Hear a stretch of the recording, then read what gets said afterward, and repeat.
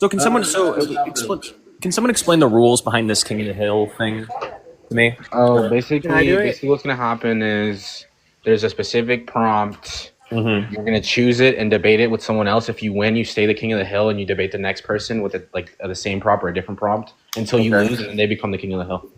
Yeah, and when you're King of the Hill, you can't choose the next prompt. People choose the prompt, and then they challenge you. And the person who wins the most debates, they win $30, and then the last King of the Hill wins $20. So technically, the person who wins that's debates, bullshit, dude. Why did y'all? How do we know like who gets to contest with the next person that won the debate? the person who wins the debate, according to judges' votes, is the King of the Hill. And then, I get what you're saying. So I guess like anyone can challenge them, but like new guests get to go first. Okay. Yeah, I was about to say just to stop issues like that's interesting. Man, why did y'all have to make it about money whenever I'm like fucking sleep deprived? We posted post about it like yesterday. I thought that was about the day of debates, not the fucking King of the Hill. God damn it. So the person who wins the most debates, $30. The person who's the last King of the Hill gets $20. Technically, the same person can win the whole $50. Bro. Yes. Now let me think about this. Let me think about this logically though. Jim's here, and Here I'll probably get clapped. I'm pulling good. them out on the doesn't not exist. All right, we're about to start. We're about to start the King of the Hill. Let me share this with Cage real quick. Who's gonna be the judges for it? Jim. We have Jason, Cage, and Jim. Oh yeah, You have to be up here though, because then it's gonna there are not gonna be enough people here. That means I can't participate. Oh shit. Yeah, you can't. Yeah, I thought about that. I was like, damn, the judges can't participate. That would have been cool, but I mean, wouldn't have, dude. We can find more people. Who wants to judge? No, but- who wants to judge me if I go? Nah. Wait. You already. Nah, we need you. No. I will be here and stay as a judge. I'm just saying if I randomly choose to go, who will hop in and be a judge? I'll hop in for you, Kason. I'll judge. Nah, A lot of these prompts seem What? to gotta sleep soon. No. I can't judge. No. You. Hold on, wait. 3 permanent judges. No. No, we need to know. We need the judges the whole night. Oh my god. Damn it, Kason. Yeah. Wait, it starts in half an hour, right? Somebody got to drop for Cage. Eeny, meeny. I'm going. I gotta. Damn. Yo, it starts in half an hour, right? It already. What do you mean? Are the three judges gonna be up here? 7:30. Yes. Oh, 7:30? Wait, hold on. Then there's Really only gonna be quick, like 4 people debating. Well, if Kason No. wants to, What are you talking about? Wait, if Kason wants to participate, just swap with Hero fans.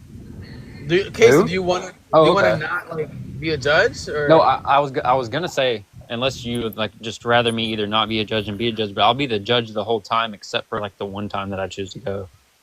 Nah. You have to just be a judge. I need somebody be the judge the whole time, bro. Yeah, be a judge or participate. Either compete for the money or judge. I mean, you could compete next week. We do this every week. Yeah, we're doing it every week. Either piss or get off the pot. Okay.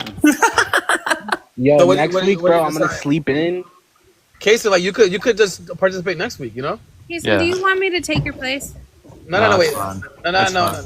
Let's just hold on, guys. I'll just be a judge. I think AR's just being a misogynist. No, I'm not. No, it's because I already got the judge. We already planned this out. Put this out, At this point, He doesn't trust you, Whitney. He doesn't trust you. No, it's not about not trusting. Everything feels cooler than that. It's not about that. It's like you know what I'm saying? It's just It is about that. no. It's not He what. doesn't think you're smart enough to judge debates. Jim, I think you're just saying things. All right. Anyways, Oh, we they are. need Cage up here. Okay, Cage up here. We got Jim up here. We got Kason up here. Okay, cool. So now we can start the King of the Hill debate. Event. Sorry. And all right. So we have Wit up here. We have Sasquatch up here. Oh, fuck. If I'm up here, I have to participate? No. Yeah. I mean, You're in. Well, I don't want to participate, so... why not? Why don't you? That's it. You're up here. You're stuck. No, Yeah. I'm not fucking participating. Does this mean I win by default? Look, I'm rich by proxy. I don't need your $50. Okay. All right. Fine. We'll drop you, and then all right. Cool. So, all right. So it's gonna be Sasquatch versus. Oh shit! ISO's not here. Look at Whitney run. That's crazy. All right, cool. So Sasquatch versus whomever comes up next. Interesting. Let's go. So it's Haru versus Sasquatch. So do you guys need me to explain the rules, or do you guys kind of get it? I think Do I have to debate first? You are debating first. You're here, buddy. You have It's come okay, up- Haru. I'm not scary. I don't bite. So I do you guys believe and disagree understand? with. So do you guys understand the rules or not? I Can think you so. explain them again to the class? Okay, this is the King of the Hill debate.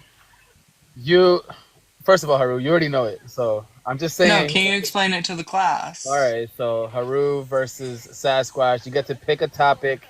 You guys decide on the topic that you guys disagree on, and then whoever wins, shall be king and or queen of the hill. Wait, AR, can I participate? No. You're a It's a host. burger. Okay. You gotta pay yourself. I gotta. I mean, like, oh. Man. Everybody Give me a wants to participate. second. All right. You're a host, man. Like, we gotta do this. All right, so Haru and Sasquatch, pick a topic that you guys believe you disagree on. So, Haru, are you a believer? Depending on the definition you're using for believer. Do you believe in an ontological God with ontological reality? Like, yeah. No, do you? I do. Wait, what's ontological first? It like has realness, has reality. Actually has bearing on like, the world we live in. It's an oversimplification, but yeah, that's what it means.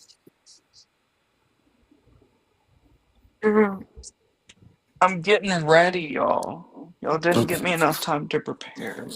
However, most of these I don't like, even though I'm a believer. I Are you don't pro-choice actually. or are you pro-life? I am absolutely pro-choice all the way. Y'all, you God guys damn it. already picked. You guys decided. Like, look. Haru doesn't believe in God. You believe in God. So Okay. perfect. All right. Okay. We could debate that. All right. Cool. So since you're the affirmative, you start, and we'll Do we begin. have time? Do we have timing? Do we have timing? Yep. 10 It's a minutes. 2-minute opener. 10 minutes. the No. affirmative. It's however long, but the time limit is 2 minutes. So let's go. Whenever you say your first word, we're gonna start your timer. All right, let's go with the argument by contingency, right? So almost every observed thing we see in the material world, right, is contingent. I can imagine a world where it does not need to exist, right? And so you can follow this chain of things that are unnecessary all the way back to the Big Bang. And then I can also imagine a world where Big Bang didn't necessarily need to happen, right? And so basically what we're looking at is this infinite regress of unnecessary things that can only really be answered by the existence of something necessary, like a necessary ground of being. We have to hit bedrock somewhere, right? And I would identify that thing with God. And not only that, but the universe we live in also has like a direction, right? Life adapts, it moves, it changes, right? And it's always moving towards better adaptation for its environment. And whenever we look at ourselves, right, that we live in a universe that is capable and has moved our species and our relative species towards the capacity for empathy and love and poetry and art and every single thing that makes us distinct from animals. And on top of that, whenever we look at the world, right, every single thing we see is built up of simpler things on another level below it, right? So we have atoms coming together and becoming molecules, right? Smaller, simpler things, basically cooperating, integrating with each other, and transcending. And that structure, I feel like, is very symbolic of how people often conceptualize God. Let's see. Also, okay, how about this? Another argument, right? You don't have to use the full 2 minutes, right? You don't have to use the full 2 minutes. No, I mean, this is probably the last thing I say, right? Aesthetic depth is unnecessary for survival. It is unnecessary for reproduction, right? And it's not just unique to humans. We see stories of like bears sitting along riversides watching sunrises, right? And while there's a certain amount of subjectivity, Time's up. You went over 2 minutes. Okay.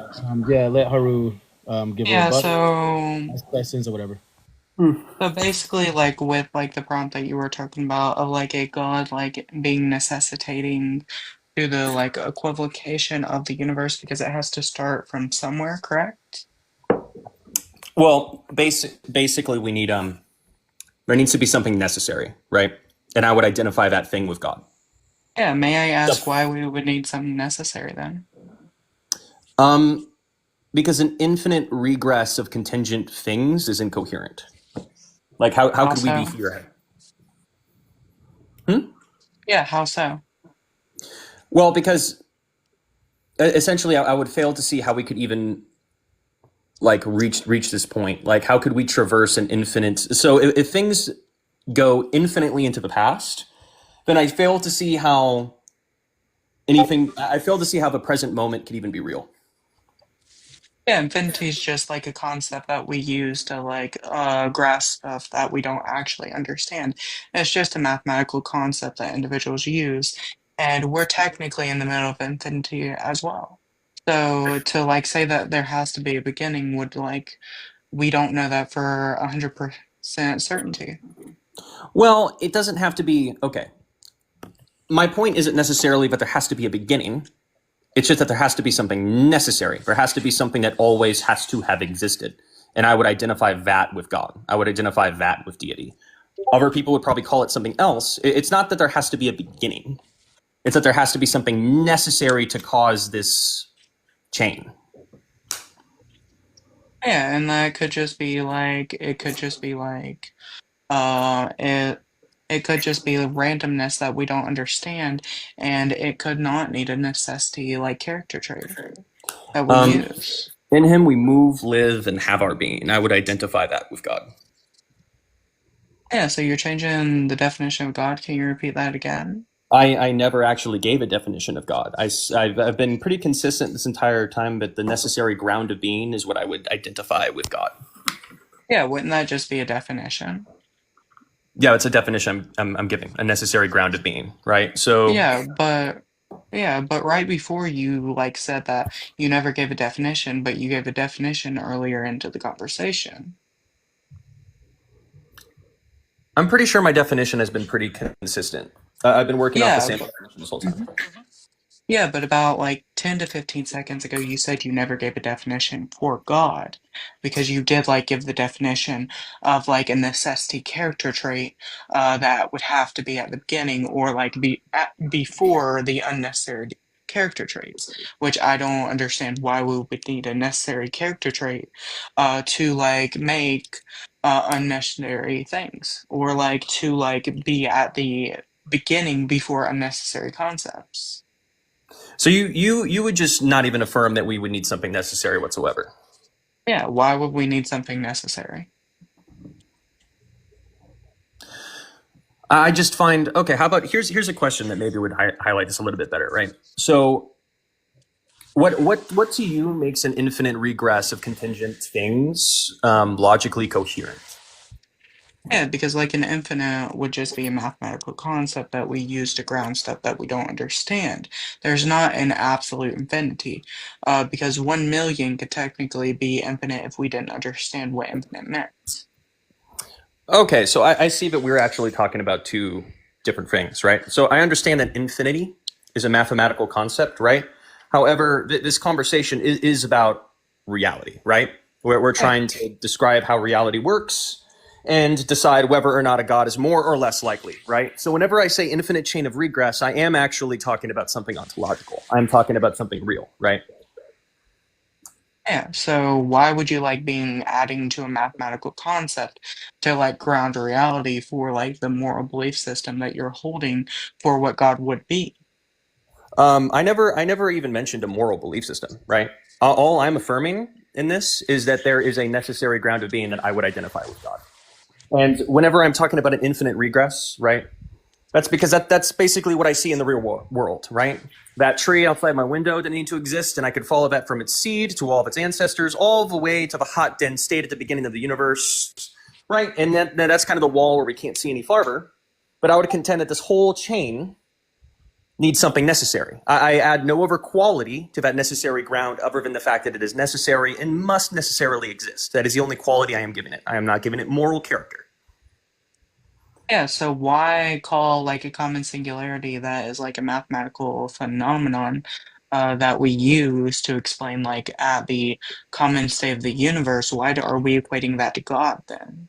Because that would also be like the source of structure, right? As Stephen Hawking like asked, like what breathes life into these equations? What makes them real, right? So if we look at the world, it is intelligible, right? Like math is unreasonably effective at identifying the structures and patterns in the world, right? This necessary ground of being would also be the source of that. It would also be the thing that gives us the ability to perceive things like beauty, right? Like if that thing did not exist, or if a different necessary thing existed, then the universe would probably look very different. None of this would be possible. So I would identify that with God. So math actually doesn't have anything to do with beauty and that kind of stuff through like what you are speaking. Math is just something that we ground to understand the observable universe. Math actually has a lot to do with beauty. What do you mean? Like can you explain? Music. Yeah, take for instance like music, right? But like those gaps in songs, like those empty spaces, right? It's not random, right? It's not random at all. It follows a pattern. And also, if we look at like take for instance, like the golden mean or the golden the golden ratio. Sorry, these mathematical rules, like we find them in beauty. When you look at a spiral galaxy and marvel at it, right? Yeah. The ratio of those spirals we can predict with math, right? Yeah. Mathematics has maybe not an ontological reality. I'm not saying numbers are real, but what I am saying is that often things we find beautiful do obey those rules. Yeah, so what's the point of like getting off topic, like when we're talking about math and beauty and that kind of stuff, when we could easily, because you're supposed to be taking the affirmative of the position that God does exist, and God, we don't even know what started like the universe and the common singularity because we don't know if that's a necessity trait. It could be a unnecessary trait because there's no proof to prove that the existence of the necessary trait is actually real or anything like that. I'd love some sources.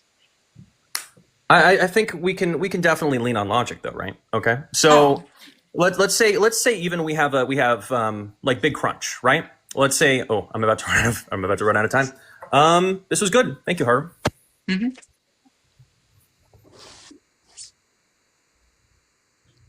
And AR, what do you think? That should be it, right? 2-minute opener for the affirmative, then 8-minute cross-examination, open cross-examination. Yeah. And then the judges. I was just putting up the poll so that the audience could vote on who they feel. But ultimately, the winner is decided by the judges. Judges, whenever you're ready, you can give your feedback and choose a winner. All right. Okay, so judges, basically, your job is just to look at that, 2-minute opener and the cross-exam and just pick who you thought made a better case. You can just say who you thought, or you could give reasoning, and that should work. Go. Love you too, sir. I need to read the panel here. There's many words. Hey, why are you talking? Who wants to start? Why are you talking? I guess I'll start, even though I don't really know what I'm about to say. I lost. Okay, so it's like kind of hard, what in particular I want to value when judging this, so I'm just going to say that. But I'm trying to take into account a multitude of different things. Like, I think his name, it was Sasquatch, right, that debated Haru? Mm-hmm. I was the affirmative. Yeah, you gave arguments, even though I didn't think that they necessarily all followed and all of that. I think that you gave support, and I could kind of still man on my own, and I interpreted that as maybe some sort of support given for God's existence, and Haru only touched on one of those things. It's very hard to say, but I'm just going to go with Sasquatch just because I think that he was a little, how do I phrase this? He's a little more attentive to the dialectic. He was able to maybe kind of keep track of what exactly was being said in the conversation a little bit better.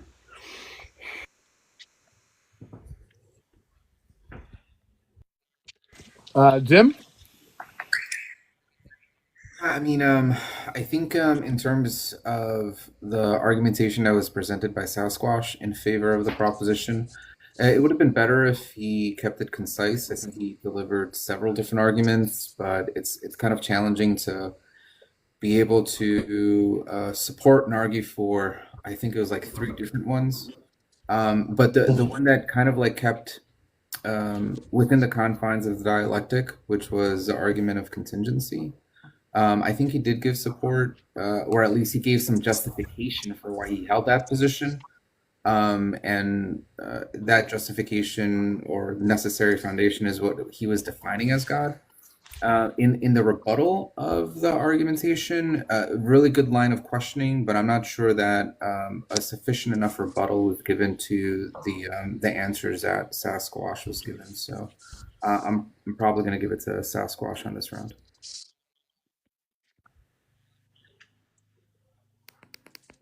Page? Suppose that makes me next. I wrote down some of the points, but we'll just gloss over them. The argument he gave, well, the main one was from contingency. He gave one from aesthetics. I personally would have liked to hear more of the aesthetic argument, but not the point. The argument conclusion was for some necessary foundation, which I take to be a semantic leap. But outside of the gigantic leap, if that's just what you mean by the word God and nothing more, nothing less, the argument you gave was at the very least formally valid and supported. Outside of that, I would have liked to hear more types of justifications for something necessary, some modal argument, instead of just begging the question against the infinitist view. I think at one point you quite literally said it's incoherent, but gave no support for that. But just in lieu of you giving arguments and Haru not being able to sort of force you into justifying some of your motivations, I'm going to have to give it to you. Okay, thank you, judges. So, Haru, I guess that means, you're eliminated. But thank you for coming up. I mean, you can come back, whenever there's not a new challenger. Thank you, though. All right, so now we have Shark next. Shark, so Sasquatch is the king of the hill now. And challengers can come on up and pick a topic to challenge Sasquatch on his crown. So go ahead, Shark. It has to be something on the background. No, well, if you want to pick a topic that is on the background, I guess the judges could decide whether or not they could accept the proposition for you to debate it. And I have to pick it? You pick whatever you want to pick, and then the judges will decide if they want to hear that proposition. Okay. Sasquatch. Morals, objective or subjective? Subjective. And by subjective, you mean? I mean, people can disagree. Is it fair to flush it out beforehand? Yeah, go ahead. You guys flesh it out. People can disagree. Yeah, I just want to make sure that, I don't know, that it's going to be a functioning conversation, because it's going to be like a 10-minute conversation. Yeah, flesh out the semantics beforehand. Yeah. So I'll just give you a rundown. I hold that morals are going to be grounded as a universal claim that are ontologically identical, and we are subjectively going to be pursuing through fallibility what we ought to do. So whether I would run natural law theory, rational egoism, something along those lines. I would argue that that's too anthropocentric, right? We can have a lot. That's what? Sorry. It's anthropocentric. It's too human focused. It's too human centered, right? So just because there are things that work better for us as a social species doesn't necessarily mean that we're working towards something that's ontologically universal. Okay, yeah, I'll take it. I'll take that morals are objective. Okay, all right. So the proposition is morality is subjective, Oh, by the way, I should flesh out. You agree that objective, how I'm going to use it, is not going to be mind independent. That's gibberish to me. It's going to be like ontologically grounded. I'd agree. I'd agree with that definition. All right. Okay, great. So the proposition is morality is subjective. He's affirming it? Oh, damn, that sucks. Do you want to do? Okay, you could be the affirmative, and you could make the proposition morality is objective. If you want. I don't care. I don't know. That's fine. That's fine. I felt like I had the easy task. I didn't like that. Okay, all right. No, I mean we could do one or the other. It doesn't matter. Do you want it to be morality is objective, and then Can we split it? Can we do 5-5 for an equal weight view? it will be? What do you mean like 5-5? It's just one of them is affirmative, and then you're gonna have like a 2-minute opener. I hold that both of us are affirming something. I don't hold that negations are real. I don't even know what that means. We're getting too into the weeds. I mean, you I guys think it's really important. Each 1 minute. You guys could each have a 1-minute opener if you want to do that. Like it doesn't matter. Like either way. Yeah, but for the full 10 minutes, is it just cross? Is somebody in charge? It's just nobody's in charge. It's just back and forth. Oh yeah, he could like after your opener, he could state what he means by whatever. He could state an argument and then ask you questions, whatever. It doesn't matter. It's kind of just like open, right? Yeah, it's open. Yeah, Oh, so okay. so the typical format's gonna be like the person who's affirming is gonna get a 2-minute like opener, and then there's supposed to be like an 8-minute like open cross examination. But I mean, like you guys could do like or AR. What do you think about like both of them do 2-minute openers and then like a 6-minute open cross examination? I would do 1-minute openers on. Yeah, I don't want to do 2. It's too long. It's too much. It's supposed to be quick. Okay, But- yeah, they could both do 1 minute. Yeah, do you want to do that, Shark? I mean, you could just do like whatever, like 8, do a 1-minute opener and then have the 9 minutes for whatever, and then just have. Yeah, that's fine. do an opener. Yeah, that's fine. That's fine. Okay, it's fine. Okay, cool. So I'll say morality is objective, and then you'll start. So then. Yeah, it can go either way. I don't care. You want me to go first? Right. No, yeah, go ahead. Yeah. Whenever you say your first word. Okay. Morals are going to be ought claims or statements of identity that we ought to do. And this is going to be a presupposition, just like anything else that has a metaphysical commitment. We're going to be focusing on our nature. Our nature is something that we presuppose has some kind of uniformity. That's what we call humanity. Humanity is going to be classified scientifically as a wise ape. All wise apes. Again, wisdom is going to be a presupposition of our identity. In order for us to be wise, we have to be able to pursue a system of rationality. Rationality would have to be a universal that exists. Or again, wisdom and rationality are just also subjective. We're not actually wise. We're not actually rational. And if we're not actually wise, we're not actually rational. Then what moral claims become is nothing more than preferential opinions that come down to mob rule. But I hold that these morals are going to be bound by an ontological unification. Some of these examples are going to be justice, mercy. But the main focus that I'm going to be focusing on is one word, and it's going to be rape. Okay. So I'm allowed to cross-examine you? I think you do an intro. Yeah, you could just do an intro if you want. Okay. So, firstly, right, I'm going to, whenever we talk about morality, right, we can probably all agree that there are moral determinations that actually create positive effects, right, that are more beneficial, right? So obviously not doing grape is obviously vastly beneficial for humans because we are, social animals that live within organizations of other people, right? And so we have to keep that harmony in order to function as a group, right? But then to extend that and to say that that has ontological reality doesn't follow. There's no connective tissue there because I could just as easily imagine an intelligent species of wasps that, they lay their eggs inside living beings. And for them, right, the continuation and propagation of that is going to be more effective for their society. So again, I just don't see how focusing on humanity, centering humanity, does not actually prove that there's an ontological reality there. What you're really saying is just that it creates a positive effect for humans, which I'd agree with, but that still falls within the bounds of subjectivity, because we all prefer a society that is more functional rather than dysfunctional. That's still a preference. Okay, we're gonna call it fair, right? They both got 1 minute, right? Yeah, they got 1 minute. No, they got 1 minute because his time started around like 8:20. So yeah, it's good. Like that was good. So now you guys could just go ahead back and forth. Yep, open 8-minute cross examination. Go ahead. So yeah, can I just ask?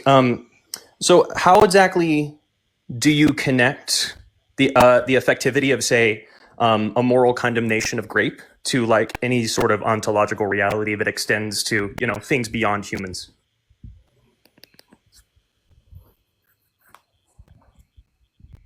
Shark, that was for you. I didn't know I was muted. It could extend beyond human beings. So the focus is going to be on rationality, species that are coexisting with a state which is rational and wise. And so a species that is coexisting with rationality and wisdom has the ability to conceptualize past, present, and future. We are literally time travelers as a time machine, and the time machine is going to be a concept. So for something like grape, you say that it's just going to be wrong because we're a social species, but someone else in your camp could just make the claim that because we're a social species and they're utilitarian, the more humans that we have, then the more utility that we're going to be able to have and encompass. So it's better to have more human beings. I would think the fact that people can make those claims actually falls into my side, which just proves again that it is a preference. But also, so you're talking about rationality, right? So would you disagree that two beings with different starting conditions who are both capable of rationality can disagree? Yeah, so what they're going to disagree with is like their brain activity, environmental factors, but the underlying reality that is connecting us metaphysically is going to be the same. So for like, if there's one single word that is actually wrong, which I think that word is rape, it's so scary that we can get banned from TikTok for saying it. So you start talking about fruits. It's really weird, right? That's how bad the word is. And it's not just because TikTok says it, or it says that it's bad and we should censor it, but because we recognize that the individuals who perform this action are mentally unwell, right? Unless you want to die on the hill that individuals who commit rape are not mentally unwell. Well, no. So, all right. Are individuals, again, just to clarify, are individuals who rape other people mentally well or unwell? No, what I'm pointing out and what my argument has been, right, is that's too anthropocentric, right? That doesn't have ontological reality that could apply to every rational being that's possible in this universe. There are possible rational beings that exist somewhere else with different conditions and different societies that will come to a different conclusion that is just as based on reason as ours is. I'm trying to point out to you is that just because it works for humans doesn't mean that it has an ontological reality that applies to every other rational being throughout the universe. It just doesn't follow. Yeah, okay, so number one is you're making presuppositions about the nature of rationality. I'm not doing that. What I am doing is saying that even according to your epistemology, it is objectively the case that all individuals who commit the action of rape are mentally unwell objectively. Okay, so how about this? Is that true or false? Hang on. No, of course I can imagine a scenario where that isn't true. Hang on, just to clarify, you can imagine. I just want everybody to hear the words that are about to come out of your mouth with clarity. You can imagine what? I could absolutely imagine a situation where that isn't true. Hang on, where what isn't true? Hang on, please be specific. I don't want you to be vague about this. Okay, how about this? If somebody, right, rounded up my entire extended family and put a pew-pew to their heads and said I had to, do that in order to spare them, I'm probably going to pick my family. Right? Just to clarify. So like, I'll give you an example with like a neonate. So if you could like essay or grape a neonate to get rid of all essay, are you saying and admitting that you would essay or rape a neonate? No. But you just said that with the example of someone taking your family. We can just let's apply the same exact hypothetical, okay? But now the people who took them say that in order to free your family, you have to grape a neonate. I mean, yeah, I probably would still pick my family, unfortunately. Okay, so just to clarify, the reductio of this, if morals are truly just subjective and not synthesized with a rational component of objective and subjective, then you might end up like Sasquatch, where you're okay with fucking newborns. I yield all of my time. I never said I was okay with it. I said I could imagine a hypothetical in which your claim isn't true, which is what I did. I never said I was okay with it. So do not be disingenuous. You said that you would do it. Conflate what I'm saying into something else. True or false? In the hypothetical, you said you would do it. Okay, true or false, that doesn't necessarily mean that I'm saying that that's okay. True or false, according to your epistemology, you are admitting you would essay a neonate. Again, I'm willing to yield the entirety of this debate. This is just because of your claim that anybody who sees a rational reason to do that must be mentally unwell. That's true, Kaysen. Yeah, that's true. Kaysen's right. I'm a man of my word. I yield my time. You can have the rest. Okay. All I was demonstrating is that your claim that objectively all people who find a rational reason to do so are mentally unwell is untrue. And it was also to demonstrate, right, that there is actual no objective ontological reality behind any of this. Reality isn't that simple. We don't live in a world where things are that easy. That's not. I still fail to see the link. But if you're going to give up your time, then I suppose I'm just going to drop this because this just got super icky and I feel like it's a little disingenuous on your part. So I'm just going to let the judges decide. Grandmother's here, Jerry. Sorry, Scott. Also, And Sasquatch, just so you know, I am sorry. This is why I don't do the rhetoric. Money does bad things to me. I apologize. It's just for the rhetoric. Yeah, okay. Yeah, no, it's not Sasquatch. It's literally not about you at all. I admit I was disingenuous. I admit I strawmanned you, all that. Okay, thank you. I appreciate that admission. Yeah, I don't think that you're a bad person at all. I'm not Dean Withers. Okay, thank you. I appreciate that. Also for the record, I just want to say for the audience and people watching, sometimes in this debate, people are going to have to defend positions that they don't actually hold. Please do not antagonize any of the debaters. They might be put in tough positions. They are debating some positions that they don't actually hold. Please talk to the debater if you want to figure out what their actual position is on certain issues. Thank you. Well, technically they are like. Well, okay. Have you ever read Hegel about his synthesis model? Wait. What was your question, Chuck? Have you ever read Hegel about his synthesis model? So I have actually never read any of Hegel. Okay. I think you would like it. I think a lot of people would like Hegel because that's all I'm doing. I'm saying that similar to like gravity, we're explaining the systems, we're explaining the experiences through a fallible lens. But at the end of the day, every single time we make an identity claim, it's going to be we're saying that presupposition or that experience is going to be objective. Okay. I think the words are dumb, like objective and subjective.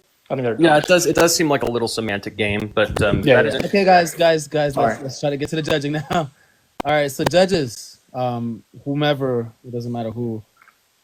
Who's going first? She said in the group chat. Who, Kaysen? Kaysen, you go first. Kaysen. Let someone else go. He's not here. Okay, Jim.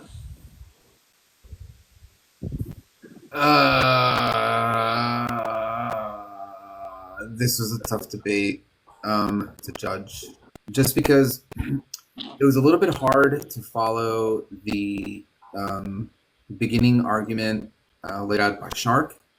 There's a lot of nuance and a lot of things that needed to be cashed out in the terms that he was using.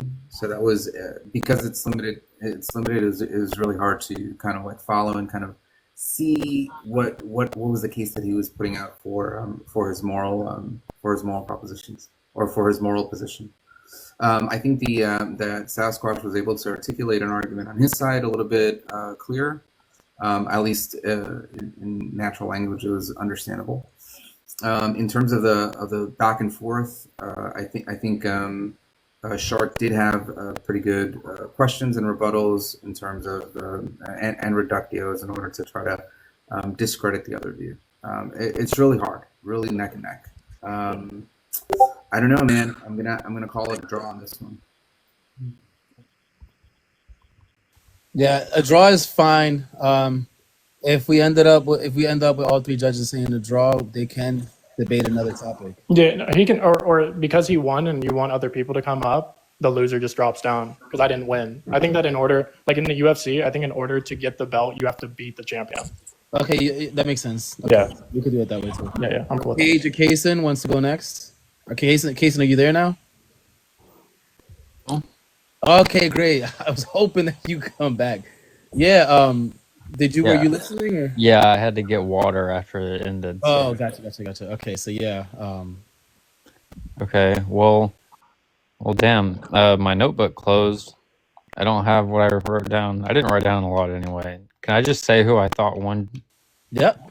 Okay. Damn, I can't even remember. Okay, well, until I think of it, what I wrote down, or until I flip to the page, I thought Shark won. Okay. Tage?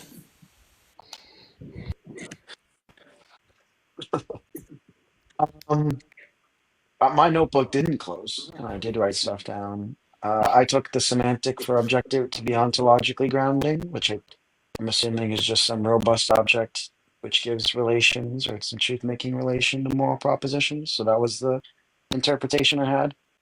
And I was bastardly confused when we started using normative language to motivate metaethical commitments, normative language that can be accepted by either the realist or anti-realist. Now, Shark's argument in the beginning was sort of the conditional was something along the lines of if morals have no robust explanation or unity, then they reduce to preferences or mob rule. Sasquatch's opening was something like moral judgments have positive consequences, and those consequences only relate to humans, and as such, there's no reason to expect that they'd be robust objects divorced from humans. There's so much to say about both of these, but I'll keep it concise. I took it that Shark won, given he motivated his view for stance independence that was uniquely supporting stance independence as opposed to supporting both. I'm sorry, Sasquatch, and I want to be sincere. For the rest, I'll be honest. That made me feel icky. Sorry, Sasquatch. That's why I don't. That's why I don't do it. You know. You're totally okay. I kind of no, I can I can take my licks, right? No, I found myself cornered and had to defend something that was disgusting. I kind of did that to myself more than anything, and you just saw an opportunity and pushed on it. So I don't blame you whatsoever. But this was good, man. GG. I will. GG. It's all. This is just a game. Anything personal, I apologize. I want to affirm for everybody here, I do not approve of that ever. I was Sounds like a universal claim, brother. Yeah, it is a universal claim. Absolutely. I will make that claim fully. Just wash that ick off me. Yeah. All right. Host, would you drop me down for algorithmic purposes? Okay, thank you for coming up. Thank you for Absolutely. Okay. So. Yeah, so Shark is the new king of the hill. Also, I literally thought of what I said before, and people are actually arguing their positions, but just don't antagonize them. And because I'm pushing people's epistemologies, like their personal epistemology. They will end up telling me what they think, and so I have to be nice. To make clear on behalf of, I guess, us three musketeers, the only reason we said you, as discussed, was because of your support for your argument, and I'm not referring to the terrible informal fallacies. Yeah. Right. So keep that shit on lock. I just ran rhetoric, right? Like I know how the game works. All right. Now Shark is the new king of the hill. Anyone can come on up and challenge Shark. Anyone. All right. We have 70 people here, and we don't even have a line. So Haru's gonna debate again. No, I'm not. Not against Shark. Wait, that's two. Wait, if an individual denies, that's another one. No, that's two. No, I never chose a topic. Why did you come up? Wait, I'm not allowed to come up now? No, it's for judges. Thank you for coming up. We're doing an event, but sorry, only come up if you want to debate. Keeper, you want to take on Shark? Oh yeah, hell yeah! Hi, Keeper. Wait, what? Keeper, you're the guy. You're the guy to beat me, man. Keeper, do you want to challenge Shark to a debate on King of the Hill? You win $50 if you win the most debates, and you're the last king of the hill. I guess the topic I'll choose is... If you win the most debates in a row, by the way, in a row. But yeah. Wait, it has to be in a row or total? Yeah, it has to be in a row. Theory, because I haven't seen the other side. Because you have to stay on top of the hill the longest. So if you're not on the hill the longest, then you're not, you know what I'm saying? Like it has to be in a row. Oh, okay. Yeah. I think he said God exists. Keeper, you want to? There's such mathematical precision in nature. No, Keeper. It seems like a signature that is left behind. Keeper. That's not how we start the debate. Okay, pick a topic from the list, and then if Shark disagrees with you, then you can have that debate. Okay, I pick God exists. Define God. Half energy, half being. What the fuck does that mean? All love. Heard it. Listen, chat. Just so you know, I want to make it as fair, especially because I was a bully last round. I don't even know what he just said, and I accept it. Why would how would goodness even exist? Because he literally God's said God is nature wasn't half good. of something. Okay, all right. This is. What the fuck does that mean? Are we gonna have a 10-minute like debate of this? No, Okay. no, I don't think so. All right, I think this is going to be a good one. This is not gonna be a good one. Okay, so the keeper is the affirmative. Yeah. Keeper, you have 2 minutes for your opener. You don't have to use the full 2 minutes. We'll start your timer whenever you say your first word. Okay, well, it's frustrating. I have memory issues, so I can't recall all examples of this, but I've experienced things that I call compound coincidences, where like back to back to back coincidences occur that are interconnected and they sort of communicate a message. Like for one example is one time I was doing a word search while talking to someone, and it had nothing to do with space or parents, and the first word I found was Space Dad, which is my cute nickname for God.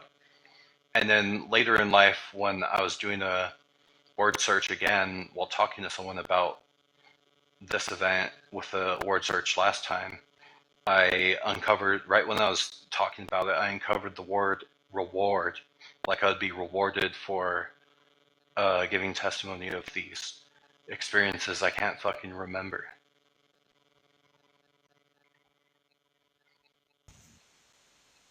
Okay, is that your opener? Keeper? Yeah, I'm trying to recall another compound coincidence. Under no circumstance do I consent to taking any victory over this individual. I don't know the legitimacy of it or if it's a deception, but there were periods of time that I saw like very frequent quote unquote angel numbers, which are certain numbers that supposedly communicate a certain message.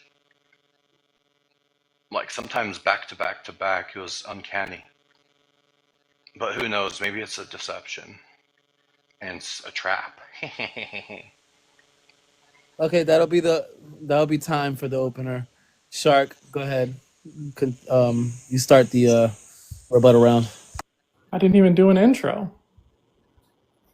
No, that's not how the affirmative. Oh, my bad. Okay, sorry. Hey, Keeper, do you agree that God is complete and full? Yeah, and I used to think that wasn't the case, and I used to think, oh, God was lonely, so create company, but I now believe that God created us not to benefit God, but to benefit ourselves, so we could have these experiences. So would you agree that because God is necessarily full, he wouldn't be 50% energy, he would be 100% energy? Or fully energy?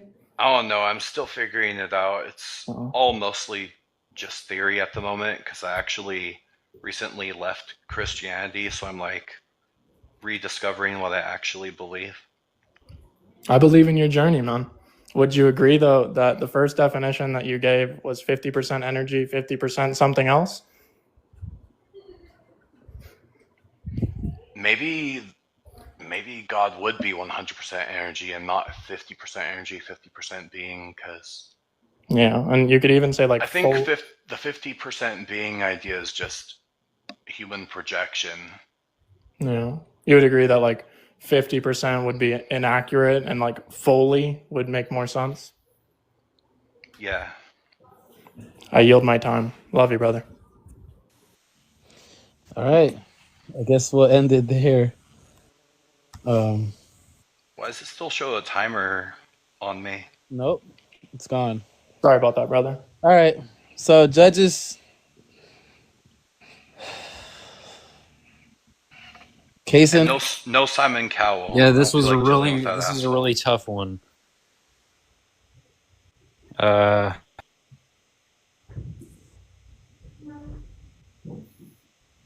think I'm gonna go with Shark. Okay, Cage. Yeah, I'm not gonna lie. In order to debate, you kind of need to have a flushed out position. So I'm just gonna give it the Shark. Yeah, Jim. the way I process is more artistic than logical. It's embarrassing. Jim? I think that the argument that Keeper gave was really compelling. I think he, was really trying to both formulate his view as he was trying to give it. I think the most compelling part were the angel numbers. But because he defined God in a very particular way, I think that the rebuttal from Shark kind of defeated the view, so I'm going to give it to Shark. Great work, Keeper. I hope you keep thinking, brother, and pursuing truth. We believe in you, man. Keeper, any last words? I can't think of any. Hey, thank you. Appreciate it. We love you. All right, so let's go on to the next challenger. Gosh, Daniel, please do this. Please. What's up, Daniel? How you doing? What is this? The winner of this literally gets $50, but you don't even have to say the whole time. Just you have to debate one of the topics in the background, and you have to go against the person that just last debated. Yeah, and whoever wins the most rounds, most debates in a row, ends up. Please do this and be serious about it. Who am I debating? It'll be Shark. It'll be Shark. Shark right now has 2 wins in a row. I don't grant that. Yeah, so basically, yeah, if you win the most debates in a row, you get $30. But if you win the last debate of the night and you're the last King of the Hill, then you get $20. You technically could win all 50. Yeah. Oh yeah, Daniel. Okay, Hey, Daniel, if you throw, I'll give you half. Actually, maybe. Because I was supposed to work out. I've been procrastinating. Half of that could just be $15, right? That's great. Well, yeah, that's $15 more than he had before. That's food. You can do this instead of working out. It'll be 10 minutes max. Is it how long are these debates? Actually, how long are these debates? Yeah, but if he wins, then no, he's not. He's committing to at least 10 minutes. Yeah. Okay. Also, there's if I do end up winning, I'm not saying I would, but if I do end up winning, do I have to stay or can I just Yeah. You're on. You have to stay and be the King of the Hill. What do you mean? Stuck here, Daniel. You can't end up winning and At this point, to win any money, you have to stay for at least 3 debates and win 3 of them. Because but that doesn't mean you would win, right? Because you're not guaranteed to win, even if you win 3 in a row. You're not guaranteed to win because somebody could win 4 in a row. I don't even care for them. This is some brokey behavior. I'll apply whatever this up debate. Yes. Yeah, pick a topic. Pick a proposition. Yeah, Kason told me to do the God thing. The God doesn't. Do God exist? God. Well, yeah. I mean, I wouldn't be take. I don't. I'm an atheist, so I guess God doesn't. Okay. Shark, do you affirm that God exists? I do affirm that God exists. Okay. All right. So we're gonna start with you as the affirmative. We'll start whenever you say your first word. Oh, I'm starting? Yep. Oh, okay. How you doing, Daniel? God is the Word, and the Word is going to be what connects all other words. Words are going to be conceptual reference, which have a truth value, but are pointing to things that also have a truth value. So individuals might call this identity. It's just the greatest ontic, basically, because I'm focusing on your epistemology in comparison to my epistemology. Rational beings pursue a state which is rationally connected, and then we communicate those beliefs with words, and then we express whatever we think is the ontological connectivity as a word, right? So perhaps you think that that's the universe, perhaps you think that that's existence, perhaps you think that's reality, whatever. You're just going to be using a different name, and then you would be fleshing out the meaning. I think it's actually dumb that we didn't flesh out what you meant by God. I think it's unfair to you. And now this is just going to be disagreeing about how we should be expressing what God means rather than getting into the substance. But it is what it is. That's what I think God is. And if you deny that God is the Word, then I think that it's irrational for you to speak because your words are truly disconnected. Sure. So I guess because of actually, sorry, am I supposed to speak? I'm not sure how this format works. I do an intro, and now it's just open. You can ask me the questions. That's fine. Sure. Open cross-examination for 8 minutes. Hold on, can we start in 1 sec? I'm gonna get a pen out because I realized I should probably write some of this stuff. I should probably write some stuff down. Okay, I'm ready now. Yes, I'm a little confused here. So I take God to be it, and maybe you also take this to be what God is, maybe some other kind of things, but at least a necessary condition for God is just going to be some necessary being with omni properties. So omnipotence, omniscience, omnibenevolence, something like that. Do you take No, those because as necessary conditions? Okay. No, because I start with like a parsimony. It's like if it's not flushed out, especially in a space like this, well then no, for God exists, I would just be using whatever is going to be semantically validating for my position to win. So right now, because you didn't ask me what it meant, we're only operating under my private language system, or it's going to be a presupposition of your language system, but you're not affirming the proposition God exists. So it's not about your language system.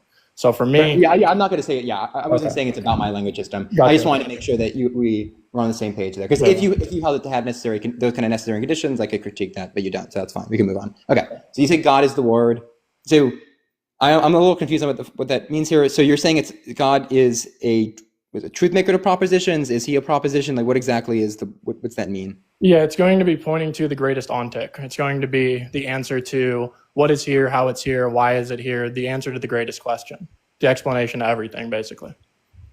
Okay, so so God is an explanation, something. Yeah, so like it's our epistemic pursuit to the greatest answer of all. Okay, so God is God a being? I think God is being. Okay, God is. What does that mean? So I hold that humans are participating with being, and being is going to be the objective state that connects all things that are relationally distinct without decision. So it's the connected state between all things. And is this God? So he exists? I don't know why we're putting pronouns on there, man. It's 2025. Focus up, man. Bad rhetoric. Girl, God is sorry. You're right. She, black woman. Does God? Does it exist? I'm sorry? Does God exist? Yeah, exist and real. Yeah. Okay, exist and real. When you say real, you're denoting some type of spatial temporal relation to it, either outside space-time, inside space-time. Real is going to be polysemic, where it's going to be jumping back and forth between universal and like physical or concrete. Okay, universal and physical. So you're saying God is going to be something which is in some instances universal, and you say universal to mean what? Well, no, not outside God. space-time? No, real. Real here was the word we were going over. Okay, so real. So what real means? Yeah, so like real I could be expressing like justice is real, meaning that it's a universal that can be instantiated and also is conceptual. But real is also things that are physically instantiated within the universe. I just hold that the universe is identical with reality, and reality is where physical things are instantiated. But is God a universal that's being instantiated? God would be instantiated through Christ. So like when we're analyzing God as the metaphysical being. But all I'm concerned is God a universal? That's what I'm concerned with.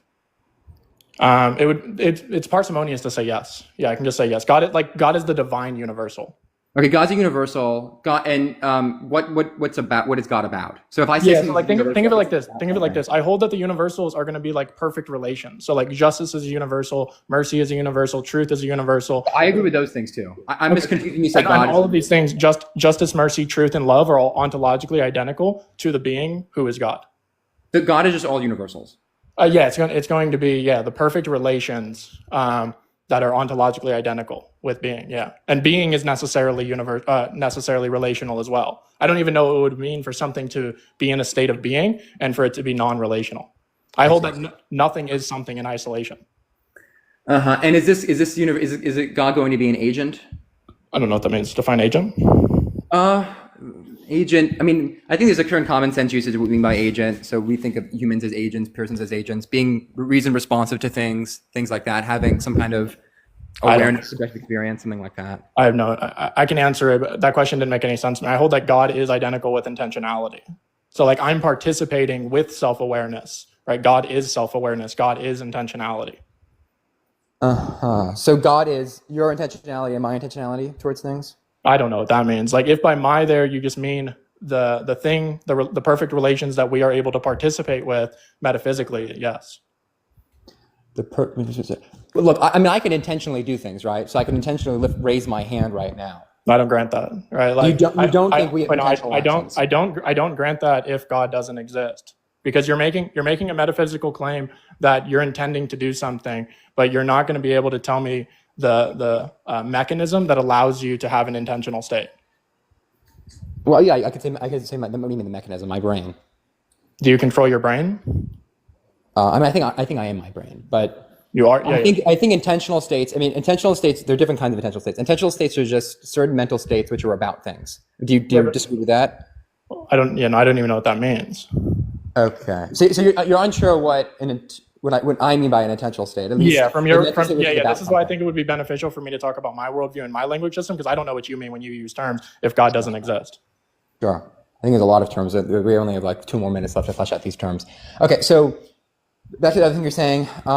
So again, can you just give another spiel again of what you mean by God is the Word? Yeah, we can go like, okay, so all of us believe in God because we all believe in the Word, or we're so disabled we believe that there are things that are actually disconnected, or we exist in a state which is truly disconnected. To me, this is a mental disability, right? And so when an individual, let's say individual X, Y, and Z are all pursuing what they believe the greatest word is, the explanation, and one says universe, one says reality, one says God. Or you can even have another group where 3 of them all say God.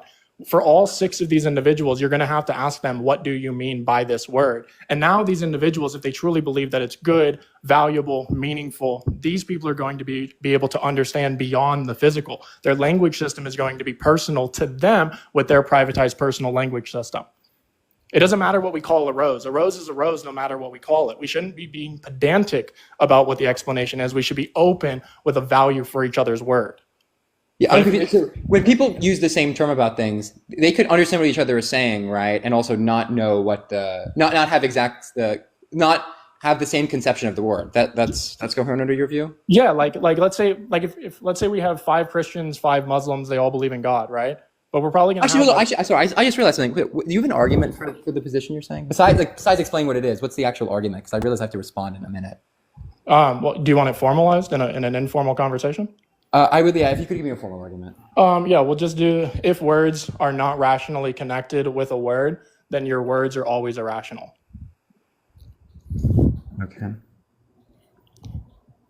Rationality is going to be a metaphysical commitment. Rationality is going to represent one of the universals that allows us to be a rational agent. That's how it's possible for us to be a wise agent. If words are not rationally connected, then? Well, yeah, you can even do like, if words are truly disconnected, then it's impossible for them to be in a state of rationality. Okay. Rationality is necessarily connected. What's it to be in a state of the person or the words? The words, right? The individual also has to be in a state which they're connected to their words. So, like, I hold the position that my words are connected by me. Your words are also connected by me, but only. What's the next premise? Sorry. What's the next premise? That's the whole thing. Words are. What did I say? If words are what did I say? Words are rationally connected, then it's impossible for the words to be in a state of rationality, or agents to be in a state of irrationality. I don't know, agents. You didn't say agents, but me or you. Yeah, it would just follow modus ponens. The next thing that I would want to say, I didn't write it down, would be like words are connected in a state of rationality. So then the conclusion would be the word exists or something. I would have to change P1, but. So judges, do you guys want to extend the time for another 10 minutes so that they can continue their debate? What the fuck? That's up to whether or not Daniel thinks he can. I don't know if Daniel. 5 minutes? Why are we adding more time? I don't know if Daniel can or wants. Because it seems as though like you guys didn't finish, like you guys didn't even flesh out the semantics, which we should have done prior to the timing. Well, yeah, because if we did that, he would agree with me. Daniel agrees with me.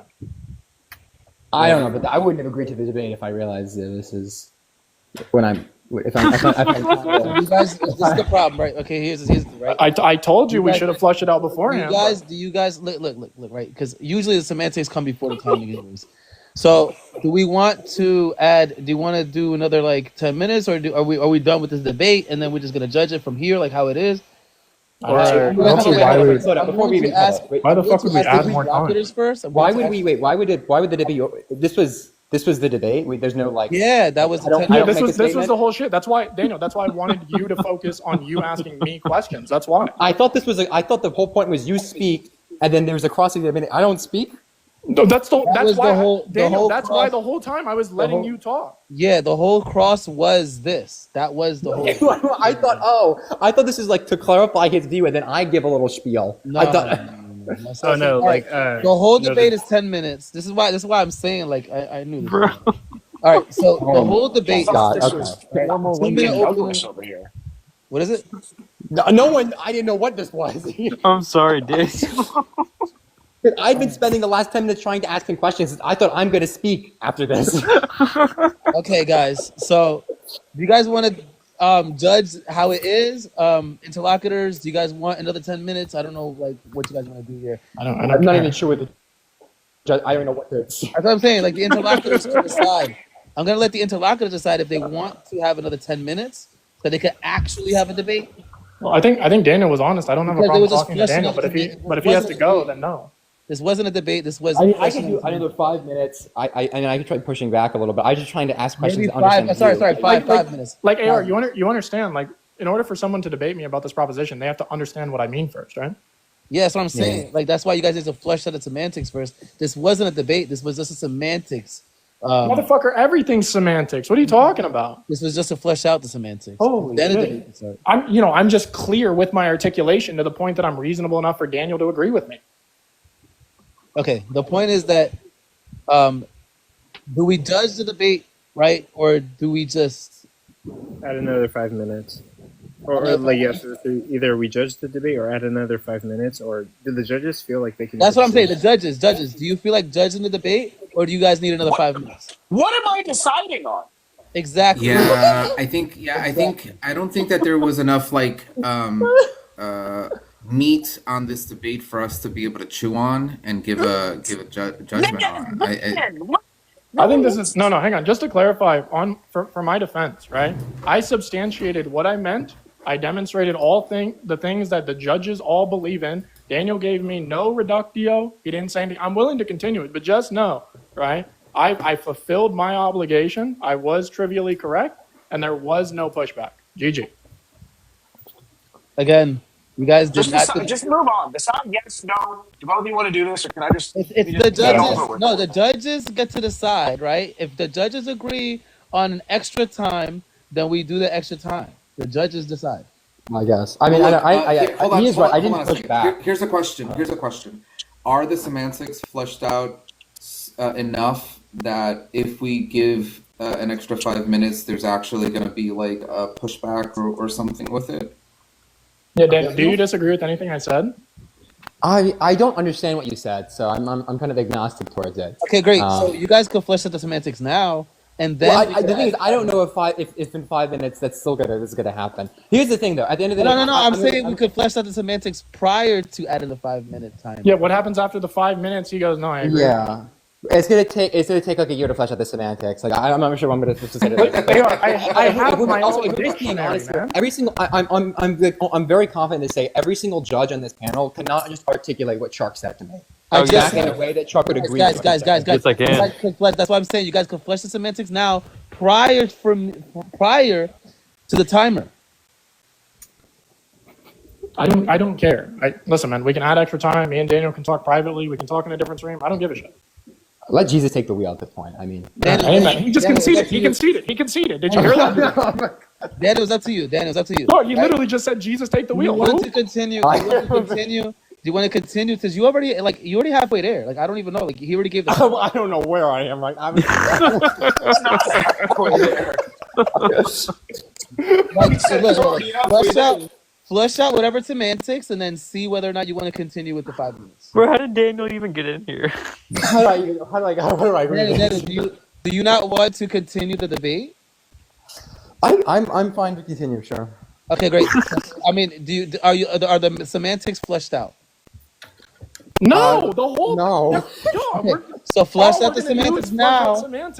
Flesh out the semantics now, and then we'll start the time. Aren't you supposed to be picking up Ann? Yeah, tomorrow. Okay, so flesh the semantics out now, and then we'll start the timer. Okay, I just will make a preface to Shark because I feel bad in advance because I thought this was like me asking questions. If I'm mean, just know it's just for the debate. It's nothing personal. Okay. I really do. I apologize. It's nothing. Wait, do you mean really before for the questions or like what's about to happen? If we continue, what's about to happen? I'm not saying anything will happen, but if it does, no, it's really nothing. Yeah, no worries. Okay. There we go. Okay. Oh, I love this. We just had Shar corner somebody in saying that raping his whole family is permissible. So I think after that, anything goes. Yeah. A dude told me that morals are just I don't want to be on bad subjective, terms and with I didn't Shark. like That's that the very difference. much. Okay. All right, let's hear it. Let's go. Okay. So what's happening? I mean, you just spent 10 minutes asking me Daniel, questions. So if anything, I would be asking you questions. Ask him some questions. Ask some questions. Either of you, ask some questions. Flesh out the semantics, and then we'll be ready for the 5-minute debate. Okay, but just to clarify, he spent the last 10 minutes asking me questions. You could also ask him questions. Okay, but it was intentional that I let him have the whole 10 minutes. But okay. Yeah, Daniel, what do you think we disagree with about, man? How do we give them some kind of like functioning conversation? Sure. So if I'm understanding the conditional, it's a little tricky because the argument you gave technically is invalid, but I think you admitted to that because you said you have to modify the. Yeah, I didn't write it down. Yeah. That's fine. So I'm kind of working with a what's it called? In a more so non-deductive argument here. Here, wait. We can do like here. If words are rational, then they're necessarily connected by a word. Yeah. So if words are rational, they're necessarily connected. Okay, that's fine. So we have if words can express rationality, or if words can express rationally, something like that, then words are connected with a word. And so So when you say express rationality, what does that mean?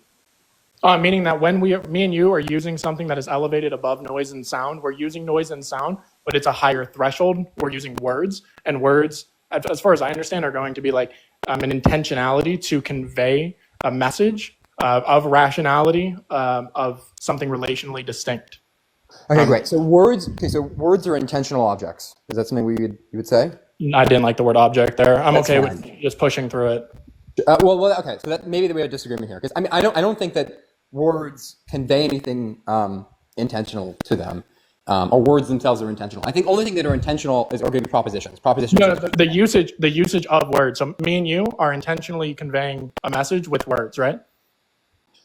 When you say conveying a message, what do you mean by that? Yeah, you're intending to get me to understand what you're referencing, and what you're referencing is something that you believe is in a state which is true. Sure. So yeah, I assert intentional states. Do we agree? The state of intentionality actually exists. It's not just a figment of your imagination or something illusory that you get to like pretend to use. Okay, cool. So a state of intentionality exists. Well, actually, hold up. Actually, when you say state of intentionality, what are you saying?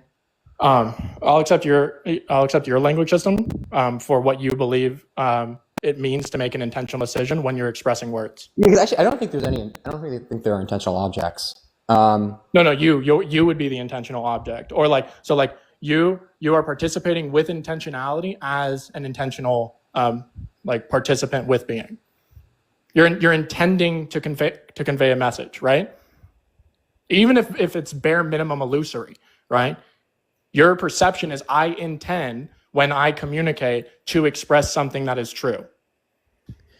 Sure. So we could agree to that. That's fine. Okay. So that's when I'm agreeing. By the way, Daniel, just so you know, this is going to be way fucking longer than 5 minutes. That's what I'll make it quick. So when I'm agreeing to that, what am I agreeing? Am I agreeing to the antecedent of the conditional, or what am I agreeing to? If you accept intentionality exists, you're going to concede that God exists, because intentionality is one metaphysical commitment that is ontologically identical with being, that is perfectly relational. Okay, so having intentional states is what it means to say God exists.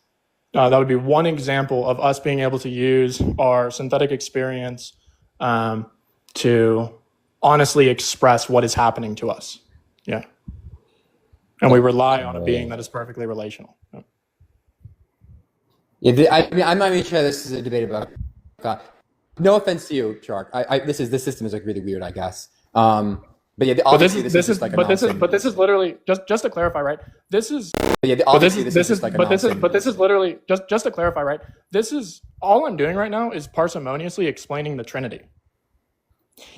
Yeah, because when I said I was an atheist, what I'm saying is I deny the existence of a necessary being with omni properties. I'm not denying intentional states. But just to clarify, it's not about your language system. So as an atheist, well, I mean, I did say I believe God doesn't exist, right? And so when I was referencing by God, I'm referring to that being. If you have any contentions with that, let me know. If you think that there's some triune being that's a necessary being, that's great. Let's go ahead. That would just be At this no point, problem for that. Then it would just be. It's not as Sorry. if you're just taking some type of negation, and I'm just like being agnostic, and I'm trying to figure out what your view is. We're both that's fair. We're both taking positions on this. My position is that this being doesn't exist, and your position is that we have intentional states. I agree that we have intentional states. I'm not really sure what to move on from this. Yeah, sure. So like if you were to say like this version of God doesn't exist, right? Then maybe you're not necessarily talking to me. Maybe I disagree with your definition. I think what God is, it's not just a matter of like how I'm using the semantic terms. I think that God is something, and I think what God is a necessary being with certain omni properties. And that's just not what you're telling me about. What you're telling me about is this, I don't know, it's esoteric or unconventional usage of this term, to which nobody uses this to refer to. I mean, maybe like, aside the select few of people, the majority of people, when they use God, they're referring to the notion to which Christians use it, Muslims use it, in reference to some kind of tri-omni necessary being. Just to clarify, you agree that the definitions that we're using are personal and subjective, right? No. I mean, I think words have meaning to them. Hang on. Do you think that definitions are objective? Like when you say objective, what do you mean by there? Meaning that it's going to be expressing something that is unchanging. I think you could use, if you're saying that people use terms differently, I'm not disagreeing with that. You could refer to, I don't know, a chair as a bear if you wanted to, right? I don't care. But there is an actual concept of what a chair is. There is an actual concept of what God is, and there are actual concepts that exist. And I think the idea of using language to map onto this actual concept. This is weird though, right? This is weird though, right? Because you would agree that if you got 10 Christians, 10 Muslims, and 10 other people who claim that they believe in God, you have 30 different definitions, right? If you actually take the time to talk to them. I think they all believe in the same being, but because so there's certain, so you have accidental properties, you have necessary properties of it. I think that they disagree on the accidental properties of God, but on the necessary things to which allow us to say that it's the same being, they're going to agree on. Same thing. I could have different descriptions of, I don't know, who's of like, you know, some famous war hero, but we're all talking. But whose claim are you actually addressing? You're no longer addressing my claim. Like me and you were having a conversation, right? Me and you were having a disagreement, allegedly. What did you say? Sorry. Me and you are having a disagreement, right? My language system and your language system with my personal experiences and your personal experiences. That's what we're comparing. Sure. Right. My language system is specific, right? And by the way, even according to my definition of God, God is still the necessary being who is eternally relational. Yeah, which Christian? You're accepting a necessary being which has certain omni properties. That's fine. But which Christian, or even Muslim, do you think is going to deny that God is the necessary eternal being who is relational? That's what I'm not making that position. I'm not saying that there are certain necessary characteristics of God to which we're going to be referring to. Like it's necessary that if God exists, that there is some being with that there are intentional states, obviously, right? I don't think you're denying that because you're wanting to say that we have intentional states. But there are other necessary conditions as well, namely that he's a necessary being with certain omni properties. Just to clarify, according only to my language system and your language system, why is that a requirement? And according to who? It's not according to a language system. I just think that's what the concept refers to. According to who? It's not a subjective thing. Clearly, it's according to something, right? According to what it is. Like, why is water H2O? According to who? It just is H2O. No, hang on. That's what we called it, right? I'm asking you, and by the way, water is going to be something physical. When we're talking about something metaphysical, right? How are we, like, it's weird to me that we're talking past each other because I don't think you actually disagree with my definition. I'm not really sure what your definition is getting at, but at least what I take God to be is, maybe it is what you're saying, maybe it isn't. I'm still not really sure. But what I take God to be, like I said before, is some necessary being with these tri-omni properties. That's what God is. It's not what I take it to be. That's what God is. Guys, I'm going to give you guys 2 minutes to flesh out the semantics, and then we'll move on to the debate. No, this isn't like... Listen, this is the debate. Like, I agree with Sharky. This is I'll give you guys 2 minutes to flesh out the semantics. No, this is the debate. We're not debating right now. No. I'll give you guys 2 minutes to flesh out the semantics, and then we'll go 5 minute debate. Me and Daniel both agree we're debating right now. Yeah. Okay, fine. I'll put the timer on for 5 minutes, and then you guys could just continue on from here then. Okay, Daniel. Let's be good faith and linear, okay? If I tell you X exists, the language system that we're operating under is mine as I refer to X, right? Well, when you take x exists, what do you mean? You're existentially quantifying over x?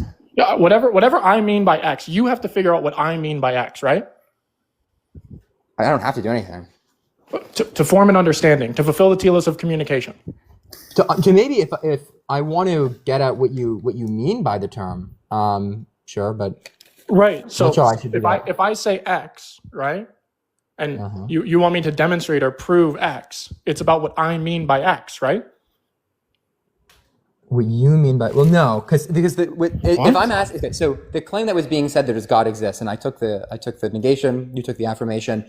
What I'm caring about is not what your interpretation of God is. What I care about is the actual what God actually is. And I'm confused.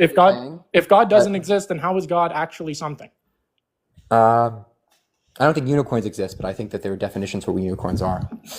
I don't think Superman exists, but I think Superman is Clark Kent. Right? So there are plenty of examples I could give. I don't think it has to exist in order to do something. If there's only one kind of model for unicorns or only one kind of model for Superman, that's fine. But even if we take like the Incredible Hulk, for example, right? What kind of Incredible Hulk? There's like World Smasher Hulk. There's bitch-made LGBTQ Hulk in the modern movies. Like, what are we talking about? These are all accidental properties of Hulk. What I'm concerning is what actually Hulk is. There's a reason why we're not saying that Superman is Hulk or that Wonder Woman is Hulk or something, right? Or that Batman's Hulk. Because there's certain necessary properties that Hulk has, which makes him Hulk, and then you just add on certain accidental properties, and those are just the variances of the different kinds of Hulk. Okay, so you're just saying, you're saying that in order to convince you that God exists, an argument has to be presented with the omni properties. Well, I don't know whether it has to be presented with the omni. There has to be an argument to which the premises are going to entail the conclusion that there is some. Which is specifically about the omni properties for you.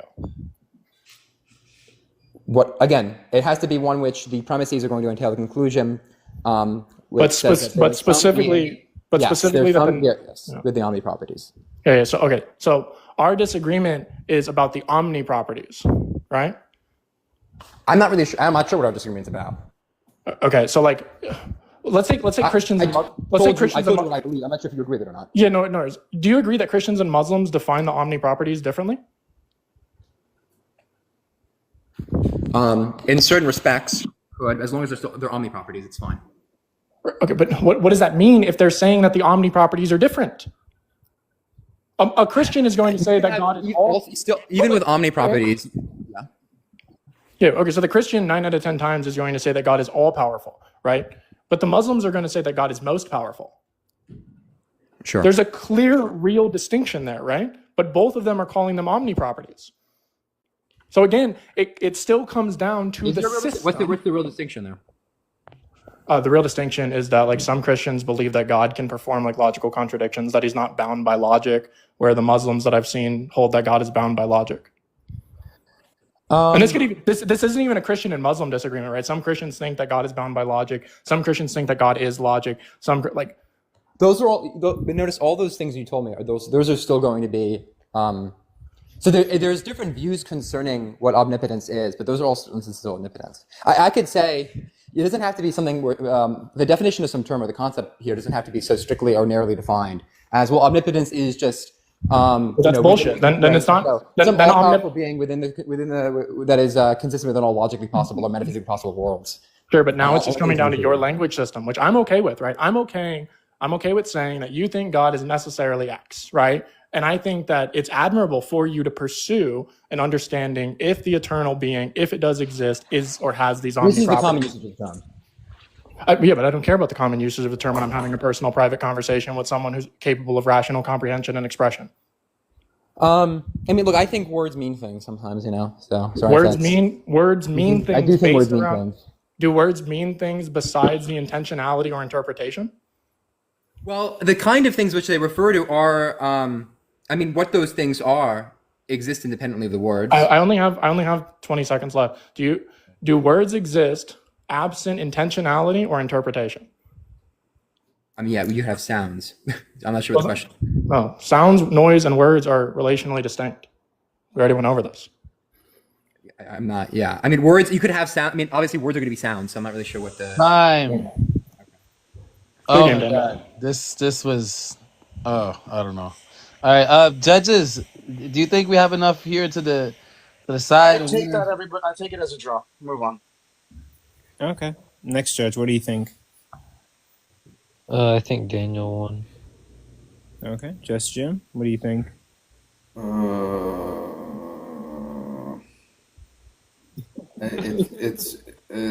It's really hard to decide. Are you gonna say a draw? Yeah, I'm gonna call it a draw as well. Okay. Then Daniel won. So then Daniel won. Yep. Or wait, doesn't that mean that? Oh, wait, no, it's a majority draw. Yeah, majority draw. So that means that Shark gets to stay the king, and Daniel didn't beat him. What? That's not. That's literally what we agreed to last round. True. True, it does work that way. Yeah, because it's a majority draw. W, Daniel. Hey, Daniel, good talk, man. No, it works out because I don't want to stay on this. I want to go work out. Okay, Kaysen, I'm just curious. Why do you think Daniel won? Yeah, why do you think I won, Kaysen?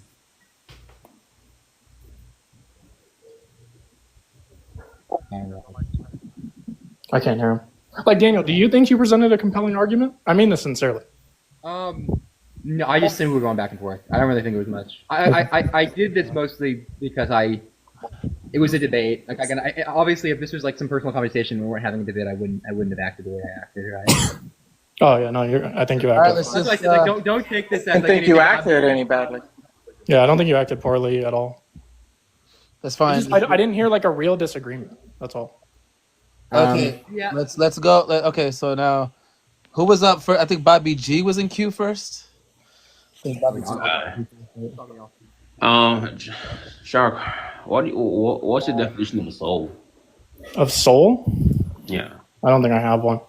Actually, technically, a team was up here, but it's up to you guys. I thought Bobby G was first in the queue. I mean, I was, but if Shark doesn't have, I'm trying to see. I don't care either way. Yeah, I don't have a definition. I don't hold the soul. Like, so like soul. Like, if you wanted me to like come up with one, it would be like an individual's essence or an individual's individualization, something like that. I don't know what that means. The thing that makes us unique. Like, is it phenotypic? Is it phenotypical? Is it like some biological? No, I would hold that it's something like supernatural, metaphysical, immaterial. Yeah. I hold the soul eternally exists as a potential state in the mind of God. Do you accept that proposition? Do you accept the debate, Bobby G? Well, now we're just arguing for God. Huh? Now the conversation will be if God exists. No. Do you accept his definition for a soul? Why would that entail a God? I don't accept that definition. Good. I mean, he's saying, wait, Shark, you're saying that souls exist because God exists, it's right? it's an immaterial identity. No. Yeah, it's metaphysical. I think, but it's a different proposition. They exist because of God, but I don't think we need to talk about God for the soul. No, you don't have to. No, it's a soul. Yeah, the existence of a soul. Yeah, I mean, I don't accept the definition, but we could go. I'll just take a negative. What would be your definition for soul? I don't have a definition for soul. You would have to accept his definition. Hey, what was the audience vote real quick for the last one? Oh, I didn't even put up the polls for that one. See, this is the racism. I don't think souls exist, so I won't have a. I was trying to hurry this on because that one is a little bit. This is the microaggressions I'm talking about. No, I'll put up a poll for the next one. What? I will put up the poll for Bobby G and you. I will put up a poll for both of them. All right, I'm gonna put up the poll as you guys are debating. I'll put up the poll for. He doesn't have a proposition. Yeah, I don't have. Her team can go. I probably look at something else because I'm down to defend. I have to debate against All right, let's go. Yeah. I'll debate you on Moroccans are better than Evo men. What is it? I swear. What did he say? I swear, if we have to give this $50 to Shark, no, I'm kidding. No. Well, Hatim, what did you say? Hatim? I think he said Moroccans are better than somebody. Hatim, do you have a topic that you want to pick from the board? Yeah. Sorry, I was making a joke to Bobby. My earphones are not working for some reason, so I'm just gonna put them. AirPods are ass, man. Yeah. Actually, I just got a MacBook. Apple products are fire. Okay, Hatim, do you have a topic, guys? Yeah. So do you believe that the immaterial has causal power, Shark? Does the immaterial have causal power? Yeah, all words Okay, we have can debate that. all words have causal power. We can debate that. Okay. So the proposition is that the immaterial has causal power. Is that what? Hang on, by causal power, can we flesh that out real quick? Yeah, you should flesh that out. Because when I'm saying it, I'm saying that these words are going to be a part of the process in which things are instantiated. I hold that all things that are going to exist with will. Yeah, so causal power is going to be like affect change or make change in reality. Does this include will? Will? Yeah. And how are you cashing out will? Causal powers. Will is causal power? Yeah. Like we can even throw like intentionality in there too. Okay, sure. Like think of like here, let's flesh out like a universal, for example. The universal for knowledge would be a knower knowing what is known. And I hold that these things are in an interconnected relation that are causing things. So if you say a universal to me, the reason the universal exists is because of their perfect relation that is being willfully instantiated. Well, it's like justice is, and then through their relations, things like love allow creation to occur, and then we can instantiate rationally how to implement justice and mercy and truth and things like that. Yeah, so I would say that the causal power comes from. So yeah, I would go against that and saying the causal power. Okay, so hold on, wait. So Hatim, do you agree with this debate? So the proposition is that the immaterial has causal power. Do you agree? Yeah, with the debate? I'm the opposition on that. Yeah. Yeah. So he's the Okay. affirmative. So he starts. Okay, great. So Okay. Shark, we're gonna put a 10-minute timer on you, or sorry, Jordan, you know what I mean. A timer on you, and then you start whenever you say your first word. Oh, okay. So I'm just going to make this like hella simple. The proposition is just going to be words are if words cause change and words are immaterial, then I win this debate. P2, words are immaterial and cause change. Conclusion, I won this debate. Is it my turn? Yeah, go ahead. Yeah, it's back and forth. It's an open discussion. Oh, okay, it's back and forth. Yeah, so the words are not going to be causal just by thinking them, or even if you do think them, right? The material there is going to be your neurons, which are firing off in a certain power pattern that's allowing you to think, that's telling your mouth to move, that's telling your diaphragm to speak. And then those vibrations in the air are physical, which reach your ear and reach your eardrum, which are physical things. Then allow the electricity neurons from the ear to relay information to the brain, which then interprets the information to the brain for you to even understand what somebody else is saying, or even hear them first and then understand them. So all of that are physical as far as I understand it. None of that is immaterial, except maybe like the concept of it happening. But the concept doesn't have causal power. It's the concept being instantiated in reality that's going to be the causal power. And that instantiation is all physical. It's physical? The words are affected physically, but no, words are not physical. Words are not physical. Do words cause change? No.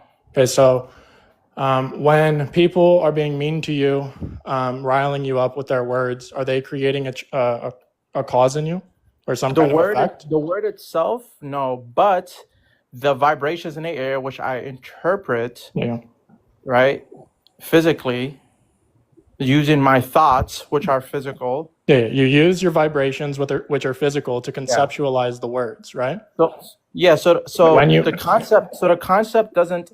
Here, could I just real quick? So the concept. You perceive. All right, my bad. Yeah, no, you're good. The vibrations, right? I'm doing right, right. There's a difference between noise, sound, and words, right? Right. So the words are going to be conceptual reference that your body is perceiving conceptually, right? So the concept of whatever word I say, monkey, right? Right? Now you have this concept, which you agree is immaterial, that is causing your body to react. No. So Oh. the only way that I could even interpret is through the physical thing, right? Because my brain is a physical thing that's interpreting what I'm hearing through my eardrum, which is another physical thing, which is intercepting the vibrations, which is another physical thing. If we remove anything physical from there, there's no way for you to put any effect through words to me. Yeah, So yeah, of course. without physicality, you're never going to get any causal effect. So that's why I'm making the argument that you can't have causal power without the physical. Hang on. The proposition was not that they're not synthesized. I grant you that they're synthesized, right? But your proposition is that the immaterial does not have any causal power whatsoever. And I'm saying that with objective and subjective and physical and conceptual and material and immaterial, they are synthesized in a state which are causing each other to have effects. When you say synthesize in a state, what do you mean? They're working in harmony together. They're not contradictory. The material and immaterial are coexisting. Yeah, but you can remove the concept and still have causal power just with the physical. Well, that's a presupposition. I don't grant that. Yeah, look, imagine I don't even understand when you're shouting at me, right? I don't understand the content of what you're saying. You would understand anger. You would understand the concept. The content. Do you hear me? Yeah. Did you hear what I said? Are you talking like content is like behavior here? No, content as in the meaning of the words. Is meaning subjective okay. Is meaning subjective or Okay, objective? you could just say loud, right? Loud. No, what does meaning here mean? Like understanding the intention behind the words being said. Is understanding physical or immaterial? That's definitely a physical concept. To understand. Yeah, because the understanding happens in your brain. Do you understand without concepts? Do I understand without concepts? No, the concepts are going to be just thoughts, and thoughts are physical, which are the neurons in your brain. Thoughts are physical? Yes, because their thoughts are, any thought that you have is going to be a pattern of neurons. Are concepts physical? Concepts are not physical, but when you think of a concept, it is. What's the difference between a concept and a thought? A concept is just a category of a thing that doesn't need to be thought of. A thought is required for somebody to think it. I mean, I'm confused. What can a category exist mind independently? Categories don't exist. What about a concept? Do concepts exist mind independently? Concepts don't exist. Concepts don't exist at all in any category. And Well, thoughts are, and okay, if you say any category, that it seems like you're just saying are concepts logically possible. well, I'm not. Yeah, of course, I'm not saying are they physical, right? Like the Well, words. obviously, if all you're saying are concepts logically possible, duh, of course. No, are words concepts? Are words logically possible? Yes, of course. Are thoughts logically possible? Yes, of course. So thoughts are concepts. The thoughts are logically possible.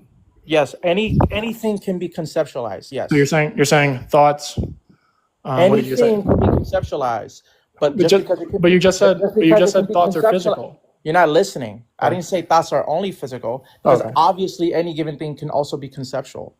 Okay, cool. So if it's the case that something physical could be instantiating it, but that same physical thing could be conceptual, then how do you have a clear symmetry breaker between what the causal power is? The symmetry breaker is going to be how you can have one without the other, right? So That's a presupposition. Well, I'm about to make the argument, so it's Okay. not a presupposition if you just allow for the argument to go. Sorry.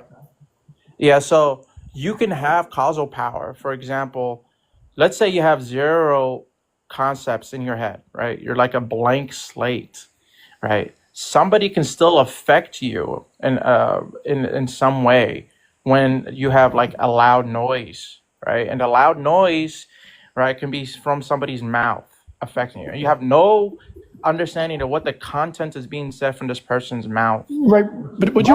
But, Okay, sorry. but you're Sorry. affected. But you're affected by the loud noise because it's physical. Okay, forgive me, but wasn't the original proposition that immaterial things don't or can't cause change? But now it seems like the proposition has moved to conceptual things or immaterial things are a part of the causal chain. You haven't provided an argument. But yeah, you haven't provided an argument that there's something immaterial on its own can instantiate change. Well, that wasn't the proposition. Then what do you think? So what's the proposition? That it can affect change plus something else? Yeah, the proposition is it's going to be something that is going to have causal powers. Yeah, but does it have causal power simpliciter, or does it only cause things when it's attached to something else that has causal power? If the immaterial thing is what is causing the physical, then yeah, of course. So the question is, does the concept on its own have causal power? That's the question. It can, yeah. Okay, so how does it? Because it can instantiate real things within the universe. How? Through will, through intentionality, through perfect relations. Can you give me an example of something purely conceptual, without any physical thing related to it, given having causal power? Can you give any example? I don't even understand the question. Yeah, because you're the one saying that there are conceptual pure things that have causal power, and so surely you must have an example. Yes, the example, like wait, without the physical. Yeah, because that's what you said. That's gibberish. I would not. Wait, you literally said that. You literally said that a few seconds ago. No, I would never listen. No. I'm saying, okay. The example that I would give you. Please run the clip back, guys. He literally said that. I would include the physical because it would strengthen my epistemology. I wouldn't weaken my own honest lived experience of instantiating concepts, of being influenced and affected by immaterial concepts. Right? This would weaken my position. So in other words, there is nothing solely immaterial that has causal power, correct? What? No, I don't grant that. So there is. So which is it? There is or there isn't? I would say that there is, and we have evidence of that through our physical experience. Yeah, which is? I haven't heard an example yet. I've been asking for 2 minutes now. Yeah, love could be an example. How? Because love is an emotion that's physical in the brain. I don't grant that. I hold that love is willing the good of another, even at the expense of self-sacrifice. And time. No, but let him finish his last sentence. Go ahead, Sean. Yeah, or just simplistically willing the good of another, which is what the Trinity promotes. It promotes the eternal being who is eternally relational. That would be love. Okay, all right. So that's time. Judges, what you got? Love you, team. Love you too, Shark. All right, judges. Yeah, we agree that Cage was going to go first. You guys do this on purpose. Yeah, I mean, I take it that the argument Shark gave was a little bit odd. I take the original proposition that was established that wanted to be debated was, can things that are immaterial have causal powers? Now, it sounded like the argument was something like for all things or for all concepts that are instantiated, if those concepts are immaterial, then immaterial things have causal powers. The problem is, and I think what Hatim pointed out very well during the debate, was how all concepts require some type of physical token to, and have some type of change to enact. So I take it that Hatim won because of some type of reductio that he gave, whilst maybe wasn't a reductio, but I take it that the concepts the immaterial having causal powers wasn't established as true. Guys, the poll is up. You have a minute to vote. I voted for a team. Also, Kaysen or Jim? Yeah, Kaysen said he was going to go second. Yeah, I also voted for her team. I thought, Shark did good in his opening, or like whenever he started. I don't know if you want to call it an opening, but you know what I mean. He did good in the beginning, but kind of similar to what Cage said. I think the example or what the team brought up there wasn't enough time to address that, or Shark didn't really know how to address that. Either one, it wasn't addressed, and I think that was a good point. Jim? I think I already said it. I give it to him. I kind of like was trying to see. One of the questions that Hatim brought in the debate was whether we have examples of something immaterial on its own, having some type of causal power. And I think that when Shark conceded that words are the type of things that we synthesize, and there's a process that's physical that motivates our action. I don't think that was sufficient enough to show that words in and of themselves are causal, or like these immaterial entities are causal on their own. So I'm going to give it to Hatim as well. Good game, Hatim. Hey, thank you for Good letting me game, out. bro. GG judges. Hatim, have fun, brother. Love you. Thank you, Shark. Coming up. Later, Shark. So Shark has won 3. Shark has 3, so we're gonna keep that up because right now Shark has the streak. Hatim has 1 on the board, so we'll leave that at 1 until he is kicked off, or until he beats Shark. Right. Hatim, you're king of the hill. Congratulations. Hallelujah. Nice. I guess Bobby G dropped, so Haru is. Oh man, the Nigerian is scared of the Moroccan. It's crazy. All right. So Haru, you have any of these topics that you want to debate Hatim on? Also, I think I Disagree picked with. a topic. You said what? I said also like you can just come up with a topic. Right. That's why I did last time. Yeah. What do you think we'll disagree with? I have no idea, bro. You're the one that's supposed to challenge me, like I did with Shark last time. Yeah.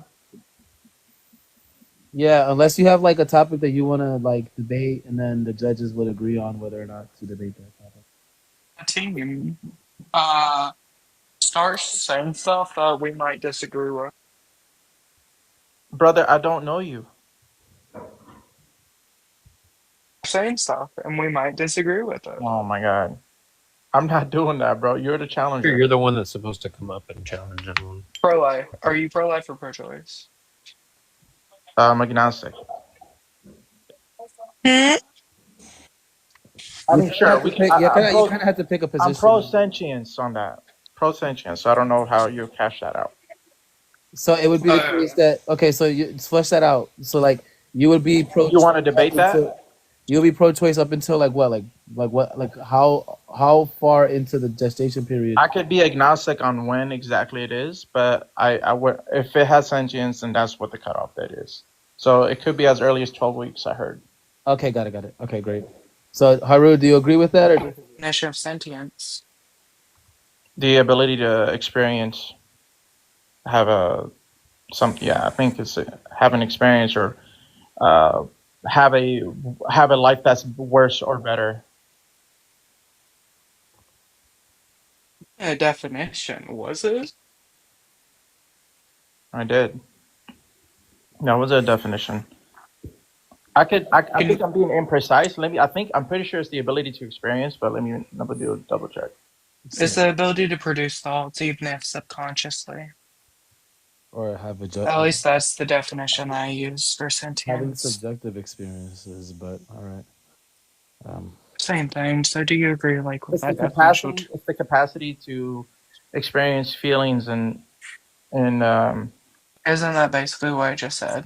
sensations. Yeah, I mean the ability to experience, right? And then you can't have an experience without thoughts. So I don't know. So it's obviously trivial. You need thoughts to experience things. So Haru, do you agree with this definition, and do you take on the debate? I agree with the definition, but I'm pro-choice all 9 months. Wait, first off, can we get your definition of abortion? The abortion is going to be the removal of the fetus from a womb. Okay, so that isn't a birthing. okay, so 8 down. So So are let's you go. anti? All right, so Wait, yeah. So what's the proposition, Haru? I am pro-choice all 9 months. Okay, great. So the proposition would be. But pro-choice all 9 months is. What's the proposition, Haru? Abortion is immoral. Like, what's the proposition? Abortion's all 9 months. So abortion is morally permissible all 9 months. Well, I don't deny that. It depends on the situation, right? Like, obviously, unless they're saying no matter what, abortion. Like even if you can do a C-section or teleport the baby out of the womb, still you can abort it. Is that what the claim is? Because then I'll debate that. That's easy. I am pro-choice all 9 months. That's not clarifying anything. Yes, it is. Is that clarifying anything, AR? Okay, Haru, do you believe that abortion is morally permissible under any circumstance? All 9 months. Yes, under any circumstance, all 9 months. Yeah. Means by let's just cut to the chase. Hates, What he means by hates, abortion no. is not lethal termination of a pregnancy. He just means the removal of a fetus from the human person.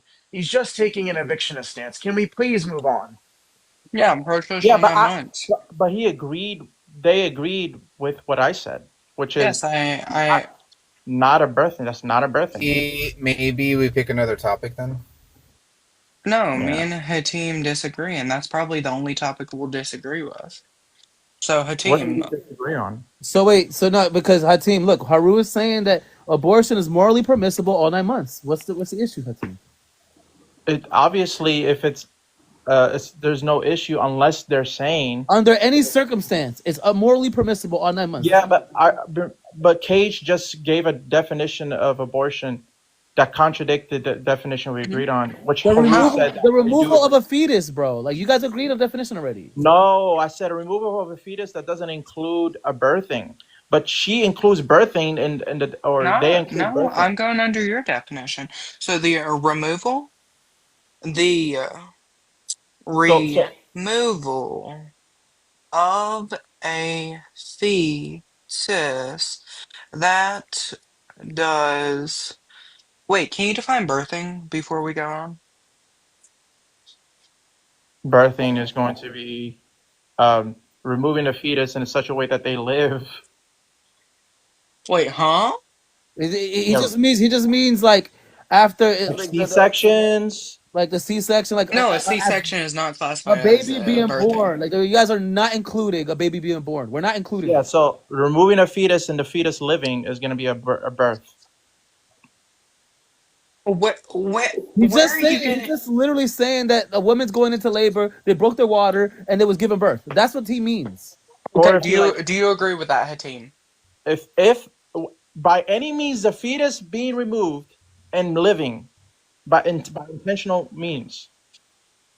Haru is saying that abortion is going to be morally permissible under any circumstance through the whole 9 months. What's the problem, Hatim? It doesn't matter if they give birth. It doesn't matter if the baby's alive or unalived. Yeah, wait.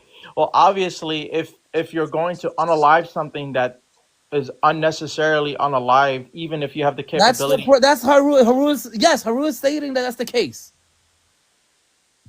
We're talking about abortion. We're not talking about birth. We're talking about abortion. Yeah, listen to what I'm saying. I understand. Haru agrees. I'm giving the definition of abortion, dumbass. What the fuck are you doing? We agree that it's not birth. Abortion is not birth. I know, and I'm look, you asked me, do you agree with that? And I'm saying, look, specifically, the removal of a fetus that leads to the fetus living outside of the womb is what I define as birth. Yes. Team, I have a better definition. Can we agree? The termination of pregnancy via mechanical or non-mechanical means. Do you agree with that? I don't know what that is. Yo, Haru. He just wants to exclude birth. Excluding birth. That's it. Okay, then define birth. Excluding birth. I've already defined birth. I said the removal. You defined birthing. It's not the point. The definition of birth. We know is what birth is. The birth just means that the baby was full term and it came out alive. That's not what I define birth as. Okay, guys, we need to flush this out and get the debate You could be going. premature 'Cause birth. we have a guest. We need to flush this out and get. It will be 1 minute. So, what's your definition of birth? Yeah, I've already gave it 3 times. Here's the 4th time. Birth is the removal of a fetus that leads to the fetus living outside the womb. I would disagree with that, terminology. Well, definitions can't be disagreed with. What's your definition? What's your definition of birth, Haru?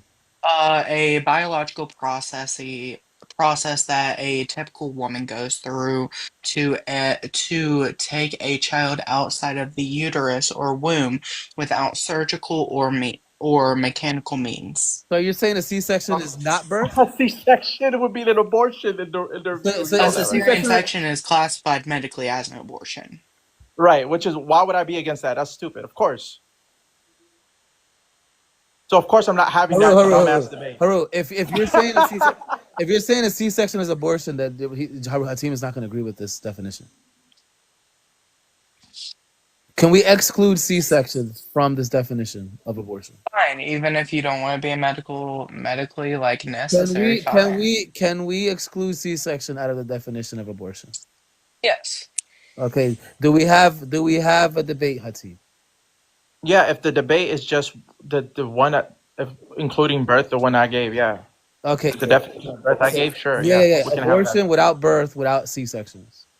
We're not talking about birth, we're not talking about C-sections. We're just talking about abortion. Yeah, so here's the argument. Okay, so who has the affirmative? No, I have the open. I do. So you have the affirmative. Abortion is what, morally permissible? Wait, I thought I had. No, Haru has. Do I not have the affirmative? No. Abortion is morally permissible. That's what Haru. I thought I had the. Haru, what's your proposition? I'm not against abortion. Haru, what's my your proposition is that abortion is permissible only up until sentience. I know, but Haru, do you have a proposition? Abortion is moral all 9 months. That's it. That's the proposition. Okay, Haru is the affirmative. Do you agree with that premise, Hatim? Before we go on.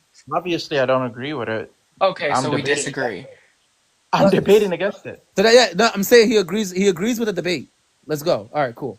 All right, go ahead. Wait. Let me turn on my light a little bit. Let me take off these glasses. They're making me dizzy. All right. Go ahead. Start whenever you say your first word. So the definition, like preface that I'm using for the terminology consent, would be the informed notion of making a decision that can be revoked at any point in time, because consent is all going. With the definition, like preface of abortion, like that we are using, it would just be the removal of a fetus that does not include a birth. So I personally believe that individuals can consent to another organism to revoke the materials of nutrition getting taken away from their body from another organism at any time. And I personally believe individuals can consent to get an abortion at any time because that organism is actively taking resources. The way that I would grant moral permissibility would be you have to have two of these criteria to be morally thought of in my moral perspective: past sentience, present sentience, and future sentience, or the potentiality for future sentience. I yield the rest of my opening statement. All right, so the argument is going to be easy. Where they said all 9 months, right? And all 9 months means all 9 months without exception. So if there's a way to remove the fetus outside of the womb and still for that fetus to be alive, that's probably going to be a preferable one. Why? Because if they care about consent, then we maximize that value in my world way better than their world. Why? Because then we maximize the consent of the mother who doesn't have their body aggressed upon anymore by the fetus, and we maximize the consent of the fetus who doesn't get unalived and still gets to live a potentially fulfillful life as they continue to grow in an incubator potentially. And so in my world, where things such as the removal of the fetus via C-section or some type of removal that still allows the fetus to live, even in the far future, where we have advanced technology, where it's potentially easy and painless, right? In my world, I'm allowed to say, yes, we can have that. Where Haru is saying, even in the far future, where technology advanced, easy and painless, potentially free, maybe, we would still abort the baby, unalive the baby, and minimize consent, which is the value they agree with. So in every possible sense of the imagination, my world is preferred, since Haru has basically signed their deathbed on the note of what's that word I'm looking for? On the note of the value of consent. So because my world maximizes consent, it's the easiest winning debate in the world. Yeah, do you believe babies have consent? Yeah, but do I believe babies have consent? I do believe you can Yeah. violate the consent of a baby. Yeah. No, do you believe babies, the organism of a baby has consent? Because what you were doing in this conversation was like you're Yeah, pleading I to do. I emotional do. logical fallacy because you're referring to the fetus as a Yeah, baby. babies have consent. Yes, babies have consent. Yes. Yeah, so would you say 3-year-olds have consent? Yes. Everybody. Would you Everybody has say consent. 5-year-olds have consent? So you would Everybody has say, consent. so Everybody who's a okay. person. Everybody with sentience has consent. So are you saying an individual that can't make an informed notion has consent? So are you saying an individual like of like this moral like thing could consent to intercourse? Because you said like consent. Yeah, just because you can consent to some stuff doesn't mean you can consent to all stuff. So Yeah, the vernacular. Yeah. I can consent as a 3-year-old on what I like to eat, right? Hey, mommy, I want some cereal, some Apple Jacks instead of Frosted Flakes. Doesn't mean I can consent to uh, Smecks because Smecks is going to have some long-term consequences that I'm not aware of versus short-term consequences of eating food is much easier for me to grasp. Yeah, that's assent, not consent. Remember that. Because I know. assent means not having an informed notion. It's not like we fleshed out what the terms mean. So I don't know what you mean. No, because assent would just, I'm surprised that you don't know this. Assent would just be the informed notion of like the uninformed notion of making a choice. Consent would be the informed notion of making a choice. But the reason why I Yeah, but personally believe, obviously, okay, cool. So what I mean by consent is just um like somebody has uh some preferences or they have some desires or they have a will and something being done to them without their will being in agreement on would be a violation of consent. That's all I mean. so, okay, so if an individual that was 3 that didn't have enough like emotional maturity to make any decision, they could consent to stuff. But let's go ahead to the prom. So why do you believe in individuals assent, an individual that cannot consent at all because in the uterus they cannot consent? They barely have the ability to produce a single subconscious thought. So I don't know why you're like Yeah, valuing so another. they don't have the ability to like like state, hey, I want to consent, but they have a presumed consent, or they don't have like a presumed consent, but rather there's a inherent violation of consent, right? Because you don't need to ask somebody to do something in order to for you to like say, oh, okay, so it's okay for me to do this, or it's not okay for me to do this, right? It's going to be presumed that you don't have consent to do something if it wasn't given to you. And so there is no consent to the fetus. And even if let's say that the fetus is not able to consent, we maximize consent because there's one person that's going to go in the future and grow to become an adult that has consent. So Yeah, so you're valuing potential. even if we grant your position and this current fetus doesn't have consent, the fetus will grow to a fully adult human who will have consent. So we maximize consent in my view as So, well. okay, so you're okay with the revocation of consent, even if the other organism is actively taking resources from the uterus holder. Like I said, I'm fine with the removal of the fetus, if especially if it becomes if it can be if it can live outside the womb. And in my far future, where I allow, right, I allow for things such as teleportation of the womb of the womb, or teleportation of the fetus to an artificial womb, or an easy and free um process, even if it's biological, not through some far advanced, right? In my far Yeah. future, we still have that maximization of consent and with the fetus, and we don't have an unalivement.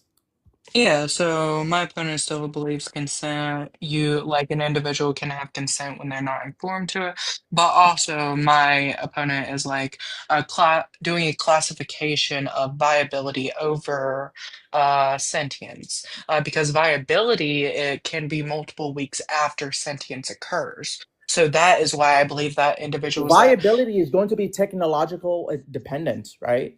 And so, if obviously depending, yeah. like for example, 300 years ago, right, you couldn't have a viable fetus, like even if they were premature. The more advanced technology we have, the more viable the fetus is going to be. So, in the long run, right, if we have like so many years in the future, my view is going to be preferred, right? And look back at your view is like horrible because we're going to have the advanced technology in the future to have, as we've seen in the past, historically, the more technological advanced that we are, the more likely we are to sustain earlier life forms in the womb. So right now we're able to sustain 5 months old.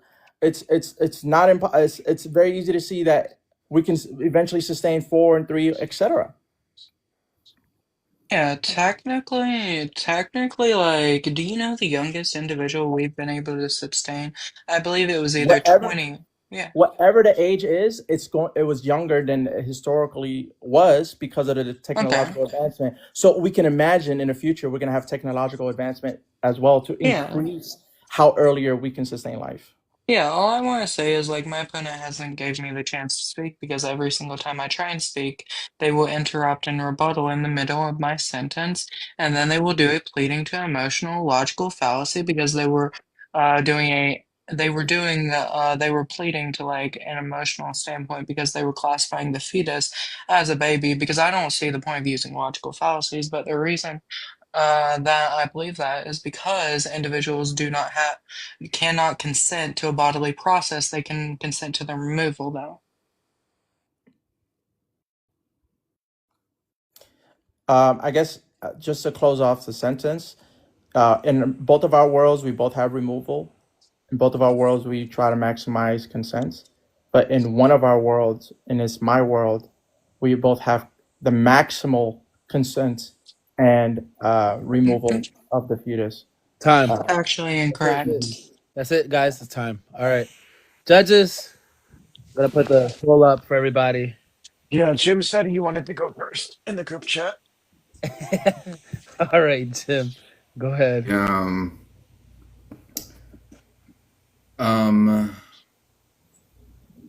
Man, these debates are like, the few minutes that we have are really hard to be able to cement some pretty good argumentations here. But given the limited time and kind of like the agreed upon terminology, I'm gonna have to give the debate to Hatim. Team, I would love to have a longer, like, formed, like, debate, a formal debate, if you'd like to. I don't debate abortion typically. You just did, though. But, It's like, we not could be something I like. informed If on it. it's something forced upon me, first of all, this is judge's time. All right. Yeah. I'm giving it to Hatim.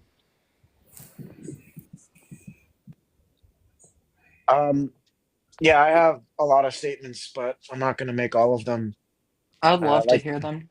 but fuck up, Peru. Like I said, there's a little bit hard to judge when the intentions aren't sort of drawn out, but I am actually going to give it to Haru in virtue of some of the points were made, like maximizing consent, where consent is discussing the affirmation, the informed affirmation to an act, not just the ability to give the informed affirmation in an act. I thought that was important. The second thing I thought was important was the type of argument is X is wrong if and only if X cannot consent, or maybe X does not consent. And then we went on further to concede on the point, say, well, even if it can consent later, but also the main point between that was then we were sort of committed to saying babies can make informed decisions or deliberate decisions.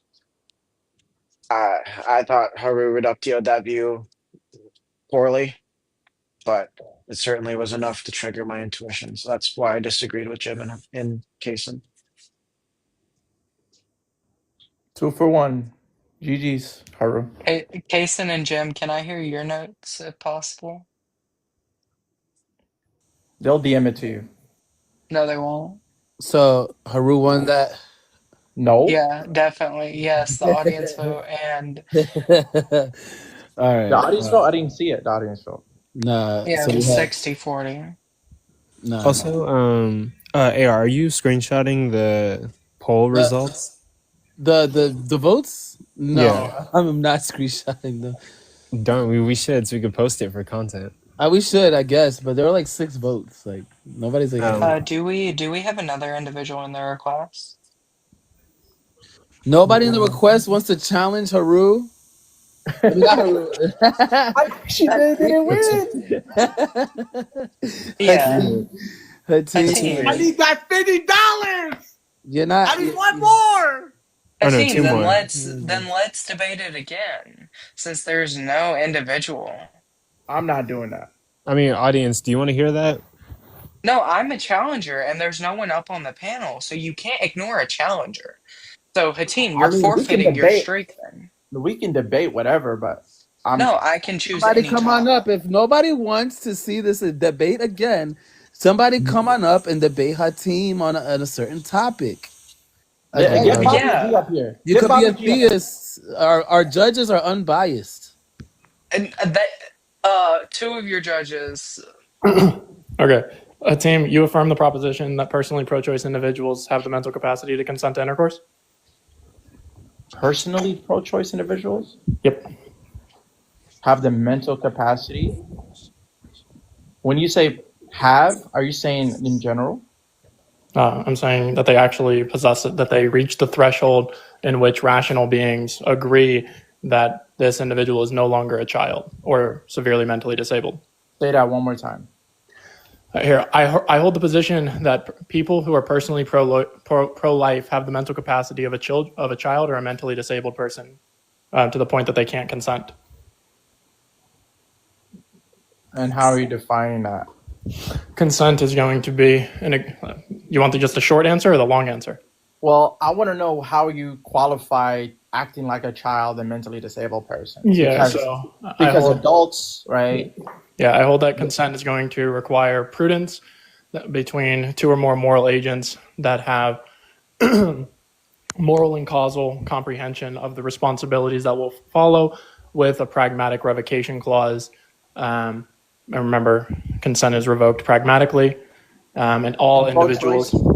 Sorry? Pro-choice, you're talking about people who are pro-sentience? I'm talking about individuals who are okay with the individual who they're having intercourse with having an abortion. An abortion prior to sentience? It could even be after.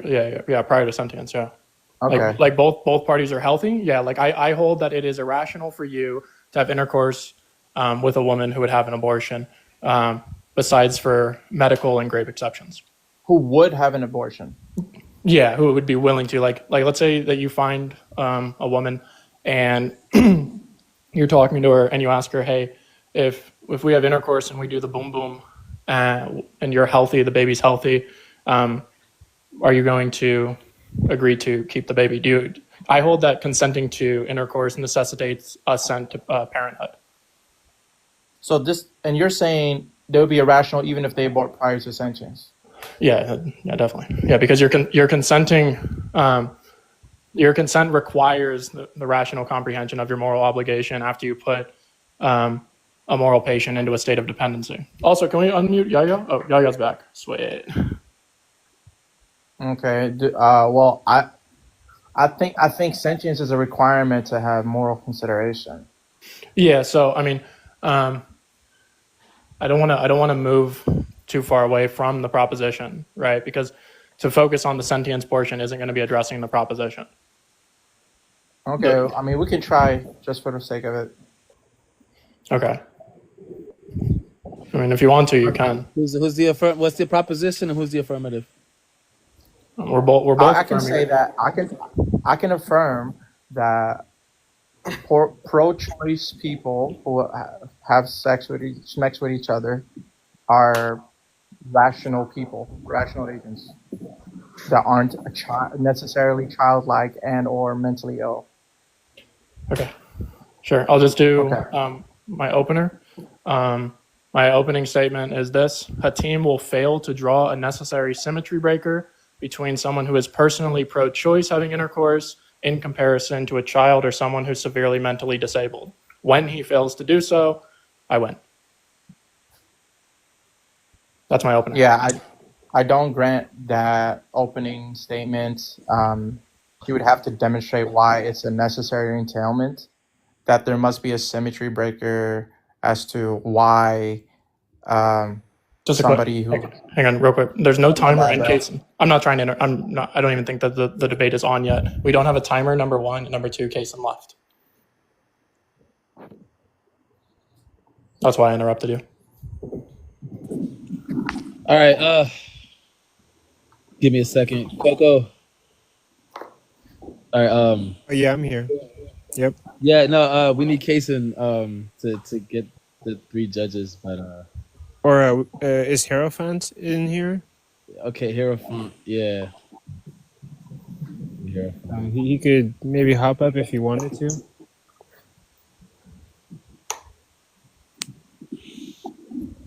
We just gotta get it. Haru also said he'll do I'm gonna message Hierophant in the meantime.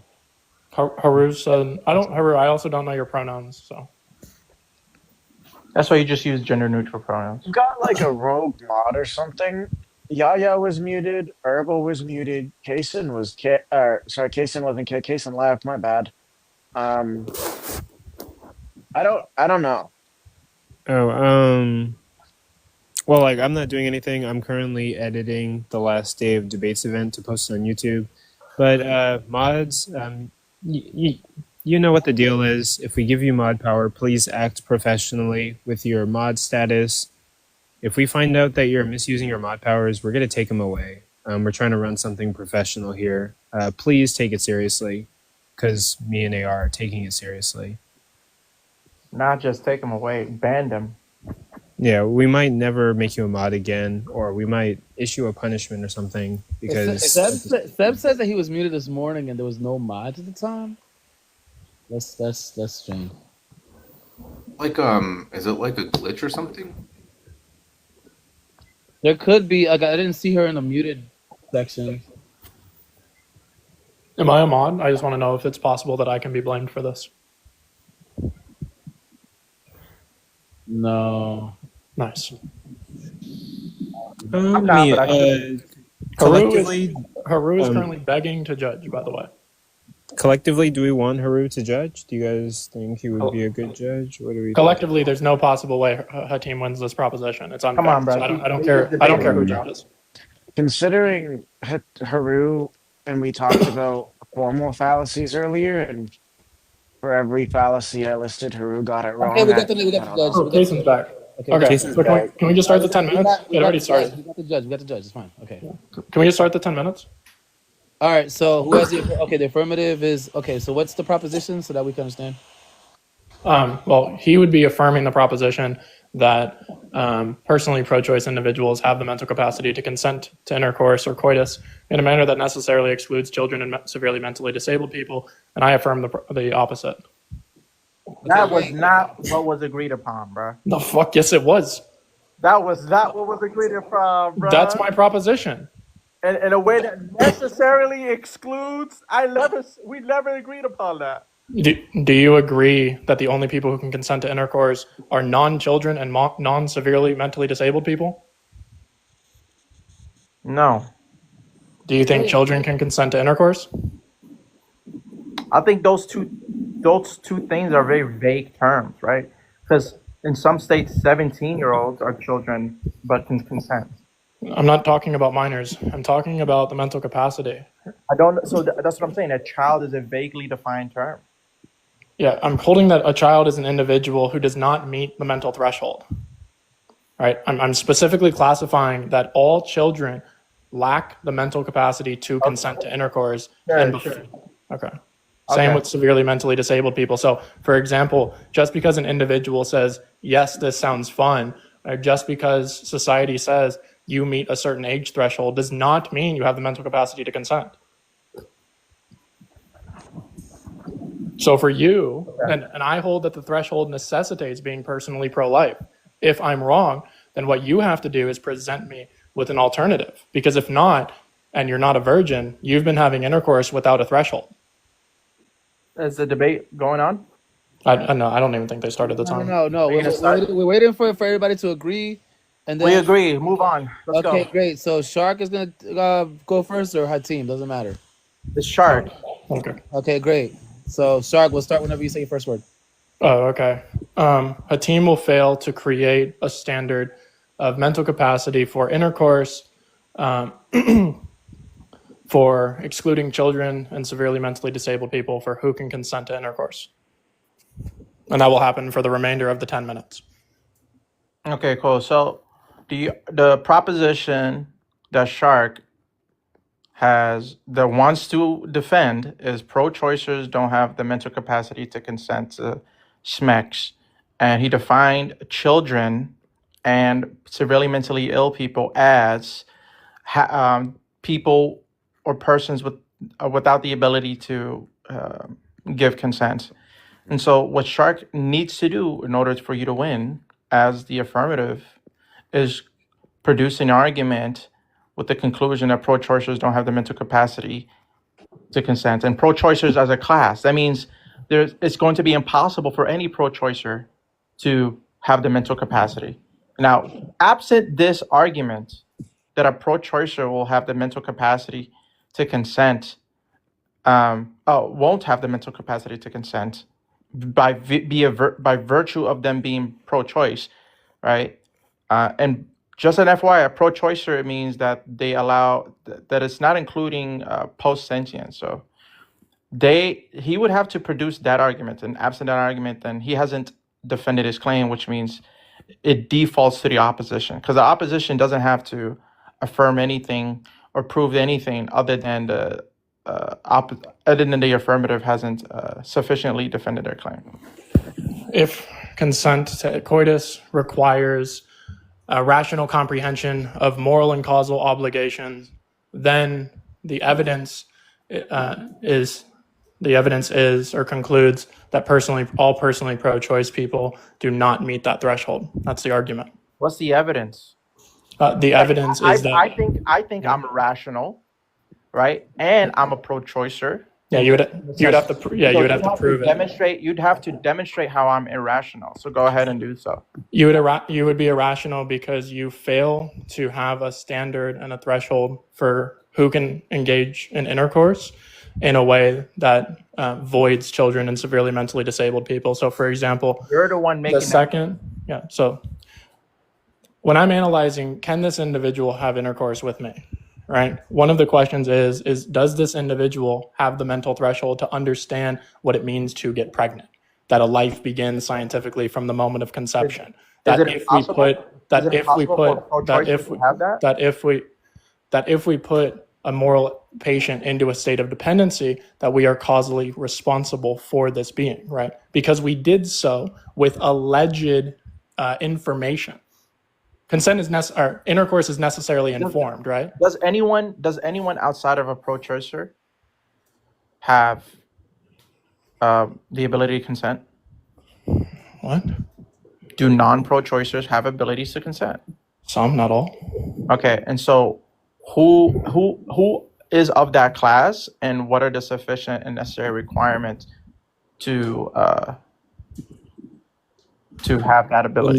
I'm telling you what the necessary requirement is, okay? The necessary requirement for the proposition is they have to be against abortions for themselves and whoever they're having intercourse with, because they have to demonstrate and provide evidence to the partner that they are developed enough to understand the causal responsibilities. I've said this 3 times. I'm a bit confused what you're saying. Okay. Can you go a bit slower? Before, do you want to use me as an example or you? I don't care. I don't care about an example. I just want the repetition what you're saying and just slower. Both parties have to assent to parenthood. If they don't assent to parenthood actualizing, they fail to provide sufficient evidence. What's the argument that they must assent to parenthood? Because that is the necessary threshold that which excludes children and mentally disabled people. Yeah, what's the argument that people have to accept that? There's no other counter. If I'm wrong, then yep. Remember at the beginning, I told you that I'm presenting you an epistemology, right? An epistemic system to be able to determine, does X individual, we can even do it like this, okay? I'm saying person X does not has not provided sufficient evidence that they have the mental capacity to consent to intercourse using this specific metric, using this calculation and formal comprehension scale.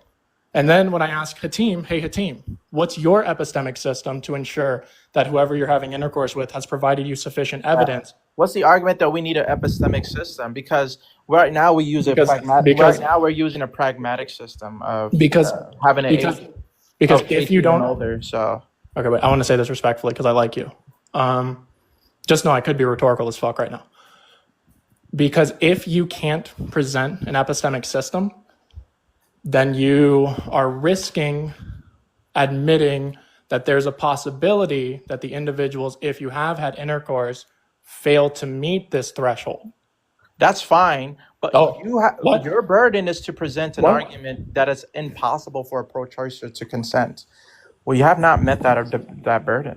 Real quick, did you say it's fine? It's fine, even if I don't have access to epistemology. Have you had intercourse? Fine if I don't have access to a concrete way for me to evaluate whether or not somebody. Have you had intercourse? Brother, it's fine. First of all, you asked the question, it's fine. And so I'm explaining what it's fine means for your sake as well. So what I'm saying is fine is that it's fine if I don't have the access to have epistemic access on the method or methodology that determines whether or not somebody has consent. But the argument that you wanted to chose is that it will be impossible for somebody that's a pro-lifer to have the capacity to consent. So you have not. Yes, because you lack. Yes, the argument is if that's not your system, you lack that. You lack a system, and if you lack a system, right, then there's a chance you're actually having intercourse with children. That's not true. That doesn't follow, right? It's not just because you don't have a system that you've listed, therefore you wouldn't have a system. And just because I can't list a system doesn't mean that there aren't other systems that people do go by. I just don't currently have access to any of one of those potential systems. You're the one saying that if your system isn't used, then they wouldn't have a system, but that doesn't logically Yes, because that would be the system, that would be a non sequitur. Yes, the system that I'm presenting to you is the only system that we can talk about right now, okay, in which individuals can use pragmatically and realistically to ensure that there's a mental threshold before intercourse. Even if all you're saying is that it's the only one we can talk about right now because it's the only one offered, right? But then you make a stronger claim by saying that it's the only one anyone can use in order for them to be rational, and that's not a claim you've justified yet. The justification is that the personally pro-life standard, not including the social government involvement, by the way, is the system that I'm saying we can use. Let's just do this. Do you agree in my system we have a metric to measure mental development? Sure. Okay. Within this system, do you agree that measuring mental development is necessary before having intercourse with this person?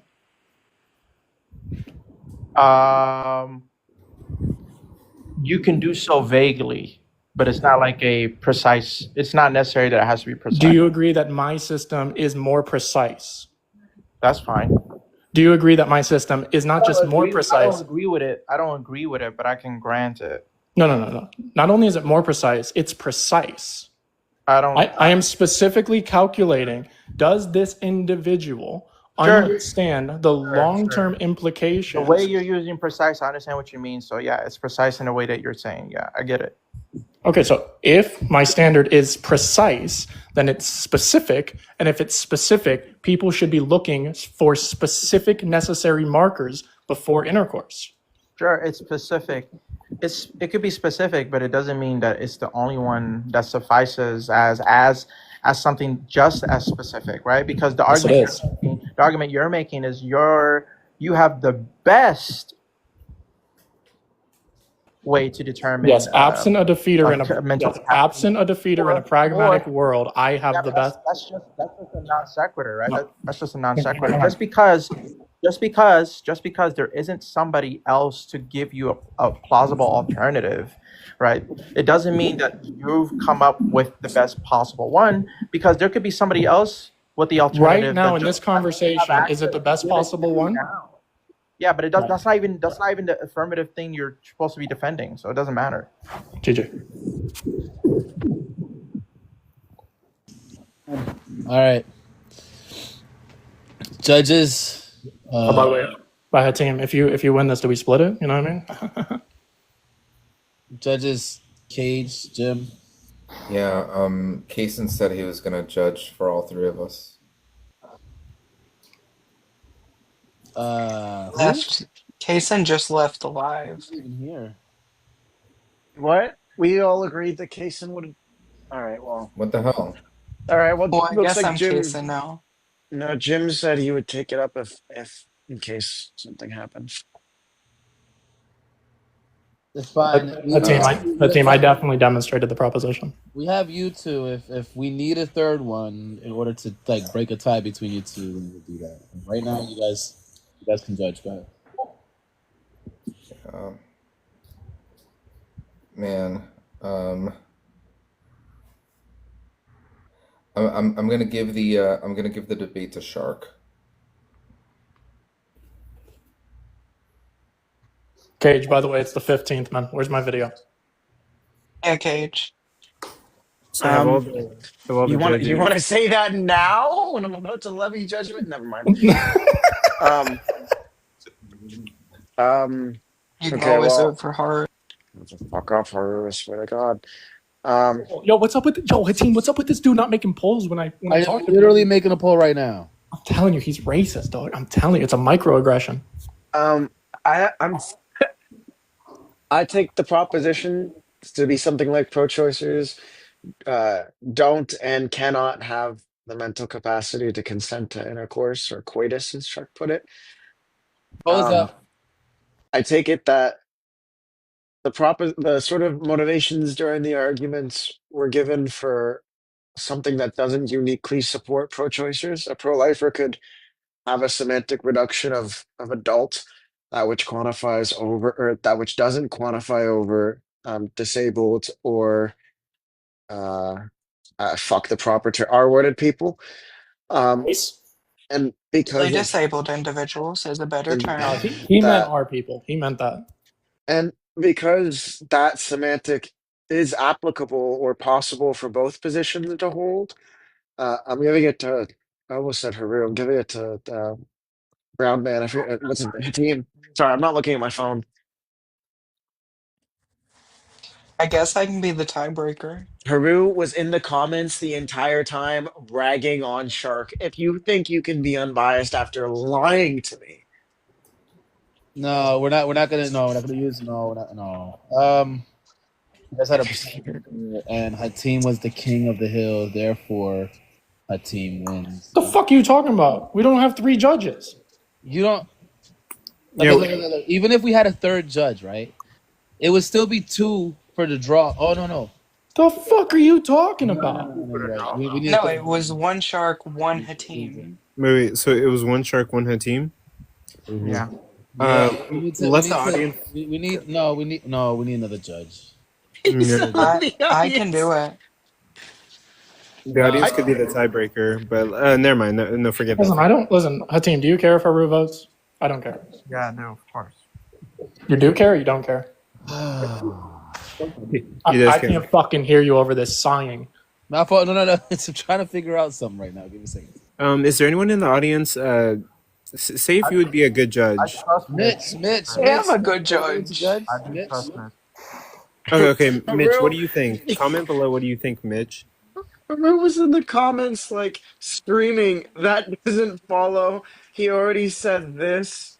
This is over here. Like, what do you Haru is mean you clearly can be biased towards unbiased? sharks. He literally said, just looking over the chats. As This is much as like, I hate it, as much as I Oh, hate it, Flenser, let's go. It's not quick though. It's not quick. You're gonna be up here. as much as We I need you for an hate hour and to a do half. this, Shark. Flenser would be a great judge, but we need him for an hour and a half. I don't even think that Uh, he was here. Like, listen, the only person who was here the entire time is Haru and Coco. Hour and a half, Flenser. Wait, I've been. we need someone who watched the debate that just happened between Hatim and Shark to Oh, Sinless, please come up. I was here for the whole entire thing, Coco. Y'all are cooking Haru. Well, he's biased, obviously, to Shark. You know that. Okay, Sinleth, you can come up and be the third judge. Hatim, how No, about he's this? legit been saying that Shark would always win. Shark destroyed. He's legit been Who praising said that? Shark for so No, many I will times. literally let anybody vote. I don't care. Like Coco. How about this? Hey, Hatim. We already have Sinleth up here. Shark, Hatim. Wallahi, let third Coco judge. vote. The Wait, I third mean, like, judge. I was Shark, editing, so like I wasn't really paying attention. Sinleth is here. Sinleth, did you watch the whole debate? Yeah, I did. And you promised to be unbiased on this in judging this debate? I like both these guys, but I do think there was a winner. Okay, great. I believe it was a team. Can you Okay, please who announce was the it? winner? Can you please announce the winner of this round? Yeah, I think that Shark presented his argument and he grounded it with like causal obligation, things like that. I don't think that a team attacked anything substantively in Shark's argument. I think Shark's argument went through. Okay, so you think Shark won? Yeah. That's my money. Shark takes I it. think a team won. Oh, listen, just so we're clear, don't Hatim, think I he was did. willing to let Haru vote. I don't think that makes sense what Sinless said, by the way. Huh? I literally did substantively dispute everything he said. Yeah, that's so. exactly why I was going to vote for you, I but also don't grant that. the panel decided not to let me vote. So, Hatim, it's your fault. All right, whatever. I dead ass was Takes gonna it. let. That's 4. I mean, It's Alright, I not can four. vote No, it's one. not four. It's one in a row. This is he didn't. You're right. He's on the hill again. So Yay! I've destroyed it. hold on, bro. Wait, can I drop a team? Hold on, bro. All right, Tim. You gotta get Kaysen back, my OG judge. Got me. No, I'll vote. I can be non-biased now. Because I didn't agree to Sinlet judging. Oh, do you want to? I mean, like, is it too late now, or like, what do you think? I mean, that's it. Like it's like we needed a sent a judge. text saying he was gonna go get. Well, Kaysen texted me his phone died, and I told him that we already found a judge, and he said he's gonna go get some coochie. And I'm not joking. I'm being dead ass. Wait, hang on. Say Wallahi. Say Wallahi. He said coochie. So. Oh, he didn't say coochie. He Oh used my a more God. white man's word. All right. Whatever. All right. Can I explain how? Before we continue, I feel like the judges need a. we needed a judge for the whole time, not just for that one moment. Sam, they want you to keep judging. Yeah, for an hour and a half. Could you do that, Sinleth? You're doing this for another hour and a half? When does this end? Flens, I trust Flenser's judgment. At 10:30 Central. I also don't have a problem with Flenser's judgment. Yeah. But y'all have a problem with me judging. Wow. I fucking said you can you can judge. Then ask them why I can't. Flenser, can you judge for an hour and a half? What's that got to do with me? Not for the hour and a half. First of all, why is it Shark 3 versus Shark 1? Hey, because Shark be swimming. Because Shark 3 is that's the amount of times that he won in a row. So now he has to start over again. You guys, I remember you were saying that you guys didn't. Okay, can you come out for the 45 minutes then? But Flenser, were you here in the past 20 minutes? I don't know. Yeah, it's been about I've 20 been minutes. here for the entire. We already judged this round. Sinleth already judged. How? I didn't agree. Look, you guys asked Team, me. I was All right, gonna just vote start for debating. You, but you decided Wait, Just not you're to wasting let me time. vote. Go. Wait. Flenser, okay, Flenser, do you agree to be an sense. unbiased judge for? Did you Absolutely. Did you hear the debate for this round? No. Okay. I heard the very last part. It doesn't make So sense. what we could do is we could just call it a draw, right? No. I mean, if I just base it on the last like 2 minutes, I'd say shark won, but that doesn't mean anything. Of course it doesn't. Right. That's what I'm saying. So do we not agree with the Oh, I meant judgment? Hatim. I meant Hatim. You already said it, man. There's no takesies backsies on your No, way. no, I wanted to see if his reaction would change. There's no takesies backsies, He'd man. be like, "Oh, that's right. That's right. 2 minutes. That's all you need." Let's just. Of course, my Okay. Let's take. The team says no. Let him Let's just vote. Let him vote. Guys, okay, so let's just make Shark king of the hill now. Okay, that's fine. It's okay. It doesn't take that long to redeem yourself, Hatim. All right. First of all, it's total wins, right? No, streak wise. That's what you had said before. I said no. I said wins in a row. I specifically said wins in a row. Shark. Wins in a row. Shark. Can I just communicate with Shark for a minute? You, 10-minute round. 10 minute. 10 minute. Where's the dumbass theist that I could go back to back and rank him? All right. So what's next? Who's next? I don't know. Anyone who wants to challenge Shark. So debate a topic. Hatim. And this is good because then you get to pick a topic. Wait, a team's going Well, again? it's not Hatim's turn. I think Haru wants to go, AR. Sorry, Haru. Yeah, Haru has to take it. I just have something to ask Shark before we go. No. Bye, Wit. Shark, I love you. I love you, team. I'm sorry. Hatim, depending on Shark's answer, I might draw. Oh, okay. Oh. So Shark, do you want to be with memes? I don't know what the fuck that just. I don't know what that meant, but I took it as. You know how you're probably the most skilled debater in this whole entire thing. I don't grant that. I don't grant that. Can we just move on? Potentially. I was legit gonna ask. I just want the proposition. So Shark, basically what scenario I'm thinking of is like on the last debate of the night, I can like debate you and then you just concede. God, you're wasting time. I will read the full paper, and I will. Yo, I Haru, will stop. That's not what we're doing here. Okay. Oh. Do you want to debate Shark on one of these topics, or you get kicked? I have a topic that isn't up here. What is it? What's the proposition? See if Shark even accepts that. debate. Eating a burger is vegan. Oh my god. Can I have somebody, please? Wait, what? No, I'm not accepting that proposition. Okay, so give us a proposition, Haru, from the board, since Shark rejected your. No, Shark, do you agree? No, Wait, he no. rejects that proposition. Please pick a. It doesn't matter. Could we go back and No, forth? no.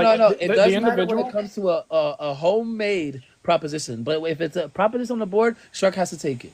Can we go back and forth in presenting propositions? Like Haru presented a proposition, I said no. Now can I present a proposition? No, he's okay. No worries. It is a challenger. Yeah. Well, let me read the board.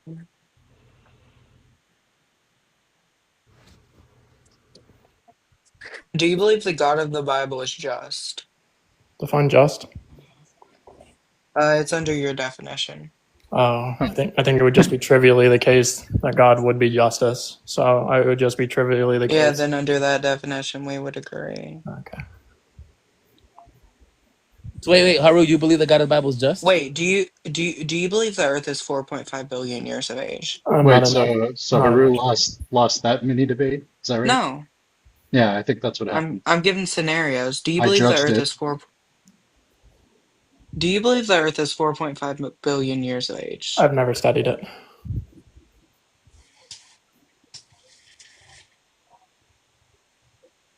I'm only really interested. But Shark, you're forced to take a position. Yeah, you're forced to take a position. It's either affirmative or the negation. I don't. What the fuck? I've never studied the. Yeah, no, but that's the point. That's literally the point. They legit made me debate a What the fuck are you talking without- about? I'm not gonna. Yeah, you have to. If it's on the board, yeah, you have to accept it. Yeah, Shark. Then what the fuck Unless is you the are- point? What's the point of me telling him if I agree or disagree? Shark, Just do you to believe get your- free will Like exists? affirmative or the negation. Oh, Sorry. I mean, wait. You're saying that I get to say I affirm it? Okay, I affirm it. Yeah, okay. So you affirm that the Earth is 4.5 billion years of age? I affirm that the scientific consensus is that number. Okay. Hey, Shark, do you believe Yeah. free will exists?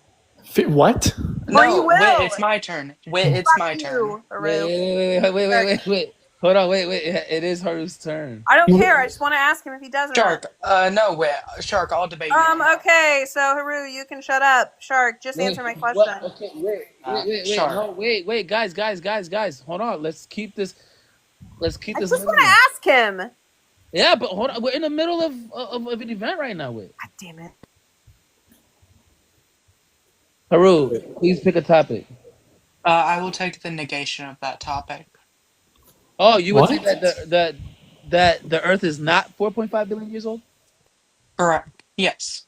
Okay, all right.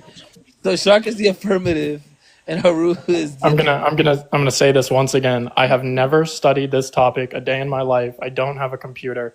Everything is gonna be rhetoric.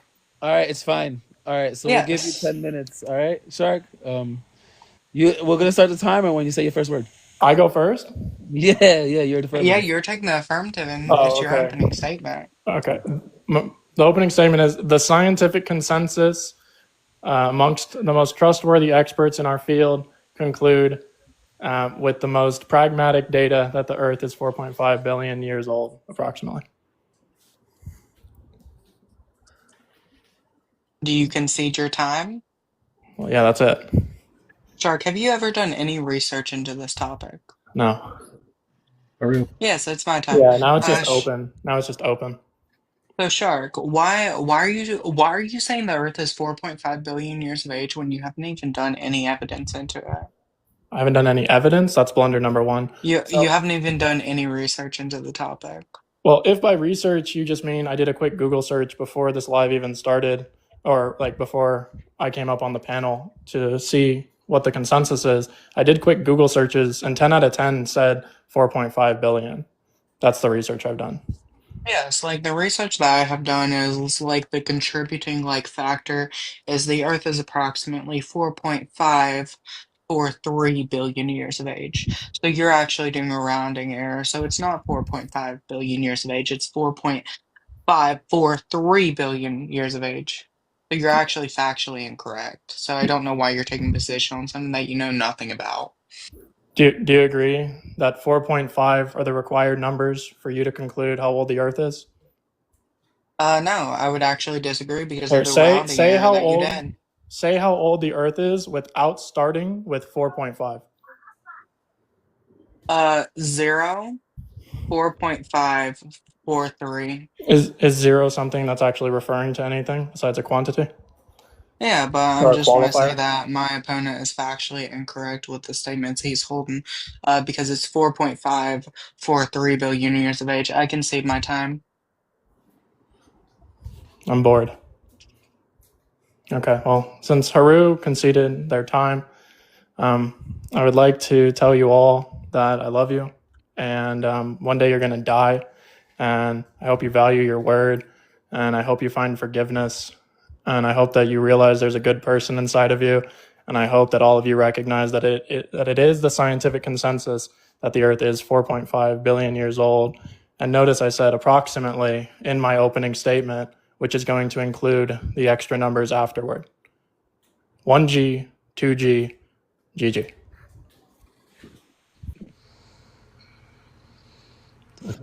Is that it? Like, are we gonna end it? Everybody That's can it, see the man. time. Haru just wanted to do the 4.538 or whatever the fuck it is. But in my opener, which is recorded, I said approximately. I specifically said that. Okay, well, we're gonna let the judges interpret that. I Look, believe. I mean, I'm just gonna get this over with. I told Haru if he does this dumb shit, I was gonna be upset with him. Shark came out and immediately appealed to the authority, and then Haru did that dumb shit. Although, the reason why I'm gonna give it to Shark is because if you account for significant digits, right, it does the fucking final two don't matter insofar as you round to the nearest tens, which is what he did. So I'm giving it to Shark. 8, and then you would round the 4, and it would still conclude 4.5. That's true, yeah. Jim or Flenser? Definitely Shark. I think Haru was incredibly disrespectful to the audience and to the judges by not adhering to the spirit of the debate and just trying to score some cute little points and win on technicalities, kind of like, was it Kai who wasted all of our times? So I'm invoking the Kai rule. Is there an official Kai rule? That's crazy. Well, there is now. It's like an immediate loss in my eyes. Hey, like you're here to debate something. You were given the opportunity, and you wasted all of our time with that nonsense. You gotta write that down. I knew Providing before. factual I was like, evidence. no, it's not factual. You're wasting our time. Jim, Thank you. I'll never get that time back. Jim, go ahead. Yeah, I don't think that there was any substantial disagreement in the response that Haru gave to Shark's position. So I'm going to give it to Shark. Wow. Crazy. Okay, let's go. All right. All right. Oh, All right, wait, that's now I'm going to lose to Wit? All right. And Shark, I did it for you to get an easy one. You're welcome. Thanks, Haru. Thank you for coming up, Haru. Don't blame me. I didn't do it. All right, Wit. Time for your debating debut. I gotta go walk. I debate all the time. I gotta go walk my fish. And I also debated on Shark's tournament. I don't know if you remember that. I took a pretty shitty position, by the way. Oh, yeah, that's true. Wait, I might have to go walk my fish. Walk your fish. The funniest thing I heard. To be honest, Shark, you have the high score, so like you could literally leave right now, and if no one beats that score, you get $50 by tonight. No, that's 30. false. Well, that's 30, not 50. I would have to stay here the whole time, and I have to be Wit. Yeah. Wait, technically, wouldn't he be like the last king? No, of the we still open until 11:30, right? Until 10:30. Well, yeah, but he just has to be the last king of the hill. Yeah, but we're gonna have more debates. For one more, it's an hour and 10 minutes. It's not. remaining. We still have more debates until 10:30. Is it an hour and 10 minutes remaining? Yeah, an hour and 10 minutes. Yeah. Does someone have to beat him, or No, can someone just like... Someone, if he leaves, right? There's gonna be 2 challengers, and then the challengers are gonna face off, and then one of them's gonna be a winner and be a king of the hill. Oh, okay. So that makes sense. You guys So ever someone use else- your spit as something to clean up something on like a table or anything? Sometimes I do it. All right, let's just go. Okay, so I do, but not to clean things. All right, hey, kick him. Let's just wait. So pick a topic. Like I wanted to ask him if he like holds to free will or not. Depends on how you define it. Okay. You know who you're fine. talking to. Right. Exactly. I do. Semantics. So I would say that like free will would be, or at least my understanding of it would be like a source of freedom. So without, I'm not I have choices before me. I'm not forced or coerced to make that choice. Like always? Mm-hmm. You would say every single thing you do is a choice? That's how I would cash out freedom. Yeah. Does that conclude that every single thing that you're doing is a result of your free will?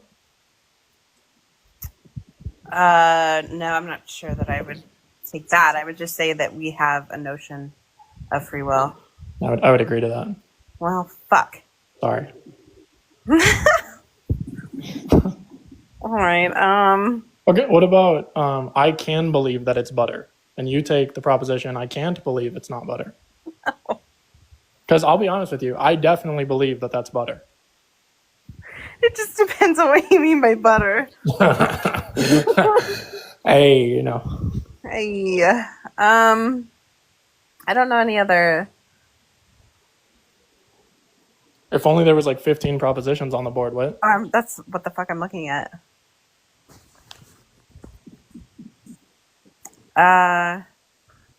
Do you take that humans ought to be vegan? Well, I hold that vegan is just like the intentional state of wanting to decrease harm. I don't take it as a dietary restriction. That probably pissed Cage off so much. I don't know why. I just felt like that pissed him off.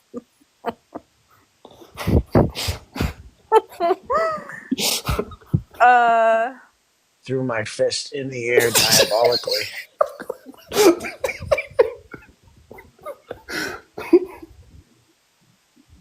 Dang it, I really don't know. None of these topics I'm like well versed on. So You can also come up. You can also come up with one if the judges agree or if Shark agrees, right? Either or. Yeah, the Eucharist ought to be leavened bread. with a certain. Oh, interdenominationalism provides. Submit to Rome. Is that what I should do? Wait. Interdenominationalism leads to a closer relation with Christ than orthodoxy. Oh God. Hey. You want to take that on? Do you want to take? Do you want to Wait take? a minute. You're taking the affirmative, so you'd have to go. Yeah, I'll go. Yeah, you'd have to go interdenominational. Okay, just so we're clear, when you're talking about like interdenominational, I can't even say that word. I know it's a lot of syllables for someone like you. Ecumenism. Do you know what that means? It's the same shit that you're trying to say, that we should all come together as one. We should definitely come together. I grant that. Oh, okay. What? I just agreed with her words. What do you think? It's an inflection. Do you take on what Shark is saying? Okay, well, I have to understand. So you mean every denomination that There's calls a truth themselves Christian? There's a should count? truth. No, it's more than that.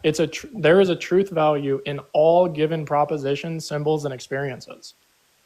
Okay, no, that's a different fucking argument. Like, are we narrowing it to? That's what being an interdenominationalist is to me. Can we just argue that EO? No, because he's making it some like broader fucking statement that there's some truth in everything. That's why I'm going to make it very simple. All right, can we just make it that EO is the closest to the Christian teaching since the first century? What the? I can't fucking argue that. You can't argue that. What the fuck am I going to say to that? Wait a minute. Do you agree with it? 'Cause then I'll No, I'm not debating that. What? I have no. You have to take a she has- position on that chart. No, she has. Hell no, she has historicity on her side. I don't have that. Okay, fine. All right, so just pick something up. Again, we could debate. Like you guys could debate anything. Like it doesn't have to be. He already said that, like this Religion. interdenominational, like it, but you're defining it as some kind of like, oh, there's some modicum of How about this, truth in Flenser? each denomination. Interdenominationalism. What should we debate, man? Present something. The essence energy distinction is Oh, stupid. Jesus I Christ. grant Oh my that. God. Wait, I grant essence energy distinction. Okay, well, he grants it, so. Do you grant it? Yeah. Yeah, I hold Oh, it. we Yeah, agree. but one of you has to take the negative. I'm not lying.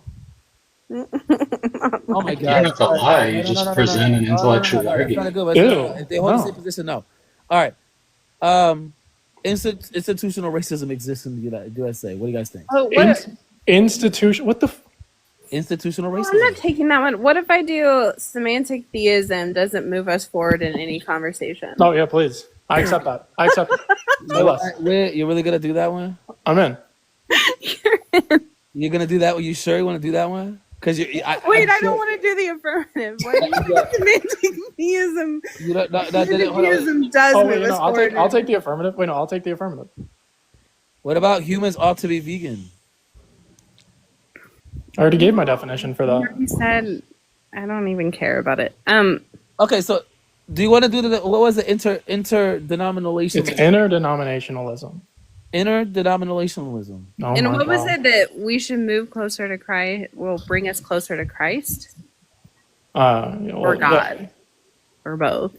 Both. Yeah. Christ is God. Wake up. Christ is- Wait, what the hell? Wait, come on. I just didn't know. Who knows? I don't Who's she know talking Shark's to like fucking that? position. Like you know, Shark believes God is Christ. Oh, do I? Yes. Okay. He's a whole Christian. What the fuck is a whole Christian? Okay. All right. Fine. Does So Farouk you a want third of a to? Christian? You're taking the affirmative. Is Brooke a third of a Christian? Oh no. Prook, hey bro, Prook has Yo, talking Coco, why you points said a about whole the- Christian? That's crazy. about the All right. crucifixion and resurrection on lock, man. All right, no, let's just go. Okay, All right. So he's going to let's take talk the affirmative that all the denominations label Christianity should come together, and that will bring us closer to God. No, yeah, absolutely. Oh yeah. Oh yeah. All right, let's go. Shark. So you can start when you say the first word. Oh yeah, this is easy. So true contradictions don't exist. Did my time start? Sweet. True contradictions don't exist because context is everywhere. We live inside of an eternal mind, and the evidence of that is every single thing is context dependent. So we have identity claims that are necessarily relational, and the relational distinction is what is going to allow us to have contextual variants that point us in the same direction of the highest value, which is consistent and true. So it doesn't matter what denomination an individual is going to be pursuing, as long as they are pursuing love, truth, goodness, because all of these things are ontologically identical with God.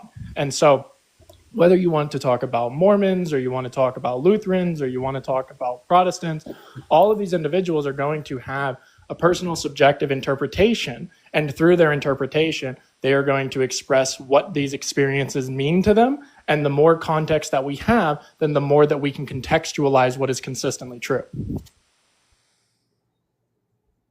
Okay. You're done now? Okay. All right. So besides the fact that you're just like begging the question on your view and not providing any substance,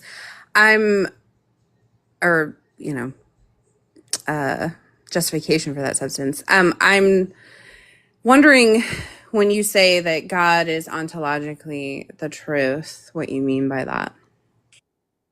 Ontologically, in this context, is just going to be representing an unchanging universal. So God, in this context, is going to be what being is. We're going to be referring to, like, we're questioning our being by analyzing something within and external to us. And so our starting point is, what is being, or what does it mean to be? Okay. So when we talk about God being like an is of identity of truth, would you say that when it comes to identifying that truth, and we have a denomination that would say that, God, i.e. Christ, is just merely a man, and another denomination saying he's a God-man, right? Or he's actually the Father, but no, he's the Son, and those two denominations, would you say that like both of those things are representing the truth? If it's the case that Christ is something, then what we would pull from that is the union that Christ is something. So I think you gave 3 or 4 examples. The context of all of them is combined into Christ is something. They agree with the identity Christ is something, and then through context, we can analyze what the something is. Yeah, something's that's just vague. I don't know why, like, we could say, you could put in any kind of filler in there and say, okay, Christ is Winnie the Pooh, right? But that doesn't necessarily then say that that's the truth. So I don't know how you're substantiating such a claim. Through a system of honesty. So individuals have access to a system of communication. We can be honest, we can be dishonest, and we can lie. How do we discern between that dishonesty? I don't understand. Like, how do you discern between what is honest communication and what is dishonest communication? Consistency. Breaking down the semantics to ensure epistemic consistency. So where most people in the debate space are cherry picking philosophies and epistemic positions. Stick for consistency. Sorry? What's your measuring stick for consistency? Is that a universal or is that subjective? I think it's going to be both. So I think that what's subjective about it is our experience with consistency. Objective here? Objective is just going to be like unchanging universal. Okay, and subjective is? Subjective is just going to be like an honest experience, like a preference, a perception, something like that.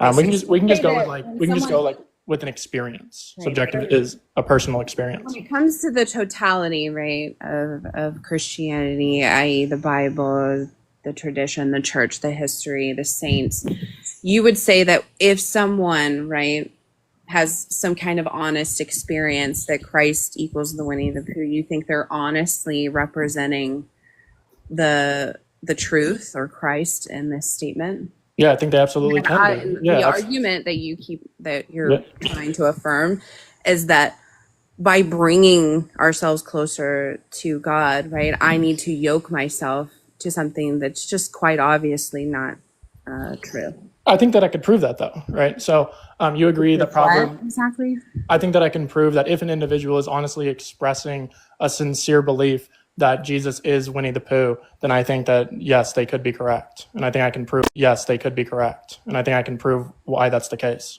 Well, I think, for one, we're not trying to prove whether that's the case. I am trying to prove why I show. Okay, yeah, but you're trying to prove, and what you've affirmed is that I need to yoke myself to that lie, and therefore it will bring me closer to God. You have to yoke yourself to that line? I'm confused. Yeah. Okay.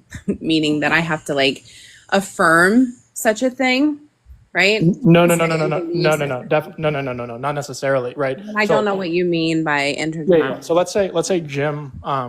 I mean, and let's be honest. Jim is the type of individual to affirm this. But Jim, let's just say that he affirms that Jesus reminds him, or Winnie the Pooh reminds him of Jesus, right? And he's being honest about this. He's being sincere. I think that honesty is personally infallible through our awareness and expression.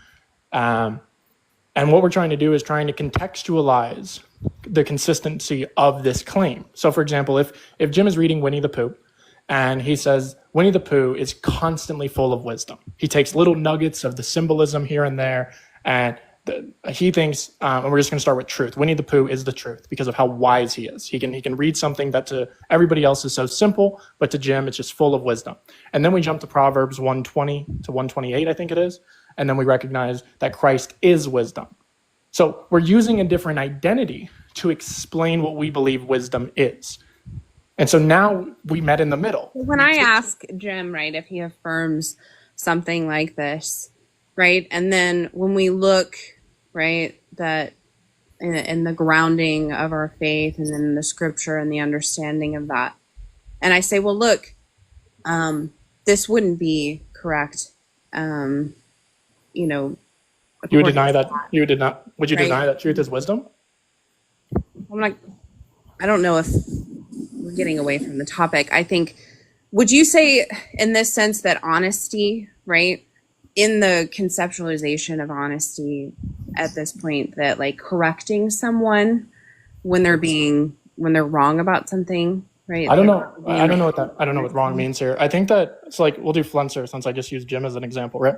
Okay. Let's say it's either the case that Flenser is repeating something that is incorrect formally, right? So let's say that he says on page 3 of this book, it says X, right? And then I have that book and I go, actually, look, it actually says this. He's honest about his interpretation, but maybe now we have some kind of understanding that his memory isn't as good as he believes, okay? This But is when not we're, how you're measuring honesty, because in this sense, like, you could sit here and say, well, look, maybe he just has a different word for something like, you know, truth in Christ and all these things.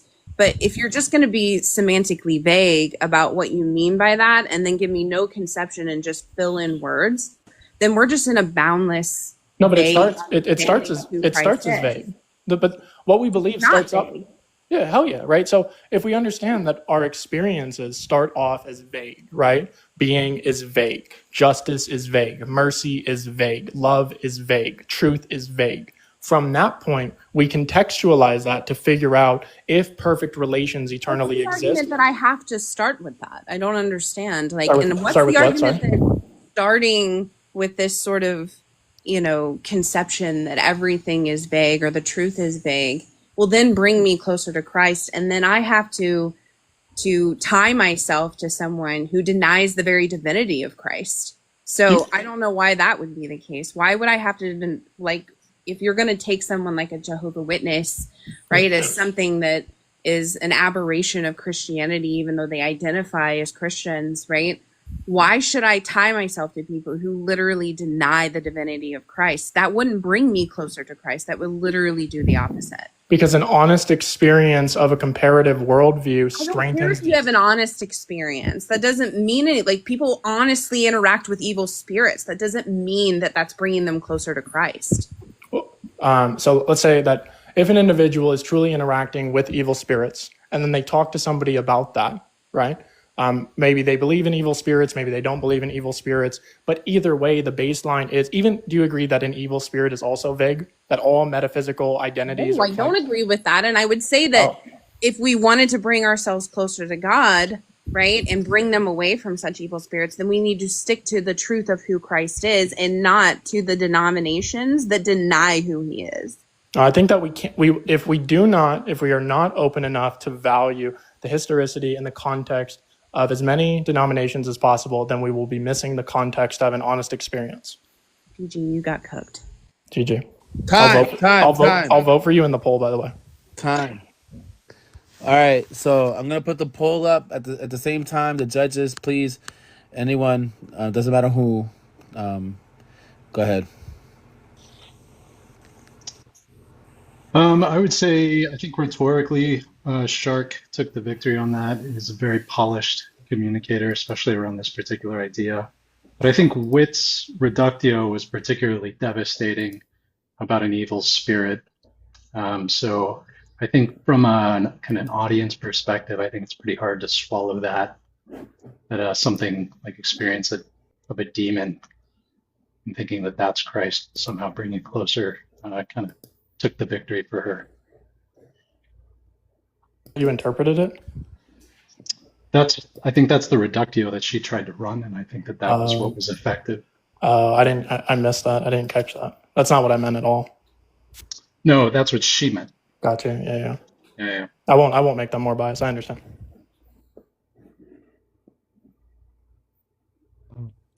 I didn't interpret it that way. I interpreted it in a similar way Shark probably did, where what he means by closer is understanding the concept more thoroughly, which, can be done in getting an account of what something evil is and what something good is. So I took the, demon reductio to be in support of his view. I was going to give it to Shark. I think I'm gonna give. Well, for the record, I take Eeyore to be more of a figure of Christ than Winnie the Pooh. Sorry about that. I apologize. Forgive me. That's okay. But I think I'm gonna give the debate to Whitney. I think she had cogent points that she brought up.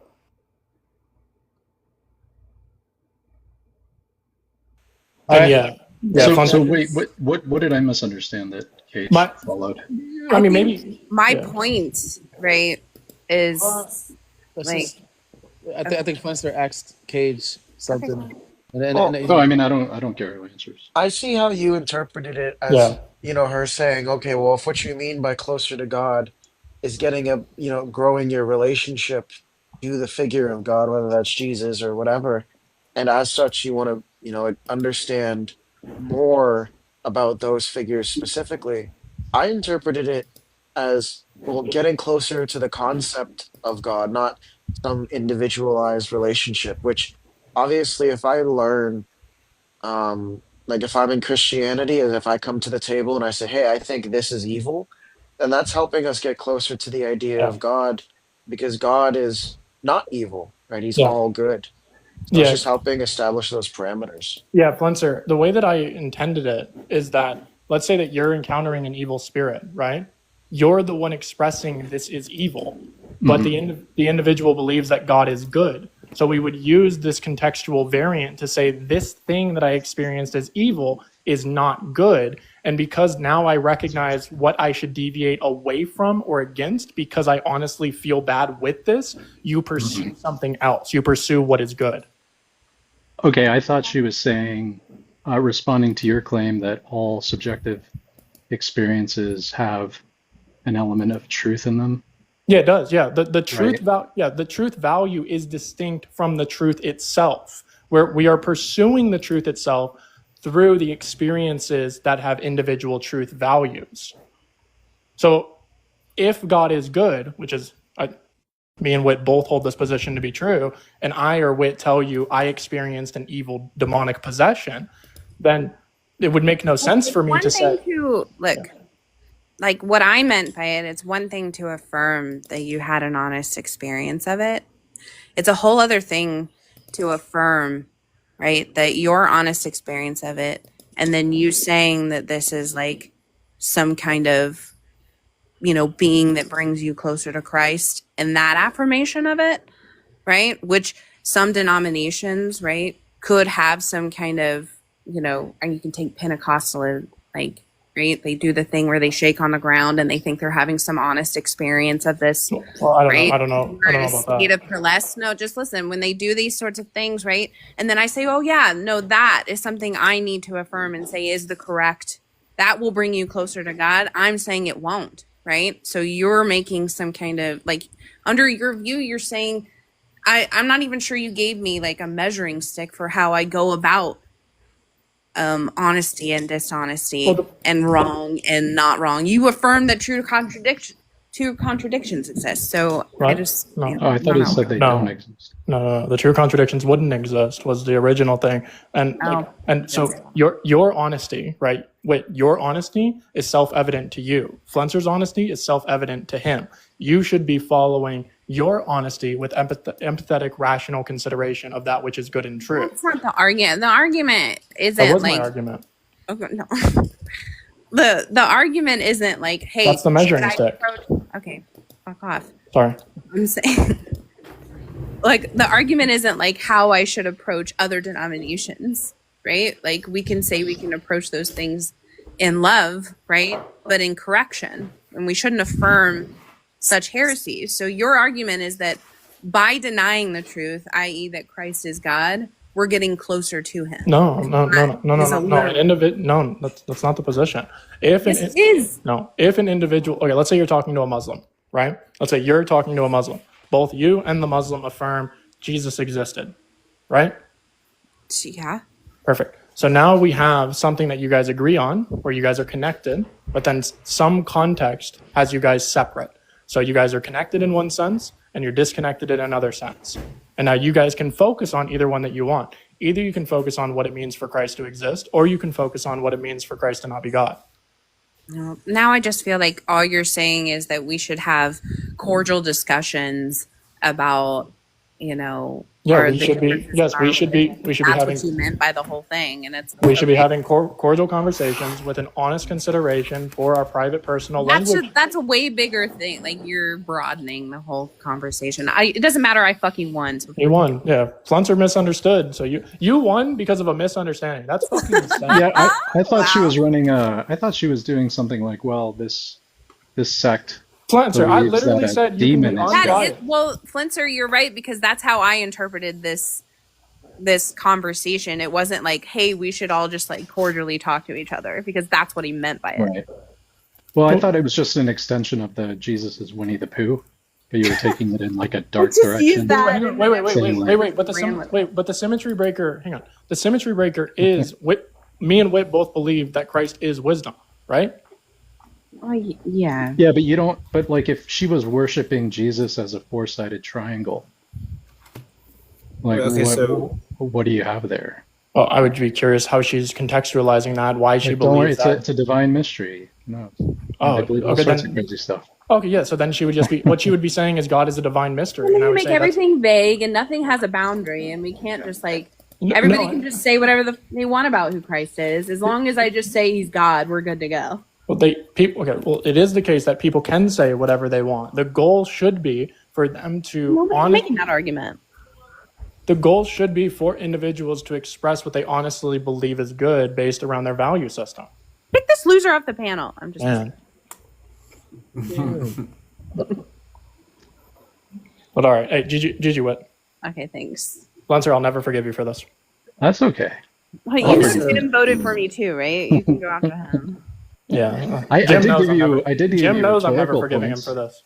And I talked about how The rhetoric. articulate yeah, you were. I feel like I had some rhetoric, right? Nah, yours was ass. You won because of a misunderstanding. Wow. She did. I feel like I did a pretty good job of keeping you on point. Like, fuck off. You did good. Love you. Later, everybody. So, All right, wait. We're gonna split the money now, right? So All right. That was our agreement. Like 10 As minutes agreed ago. to before, yeah. So to be clear, if Wit wins like 3 more debates, she takes home the entire 50. But if not, and Wit ends up being like the last queen of the hill, she takes home 20, Shark takes home 30, and then I don't want Queen of the Hill. I want King. oh, okay, yeah, king of the hill. Then yeah, Wit will take home 20 for being the last king of the hill, and Shark will take home. I don't want to debate Manny. He talks too fast. Let's just slow it down, okay? We can slow it I'm down. impaired, bro. I'm impaired, and Okay, I'll let you win Manny, if you right? give me half, bro. We can split the Okay, money. fine. Whatever. Yo, I don't want to hear these deals, all right? Anyways, all right. So, do you want to debate? Why did I do this? I really don't want to do this. All Do right. you want, anyways? Do I you? don't even know if I want to debate you. I didn't really mean to come up here. ISO, do you want to debate one of these topics? Let me think. Actually, I don't know. I'm like fucking. All right. Probably I'm looking. disagree a lot on a lot of these fucking topics. Yeah, ISO, like what? Like, come on. There's so Bro, much. I'm like, dude, I'm like tired, bro. I can't really. Like, it's like 1 month. Are you going to debate or do I have to kick you? I'll debate. Fuck it. Okay, what do you want to debate on?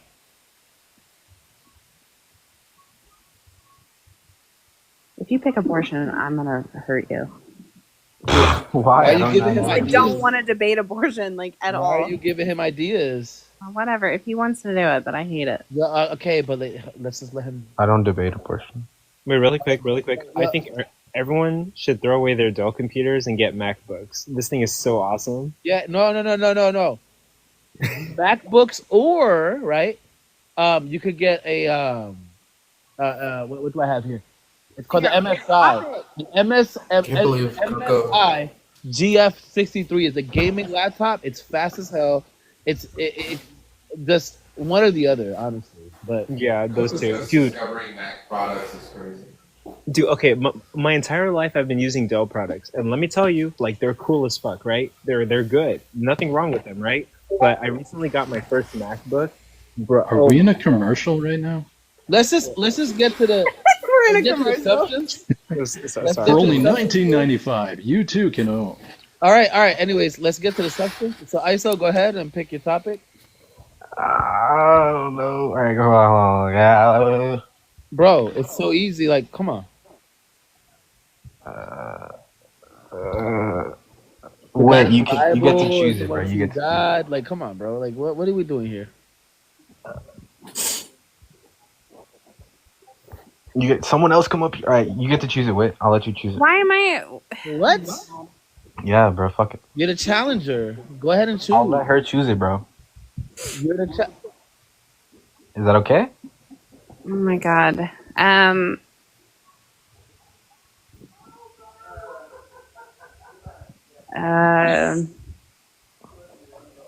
Sola Scriptura can't be defended. I kind of agree with you, and I'm not even questioning. That's literally like, yeah, he would agree. I'm like, what? God damn it.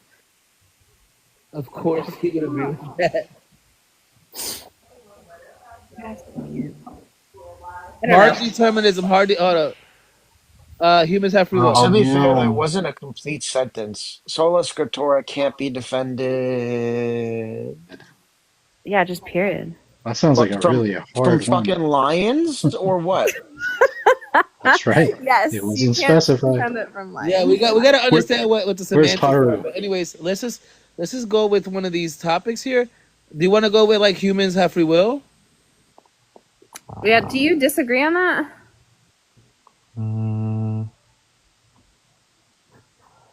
Sure, I'll just debate that. What? I'll just say I'll disagree. Oh, you disagree with humans having free will? Yeah. Wait, do you agree that humans have free will? Yeah, I do. Okay. All right, we can start. You have the I have to do the opening? Yeah, because you are the affirmative. Humans have free will. Okay. You can start. We can start whenever you say your first word. Okay. So, as I understand free will to be, I am going to have like a theological position on that, but I'll stick to just philosophy. I would hold that my notion of free will would be like a sourcehood, freedom, and that I am the source of the choices that I make, and that I am not forced or coerced to make such choices. I don't hold that in every case there are, factors that, may, in some case, act against my will, if that's what you want to call it. But I would say that when I'm hashing out what freedom is, I would say that it would be a source of freedom and that I am the one who's making those choices. That's all I got for you. Okay, well, I'll just disagree with that because the you're describing here is going to be an amalgamation of your ideas, your thoughts, and your values, which didn't come from you. They weren't chosen by you. Your thoughts come to you as in, a stream of consciousness that you have no choice of choosing which one comes to you. Your brain decides before you. This is just true, like neurologically, right? Like there's There just seem to be like a lot of claims that you're making that just are like, I don't know, why would I accept any of those? those are just true. I'm just talking about science here. I mean, like neurologically, About where science? our brain. I'll get to a causal Science. chain. I'll get to a causal chain in a second. Science deals with causal like determinism. That's Yo, kind I'll of get to a causal chain in a second. I'm just explaining to you how your like brain activity well, predictors these things work. seem trivially true because I would hold right that like there is a determined like causal chain. I don't have any issue with that. You're just saying trivially true. Yeah. So then, what are you deciding to do? I'm saying that I, the person, right, am the source of those choices, and in that sense, that's the freedom, right? I'm not being forced What is I in this to sense? do. Well, we're not having a personal identity debate. We're having a free will debate. Yeah, but if you're using your personal identity to supply your view on free will, I want to know what that means to you. I mean, I could be pretty agnostic on what I necessarily mean by I, but I would just say the identity, like the person that is Whitney, that is external to all other things. And did you and then all other things, I suppose. in your identity as you, right? Like the what you are, did that come from yourself or did that come from something else?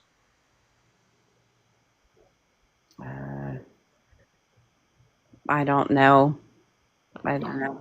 Yeah, you wouldn't be able to say that it did come from you because these things came about through the causal chain, right? Your genes, your environment, your Things upbringing. that aren't an issue on my view. I have no problem with causal determinism. Well, if you're saying that you are the thing, right, that is creating your will, right, but you, right, your identity as I never said that I created my own will. I say I possess. I have one. Or do you disagree that that you have a will? No, of course. We're talking about free will here, though, because Okay, if your will is completely connected to your personal identity, but your personal identity didn't come about through your own actions, right? It's simply just something that exists because of the causal chain. Well, I mean, I Then wouldn't. how exactly can you have free will? Not really. When I'm talking about like the causal chain, what I mean is that like I act according to my desires. That's what I mean by it. So none of that is an issue under my view in this sense. So, Yeah, you're acting according to your desires, right? That's what you're saying. But you can't choose which desire you're gonna act upon.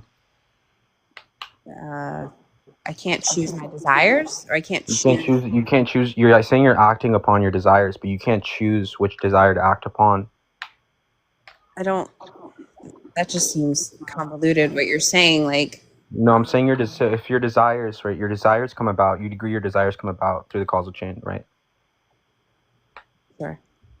Okay, and then so how exactly are you separating yourself from the saying I'm the very source. There's no other source that's making that, and in that sense, I'm free. That's what I'm saying. I'm the source of the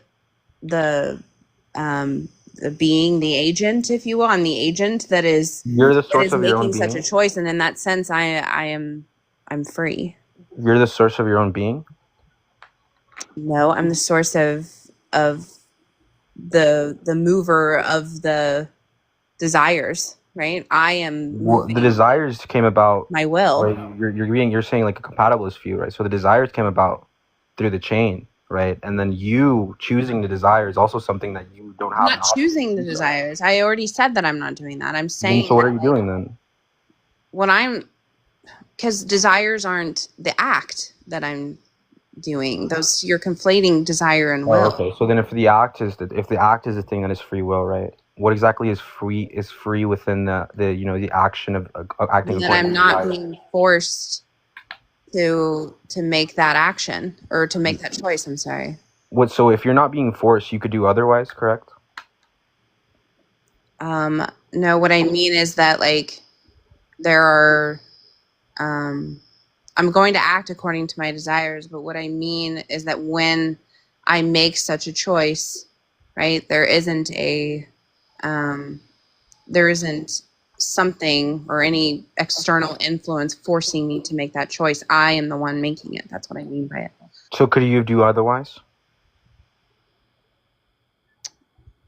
I don't think, like, I'm not saying in the sense that, like, when it comes to the determined line that we're on, that I'm trying to say that I can do otherwise, right? Because But that's yeah, the but position that I'm holding to. I'm not holding to some kind of libertarian free will. What I'm saying is that I'm acting according to my desires, and when I thus make that choice, right? There you're not isn't making a choice. there's What no, choice are you making? huh? What choice are you making?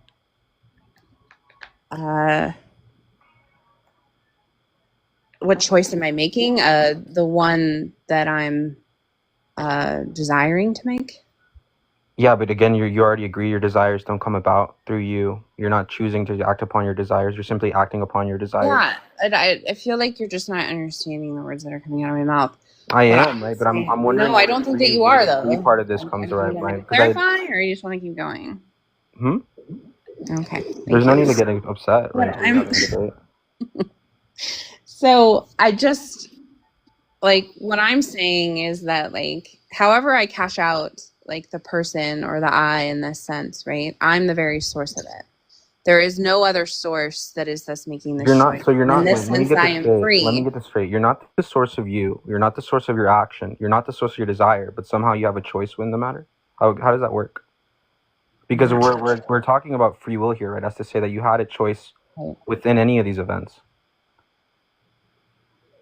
but you didn't, because none of them came from you, or you had any option to do What I otherwise. mean, look, you think that choice, like, when I'm making a choice, right, that in some instances I'm making choices external to me.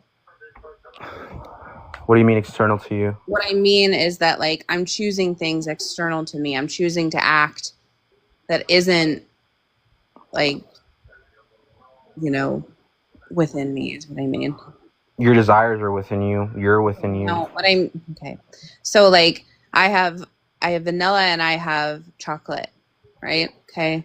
Like, there's vanilla and are the vanilla cone and the chocolate cone external to me?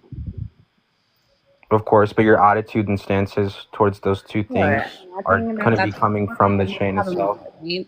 And what I'm saying is that, like, the person, right, the source of that me is the source of that, is the one making that choice, right? And in that sense, what I'm saying is that What choice are you making? You haven't explained.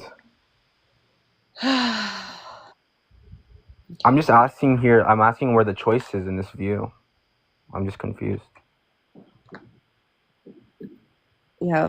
It doesn't seem like you're making any choices about anything. Yeah, I mean, those choices are still going to be something that is me. I mean, those choices are going to be things that are external to me. What are the choices?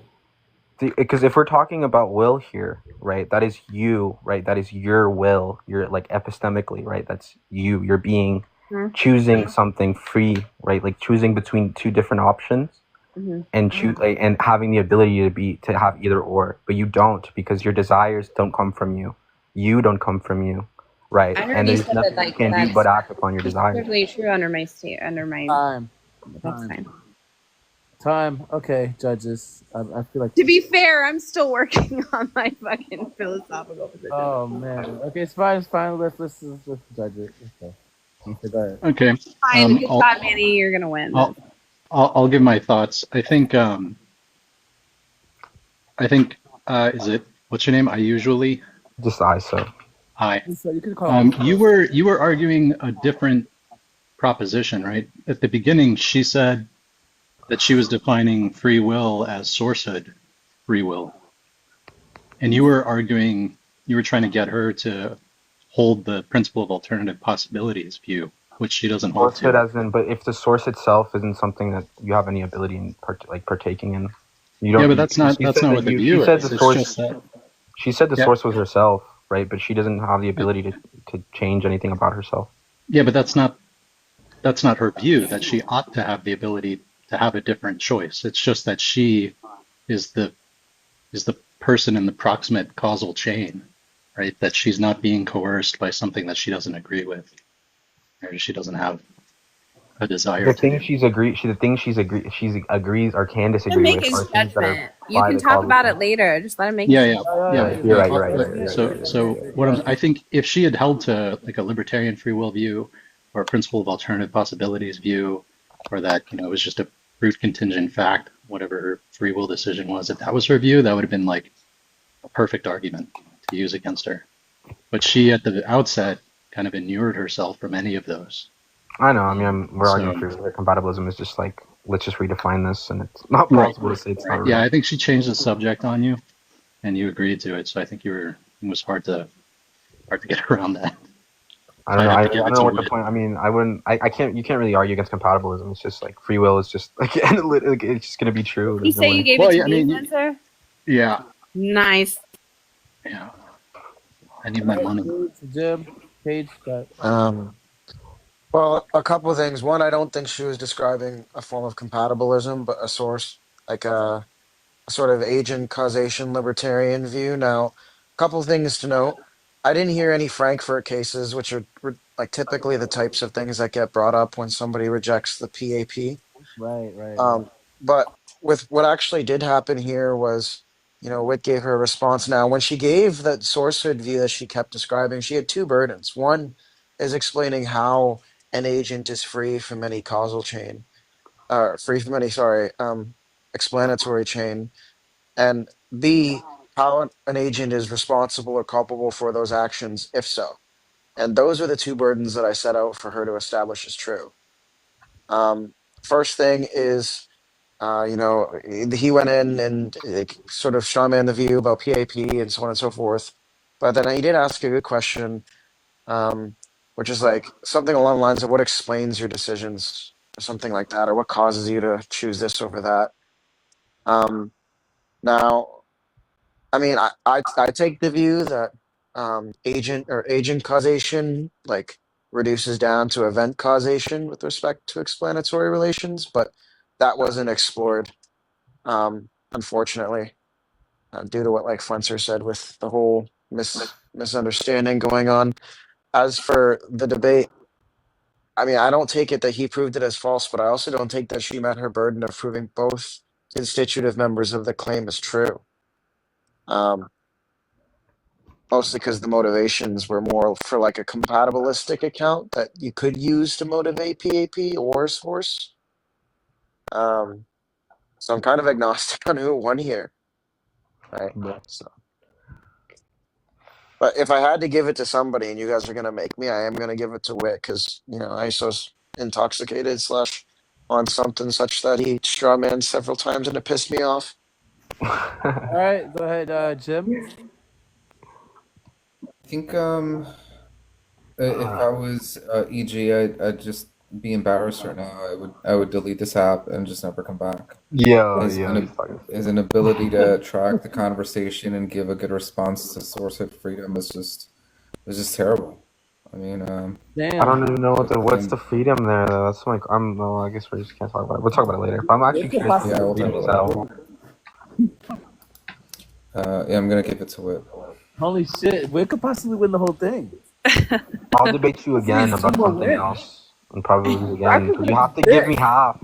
I really felt like I did because you know what? I've only just recently learned about sourcehood freedom, so I was like, "Fuck, bro! Like, I don't think I have enough like substance to come after this." And he was really getting me on some trip, and I was like, "I don't know." I don't know. I mean, Okay, so thank you for coming up. Appreciate it. We're gonna get to the next people. We only have a few minutes left. Hey guys, I gotta Let's run. see. I'm way over the 45. Later, Flenser. Love you, man. Okay. Thanks for letting me judge. Thanks for the win, Splinter. I'll get you your money if I win. Now, Shark, is it all 101 Dalmatians or what? So let's actually go to somebody who wants to actually debate with. We have two more debaters to go up against Wit to see whether or not she wins the whole prize. Yeah, like Witt could win the whole 50 tonight. Right now. Yeah. If these are 10-minute debates, you got two debates. We need two debaters up here for her to go up against. I'm actually pissed nobody brought up Frankfurt cases. Like, it's so I know the Frankfurt cases, but like I just didn't like. Look, I'm still trying to learn. We have a challenger. Oh God. And it's Shark. It's Haru, isn't it? Can I? Fucking bro. Wait, no. I would. I don't know if this is gonna like be unfair, but could I judge? I promise I'll be fair. No, it's a conflict of Why? interest. I'm sorry. No, yeah, conflict of It's a interest. conflict of interest. Like, why don't you just debate? Wait, Wallahi, you think I Look, care if you more? do this, then sorry, look, it's a you'll win, right? If you win this whole thing, then you'll be 4-2, or it'll be 3-3. No. It's a conflict of interest. I'm sorry, Shark. It's a conflict of interest. Well, he can't. I'm not saying he's judging. I'm he saying can't be judged. He can't be judged. Nobody's saying he's judging. I said that he could like Are debate. you listening? Yeah, he could debate with. Right, and then he would just win outright if he wins, right? And then if it's just me, if I win, then we're like, he can't be judged. He can't be juded. Oh, shut the fuck up. All right. Anyways, Hold on. let's go to Cetus. Cetus, what's up, man? But if you throw my money, I swear to God. Cetus, Good morning. how you doing? Good. True. Okay. Do you want to debate anything that's on the board? Can I ask one question before that? Go ahead. Wait, that's Haru. it is. So I can ask one question to the panel. Bro, what the hell do you want to debate? Shark, I will give you half if you win. Wait. Yeah, that's how it works. Get him out of here. Thank you. I don't know what's happening. Okay, listen. Either way, Slurm said he could judge. Slurm said he could judge. We're trying to We need keep a it without judge. corruption. yeah, sure. That's fine. I think that Jim has a little, snake in his pocket, but I'll let him keep judging, man. Look, I have a snake in my pocket at all times. Yeah, I grant that, man. It's a rattlesnake. I can hear it. Anyways, this is crazy. We don't have anybody to debate with Definitely not aroused. on the King All of I the Hill. know, all I know is Wit literally has 11 minutes. No, Wit has 21 minutes. That's false. If the debate ends after 8:30, then that went over the time. You told me, and I quote, a debate tournament ends at 10:30. It does at 10:30. Thank you. I'm actually pissed that You could have the last debate be a shorter time frame. Like, do you know how rare it What? is, Emmanuel, that somebody tells me source code and I get to reductio the view into dog shit? Do you know how rare that is? And you, Bro, how is not? Yo, ISO, do you want to debate with on anything else? Sure, yeah, y'all can choose. But Have a judge. there's two judges right We have here. two judges. We need a Nice. third, right? Hey, listen, wait, Listen. We can make this a twist, though. We can make this a twist. Look, If listen. I have to be the tiebreaker, I'll be the tiebreaker. Now go ahead. No, listen, we can make this a Can twist. I though. just If concede there's and give a it to tie, Shark? KG and Jim have to Oh! debate. Say it, Wit. Say it out loud. No. Say it out loud. I will hold you to your word. Do not do that, Wait. Don't tell me what to do. Wait, you don't realize that you could win $20 just by staying up there? Slurms could judge. Oh wait, is Slurms biased? Slurm's No, not no, biased. he's He All right, let's calls go. me a No, bitch nearly every day. Cynical. No, I think Slurms can be trolly, but I don't think that he's biased necessarily. Okay, great. We can bring him up. Let's go. Slurms, come on. Bring him up. Wait, I invited him up. I don't know why he's not coming up. my money and lineage is on ISO's head? Yeah. So ISO, pick a topic. Why? Seriously, I have to debate Manny again? Yeah, it's okay. No! Wait, don't Okay, get sorry, coffee, bro. sorry. Go drink some coffee, bro. No, I'm not being You could cocky. also, Shark, you could also debate. Yeah, Shark, you can debate. What's the proposition? I don't know. Any proposition that you disagree with. Anything I disagree with her on. Peanut butter is better than grilled cheese. Oh my God, that's not a debate. Anyways, ISO. You said anything. No. We're doing a debate. For clarity, who was it proposed that I may have a bias towards, like in favor of? I didn't know. I was asking. It's not me. It was a question. That's the funniest thing AR's ever said. It was a question. I didn't claim anything. I was saying whether or not you could be unbiased. Okay, so if Slurms, you promise to be unbiased for all these judges? Slurm's looking for the opportunity. So sorry. Yeah. Slurms, you promise to be unbiased for judging all of these debates. Yeah, so me saying I can judge was a promise of being Okay, unbiased. fine. That's okay. Because ISO, so do you want to debate any of these topics? Look, either one at this point, whatever. Hey, let's just go. ISO, do you want to debate any of these topics? Wow, Whitney said she'll take them both at a time. Oh no, it's not looking good for Whitney. Let me make some notes here. Whoa! Hey, wait. What about? It should be legal for bakers to deny customers for any reason, including protected classes. We debate that like every Wait day. a minute. That's like the same line that I had to take with the freaking No, I'll take Martin it. No, I'll Luther take King it. No, shit. no, I'll take it. I'll You'll affirm take it? Yeah, I'll affirm it. Wait, what's the problem? What's the fucking What thing? the hell? No, this is a weird ass proposition, bro. What the hell? The host is running. Anyways, go ahead. What the fuck? Y'all can debate that. I don't The care. proposition is it should be legal for bakery. I'm just using bakery or a baker as an example. That they should be allowed to discriminate whatever on services race, they want. basically. Based on whatever they want. Bakers specifically? It's just an example. I could What literally is be going on? Can someone Bakery, see the that's topic, it. please? Wait, do you agree or do you agree to the debate with Shark on this opposition or whatever? I wouldn't recommend that. God. If not, you go to ISO. You want to debate whether or not, like, the God of the Old Testament endorses grape? No, I don't want to do that. Why not? Deuteronomy 22. But you know what? Even prior to that, the one where Deuteronomy 10 through 14. I can't remember the chapter. That's Like, crazy. In your worldview, is grape actually wrong? All right, in the next 5 minutes, I'm going to get some It's ass not about because whether this or is not boring. grape. It's not whether or not grape is wrong. It's about if it's endorsed. No, by the Old Cage, Testament hold on. God. Hurry up, I'll guys, debate a please. topic. Look, Dwight's up You want to here. do that? Dwight will debate. Dwight, do it. Dwight, will do it. Okay, Dwight's the Dwight. new challenger, so Dwight gets priority. Dwight, what do you pick? I'll debate the Bible endorses slavery. Okay, let's go. All right, Well, thank you, does ISO, for coming up. Does Thank Whit you, sir, agree for with coming that? up. Or... We're gonna need Do I agree with it? Hello? Yeah, do you agree? With I don't know how a book endorses anything, but whatever. Let's just debate it to get it over with. Okay, great. Yeah. So, since Dwight has the affirmative, He has Dwight the affirmative, so he has to start. Yeah, yep. So, Dwight, go I go ahead. first? So whenever you say your Oh, first boy. word. Okay. Yeah, does the Bible endorse slavery? Endorse is going to mean to publicly support or condone. The Bible definitely publicly supports and condones slavery. This doesn't have to be a declarative sentence like somebody shouting it out. It could be written. So a book can endorse things. You're not saying that it's a personal preference of the book. You're just saying that the book expounds on such an idea. So there are plenty of verses in the Bible. Deuteronomy 25, Leviticus 25:44 through 46 is the most explicit, saying that you can, in fact, buy your slaves from the nations around you, and you can own them for life. This is clearly slavery. This isn't just bonded debt. Slavery. This is chattel.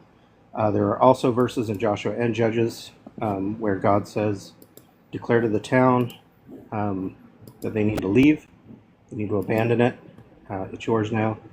And if they don't leave, you can either enslave them, which is real slavery. This isn't just bonded debt again, this is chattel slavery. That you can take them as your slaves and or just unalive them, but you can. It does explicitly say that you can actually take them as slaves. There are also verses in Exodus that explicitly say that you can sell your daughters into slavery. You can look at Josh Bowen's book, Does the Bible Endorse Slavery? This is explicitly selling your daughter. This isn't just a dowry. You could sell your children. You could do it to pay debt. You can do it for any sorts of reasons, but they can be taken as property. This is one way that a slave owner can provide a bride, to a slave. Oh, finish up your sentence. Okay, that's it. And then for the rest of the time, you guys do open cross-examination. Okay. What up? What up, Dwight? So, look, I feel like there's many ways that I can ask. Obviously, you know me about interpretive principles, container of the canon. I'll just state my position in a broad sense, right? We see the Old Testament and an overarching theme of the Old Testament being that the law does not save us, right? Now we have the Mosaic laws. We have at least an account of how the tribe of Israel dealt with such issues. The tribe of Israel dealt with such issues pertaining to these things, such as slavery. I would take at least the position that we're seeing an account of how they dealt with such positions. I don't really think that like this is an explicit endorsement that this was okay in this respect, or that we're not necessarily debating whether God would say that this was okay. But even from this perspective, we can take that slavery has many different contexts and understandings, just as Adam and Eve do, right? And but this all just comes back down to some kind of hermeneutic and traditional history of teaching. And I just would say at this point that I don't think that you can really justify why I should hold to such an interpretation.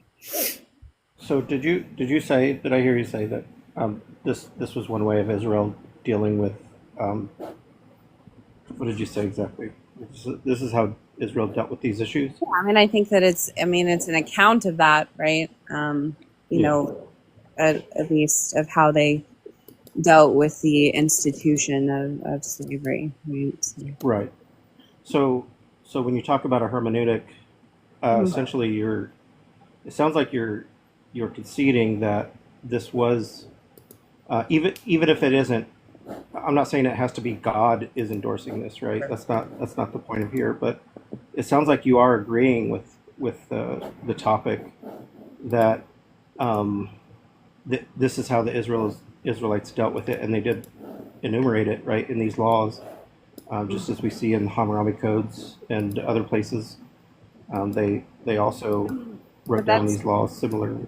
Right. So, I mean, the whole debate prompt is whether like the Bible, which is why I said I'm not really sure how a book can take a stance on anything. But I would say that if like your argument is that like the Israelites engaged in the practice of slavery, then I would largely agree with you. I wouldn't agree that like if we're taking the Bible as some kind of if you're just saying like this is indicative of what Christianity would endorse, then we would have a massive disagreement on that. Right. So we don't really have a big disagreement. Is that? I mean, no. It kind of sounds like that's what I'm hearing. No, well, like I mean, the Israelites, they dealt with it. They wrote it down. I had a problem with the prompt itself anyway, but like I just think like in a broader sense, right? People can make some kind of notation that, well, look, this is the law of Moses, and then it gets into the understanding of, well, did God dictate these things, right? But again, like that's all going to be interpretation again, and I don't think that when people make this argument, it's mostly like, well, it's the Bible's dictating this, right, and saying that this is what happened and this is how they dealt with it.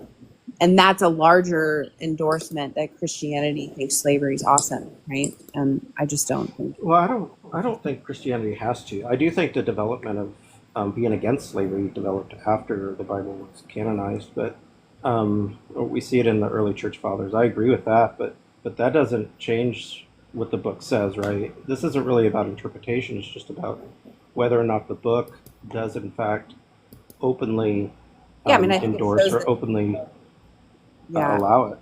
Sure. Right? I mean, yeah, I think that it shows that Israel engaged in the practice and dealt with how to do that. Now, you can go about and say that, I'm going to concede that Israel's force-centered. So I don't really have an issue as far as that goes, but I just I think when people make this argument, it's just a larger notion that, like, because Israel engaged in this and that God didn't stop it in the way that I think he should and deal with it, and, therefore Christianity loves slavery or something. That's typically how it goes. Oh, yeah, that's not So, that's yeah. not how I'm dealing with it, though.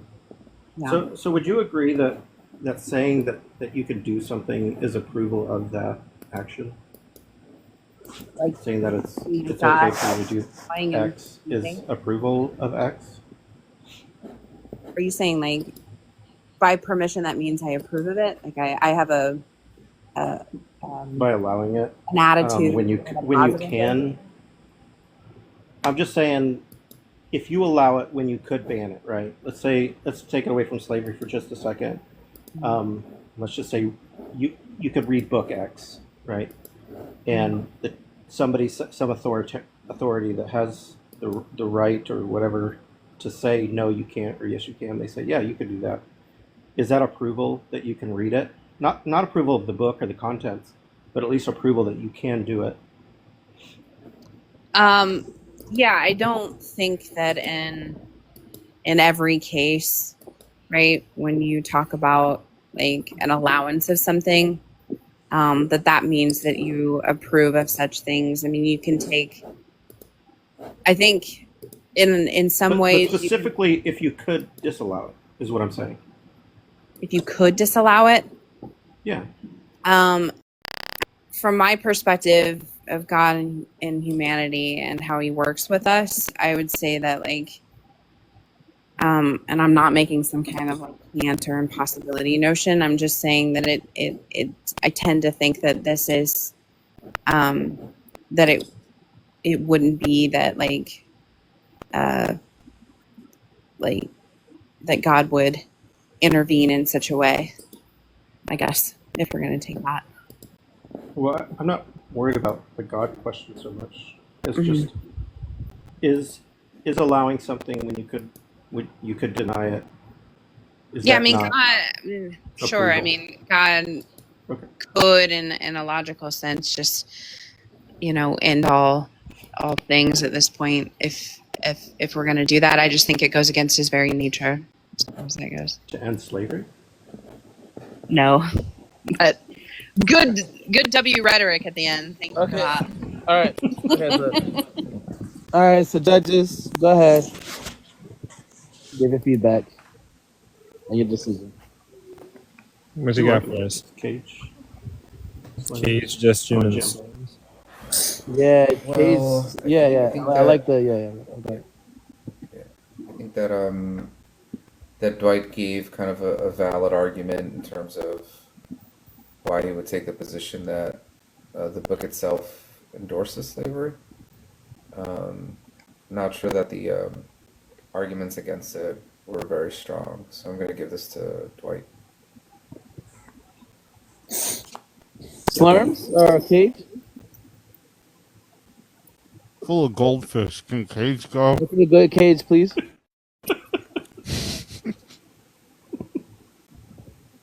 Is Cage there? You there, Cage? He did say he was gonna go get some ass. Yeah, I was just gonna say. I don't want Cage to get ass maybe right now. Maybe he's in mid stroke right now. So Yeah, I just finished the goldfish, so I couldn't. Okay, you go ahead, Slurms, and then. Well, it's quite coincidental that he said he was gonna get some ass, and then Slur's mouth was full.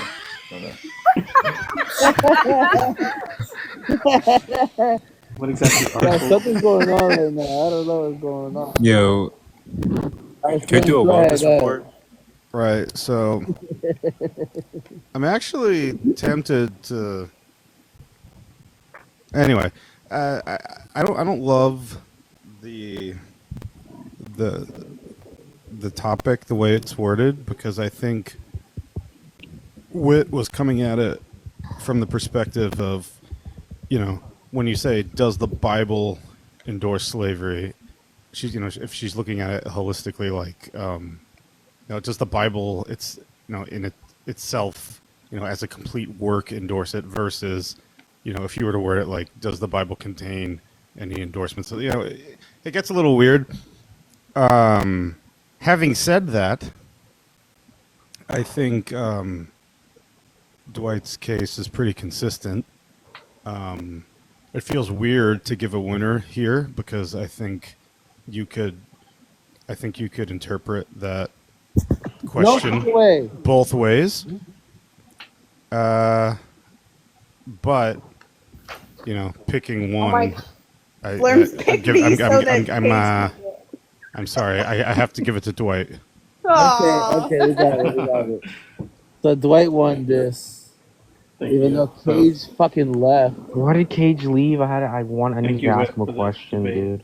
Wait, he's getting ass. It doesn't bring me joy to give Shark be the one that Yeah, well, So- that's okay. So, But I mean, I just think like the very topic itself has a lot of entailments to it. It's like, well, what do you mean when it endorses? Do you mean that therefore Christianity endorses, therefore we're pro-slavery? Was Like, just curious about the. I agree. I agree. The question should be flushed out more prior to the debate. Okay, yeah, If that was the topic, I wouldn't debate it. We're Because I don't think You Christianity. should add whether or not God endorses grape at some point. Okay, I'll do that. I'll put that on there. I was just going to say, though, that. Do you guys get paid every time you mention wait a minute, I grape? get no money, right? Like Dwight gets it and Shark gets 30. Yeah, That's crazy work. No, Why don't people? No. You had two wins. Hold on. Just to make sure, Shark gets 30 and Dwight gets 20. Yeah, that's what I'm saying. You get the 20 Why do I 'cause get you money? because you are the king of the hill at the end. you're the last man standing. It's the last man standing. You know what? No. money away Turn it from off. women. Turn it off. Oh God. Yeah. Whoever did that, thanks. No, you guys need to let him celebrate. That's not fair. Okay, Cage is back. Yo, Cage, Cage, I need Chiefs to ask. already? Cage, you back quick, no? My phone died because I wasn't paying attention. That, I that was thought you all said of like that. that was all of like 3 to 4 minutes. Yeah, it's Like, like you the 4 don't minute take type of less thing, than bro. that. It's crazy. I need to ask y'all a question because I'm confused. So, Cage, who do you decide Not on the today. Yeah, Cage Who is do you gonna decide get when- Dwight. Let's see what Cage says. Cage, who do you decide between Witt and Dwight? Oh yeah, I take it that for love. Dwight did. Huh? No. Let's just hear Cage. Go ahead, Cage. Yeah, I take it that Dwight motivated his position successfully. There you go. Okay. All right. W. We have Dwight. Dark, let Shark have a 3-0. victory lap. Let him have a Dwight victory. 3-0. To be clear, that's only because Here we it's go. only because Witt responded with a hermeneutic, and hermeneutic is how you should interpret religious texts in lieu of how they describe a deity. You can still interpret religious texts with Wait, like AR, shrink yourself. literary devices. Don't do it, AR. That's divorced from theology. Hey, this was pretty successful. Y'all got up to like when I joined, there was like 96 viewers. That's pretty good. Yeah. You fucked it up. If y'all do this every week, Wait, I you get didn't more hear and more Cage. I popular. didn't hear bro. Cage's judgment. What's He worse? said Dwight successfully motivated his position. No, I heard hermeneutic. Something about hermeneutic. Oh God. I just said that when Witt went on to talk about principles and other things, I take it didn't respond to Dwight's point because Dwight's doing like some literary analysis that's completely divorced from theology.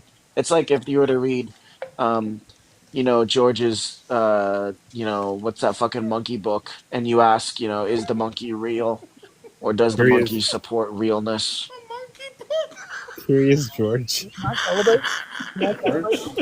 Yeah. That's not what you said last time, Cage, but it's okay. Go ahead, monkey Shark. goes to the What do you hospital. want to do? Or George of the Jungle. Shark, what do you want to do? I celebrate. Okay. Yeah. Yes, go for Are you it. gonna I jump didn't in? Don't celebrate. jump in the water. Don't. Oh, he's gonna jump in the jump with water. the clothes on. He's gonna use the $30 to buy new clothes. I guess. I don't want money though. This guy's Give it. pathetic. Dwight, give it you to want Witt. money? Then Shark. What do you Dwight, do give it for to a me living? again. All right, Dwight, give you it to don't Witt. want the prize money? Dwight says he give it to me. Don't take off Did the you just jump drawers. in the Don't. I floor? don't. Right, we're giving it I to didn't really you, do and it you decide what you for want to do money. with it. How about that? Do what? Don't jump. Oh, No, California just give it is to Witt. hot. No, Dwight, I'm giving it to you. Hey, he's the winner. He gets to decide what he does with his money. You don't get to tell me Exactly. that. So I'm giving it to him, and it's his money for him to And then decide. he can give it to me. Yeah, whatever he wants to do with it. Yeah. I think we have to. Okay, so just turn everything off. That water's gotta be hot. Wait, AR, you got it right. Yeah, I mean, yeah, you wanted me to do the full 50? Yeah. Shark, do it backwards. There it is. Taylor's over here like Toko's over here. I just bought a brand he's new back. MacBook. He's back. There he is. And then he's like, "But you got the 50 though, right?"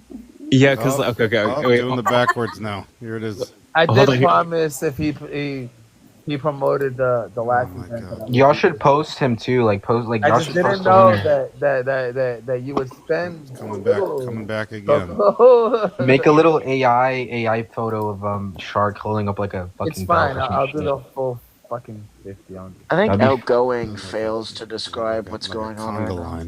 Yo, what is going on with this guy over here? Now He's it's having not, a he's the ecstatic footwork that is he's crazy. won. It's about It's 30 just bucks. stepping. Yo, crip walk, And then Shark. we got Crip walk, Shark. Who wants it from Dwight? I don't know what's going on. Crip Okay, walk, so Shark. really quick, so Shark Shark. needs to pick between Venmo and Cash App. Yeah, Venmo. Oh, there it is. I was just about to ask you. Shark, Venmo or Cash App?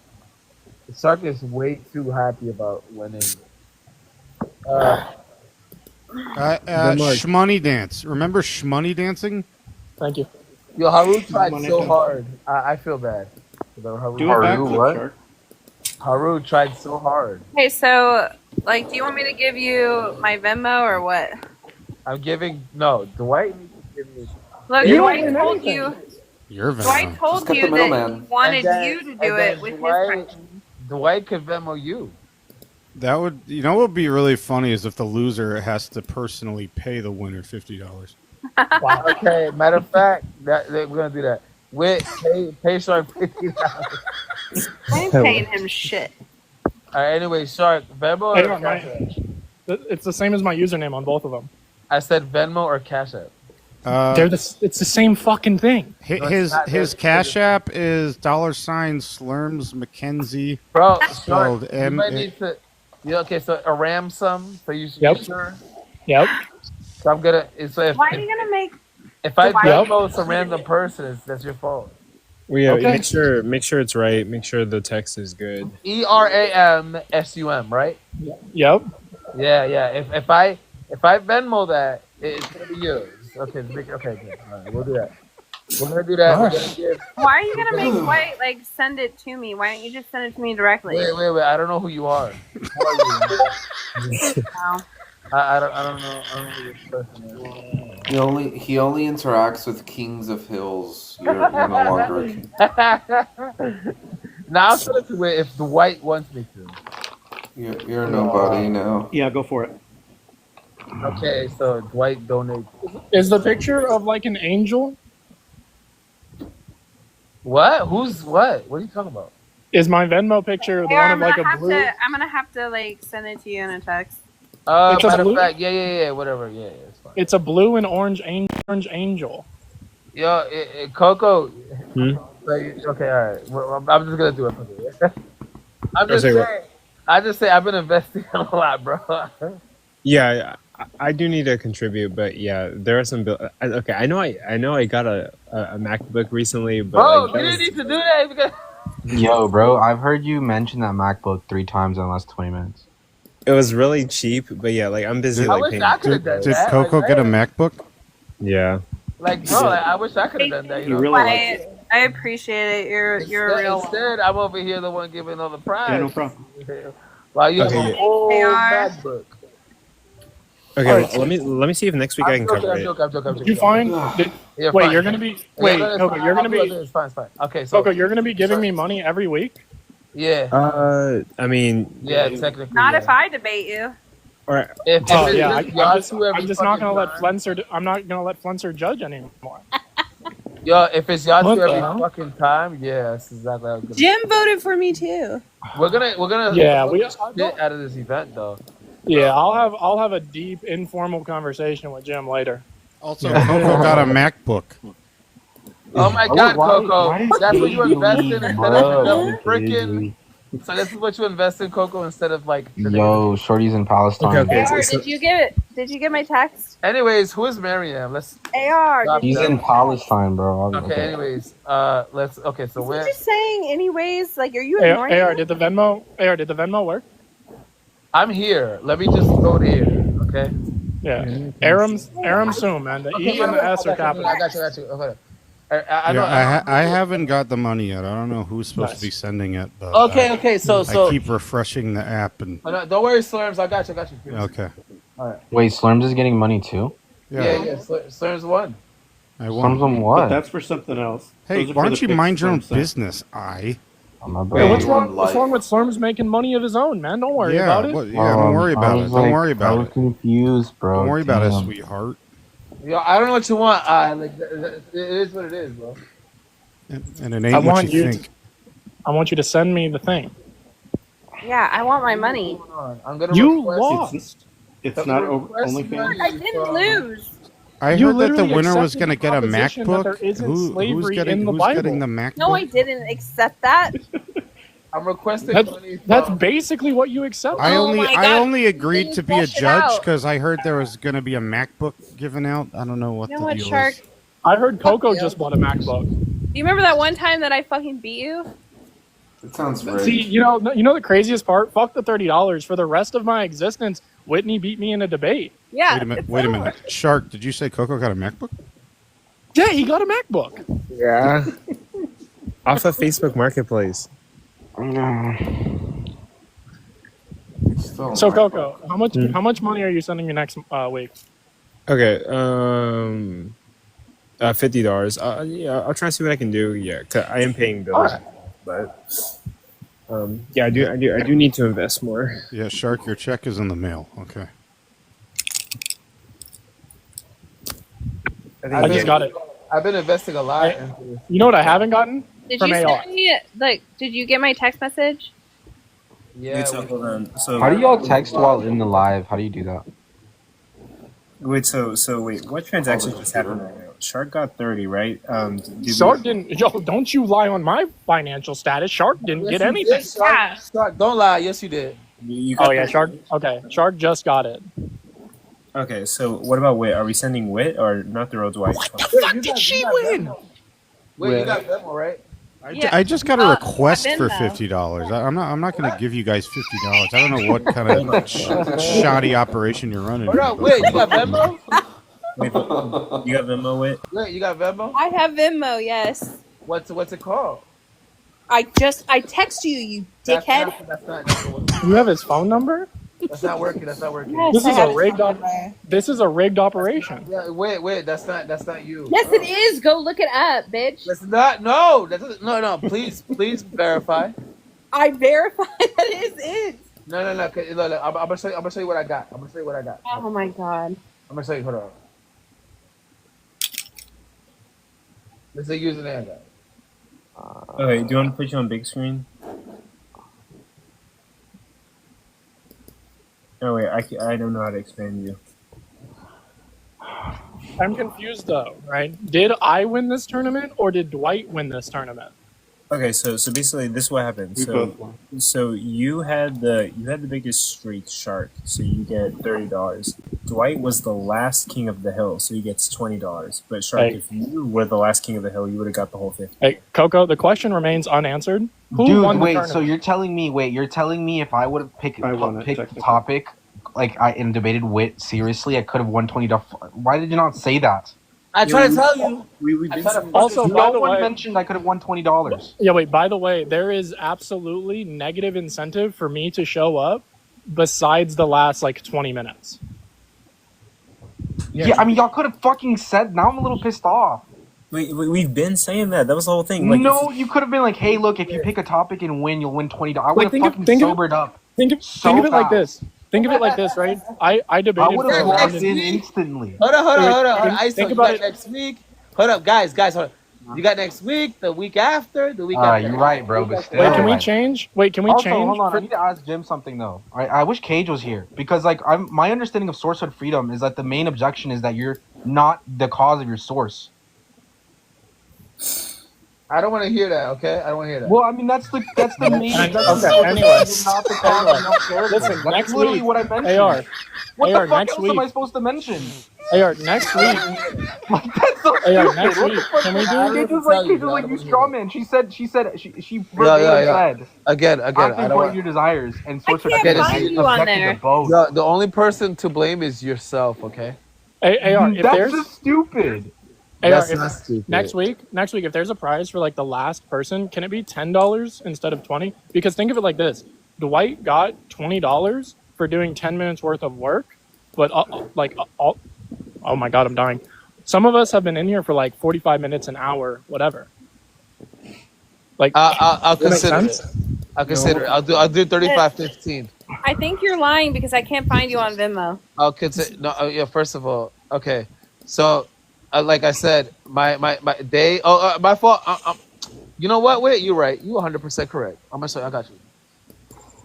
I got a dash in there. I didn't know I had. Hold on, let me see. Dwight, did you win? There we go. Hold on. No. Hold on. No space though. I don't know why they put a space. I didn't put a space in there. I don't know why. But No, it's just incentive for being the final winner, right? But okay, I don't know. nah, but is this? You know why, right? It's because Not really. For Okay, only I'll a $10 explain. for only a $10 difference. No. No. Okay, fine. Listen, because you could win the whole 50 though. Oh, I grant that. I see it. Nah, I see To that. be here the whole time. Like that means you're motivated to stay on. Yeah, you're motivated to stay on and be the last one. Yeah. Yo, y'all did me dirty. Also, for the I How could the fuck you argue that blaming God anybody else because exists, you bro, weren't and I sober? didn't want to do that. Yeah, projected. Like next imagine time- yo Shark, you would have won the whole 50 if like you came up and then debated with. Why don't you? Okay, listen. Next Are time you- y'all gotta be like, are you listen. The next fucking- winner wins $20 if they're not. Wait, hold on. Isa, what were you about to say, Shark? I'm about to slur you. What are you talking about? I literally presented Wit a proposition and you didn't let me debate her. Oh, because you weren't, because Dwight was new. So that's the problem. That's the problem. Is that if you get off, I requested it. the problem is that if you get off, right?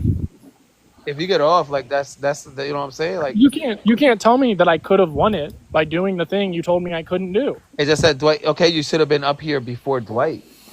Motherfucker, I was. Okay, you should be up here, like debated.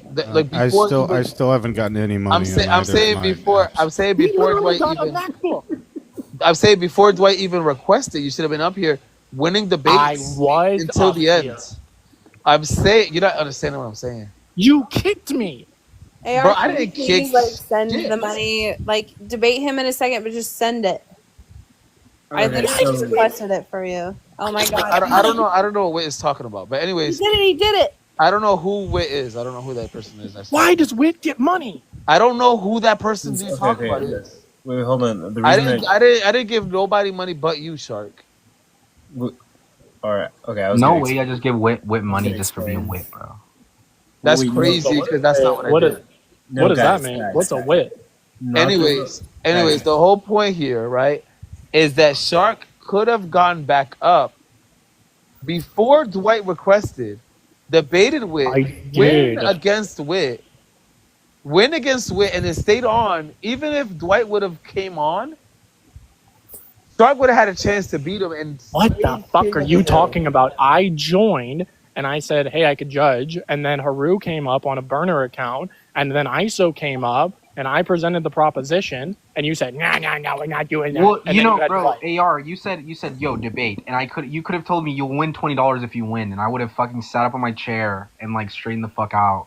That's your fault. I say you could have told me. we I'm send him $20 so he shuts That up. could have been like a 3.5 right there. Somebody send this man $20. Anyways, like I said, fuck right now, you know, but it's still like it's still kind of funny because I'm like, damn, bro. Congrats, Shark, and congrats, Dwight, for winning the Day of Debates King of the Hill version. Thank you. He left already, bro. Who, Shark? He's gone. You talking Shark? to no one. Wait, Shark or Dwight? Oh, did you say Dwight or Shark? I said both. Hey, Slurms, check. Yo, where'd Shark go? I was gonna explain something to him. God damn it, Y'all Wit. should post him now. Post him like make a little AI photo of him holding a fucking like Yo, belt. Shark, where you at, bro? The email. Not Shark. here, There's a little obviously. poster of him in second place. Shark, what's up, man? Yo, who are you talking to, alright? I was talking to Shark. Where's Shark at? He's not here, so you're not talking to anyone, bro. That's crazy. I was talking to myself.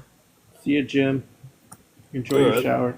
I'll make a Anyways- post. I'll make a post over the Anyways, winners. it's party time. Let's celebrate. Hey, Celebrate the winners, and let's talk about whatever. I want Cage to be here, bro, cause like Strawson's argument against Sourcehead is like the one thing you run against it, and like I did that, and then how is that? I don't know how that's. Why does he care? He's getting cheeks, bro. He is not getting cheeks right now. Yes, he is. Any topic, yo, listen. I don't even know. Let's talk about God. Nah.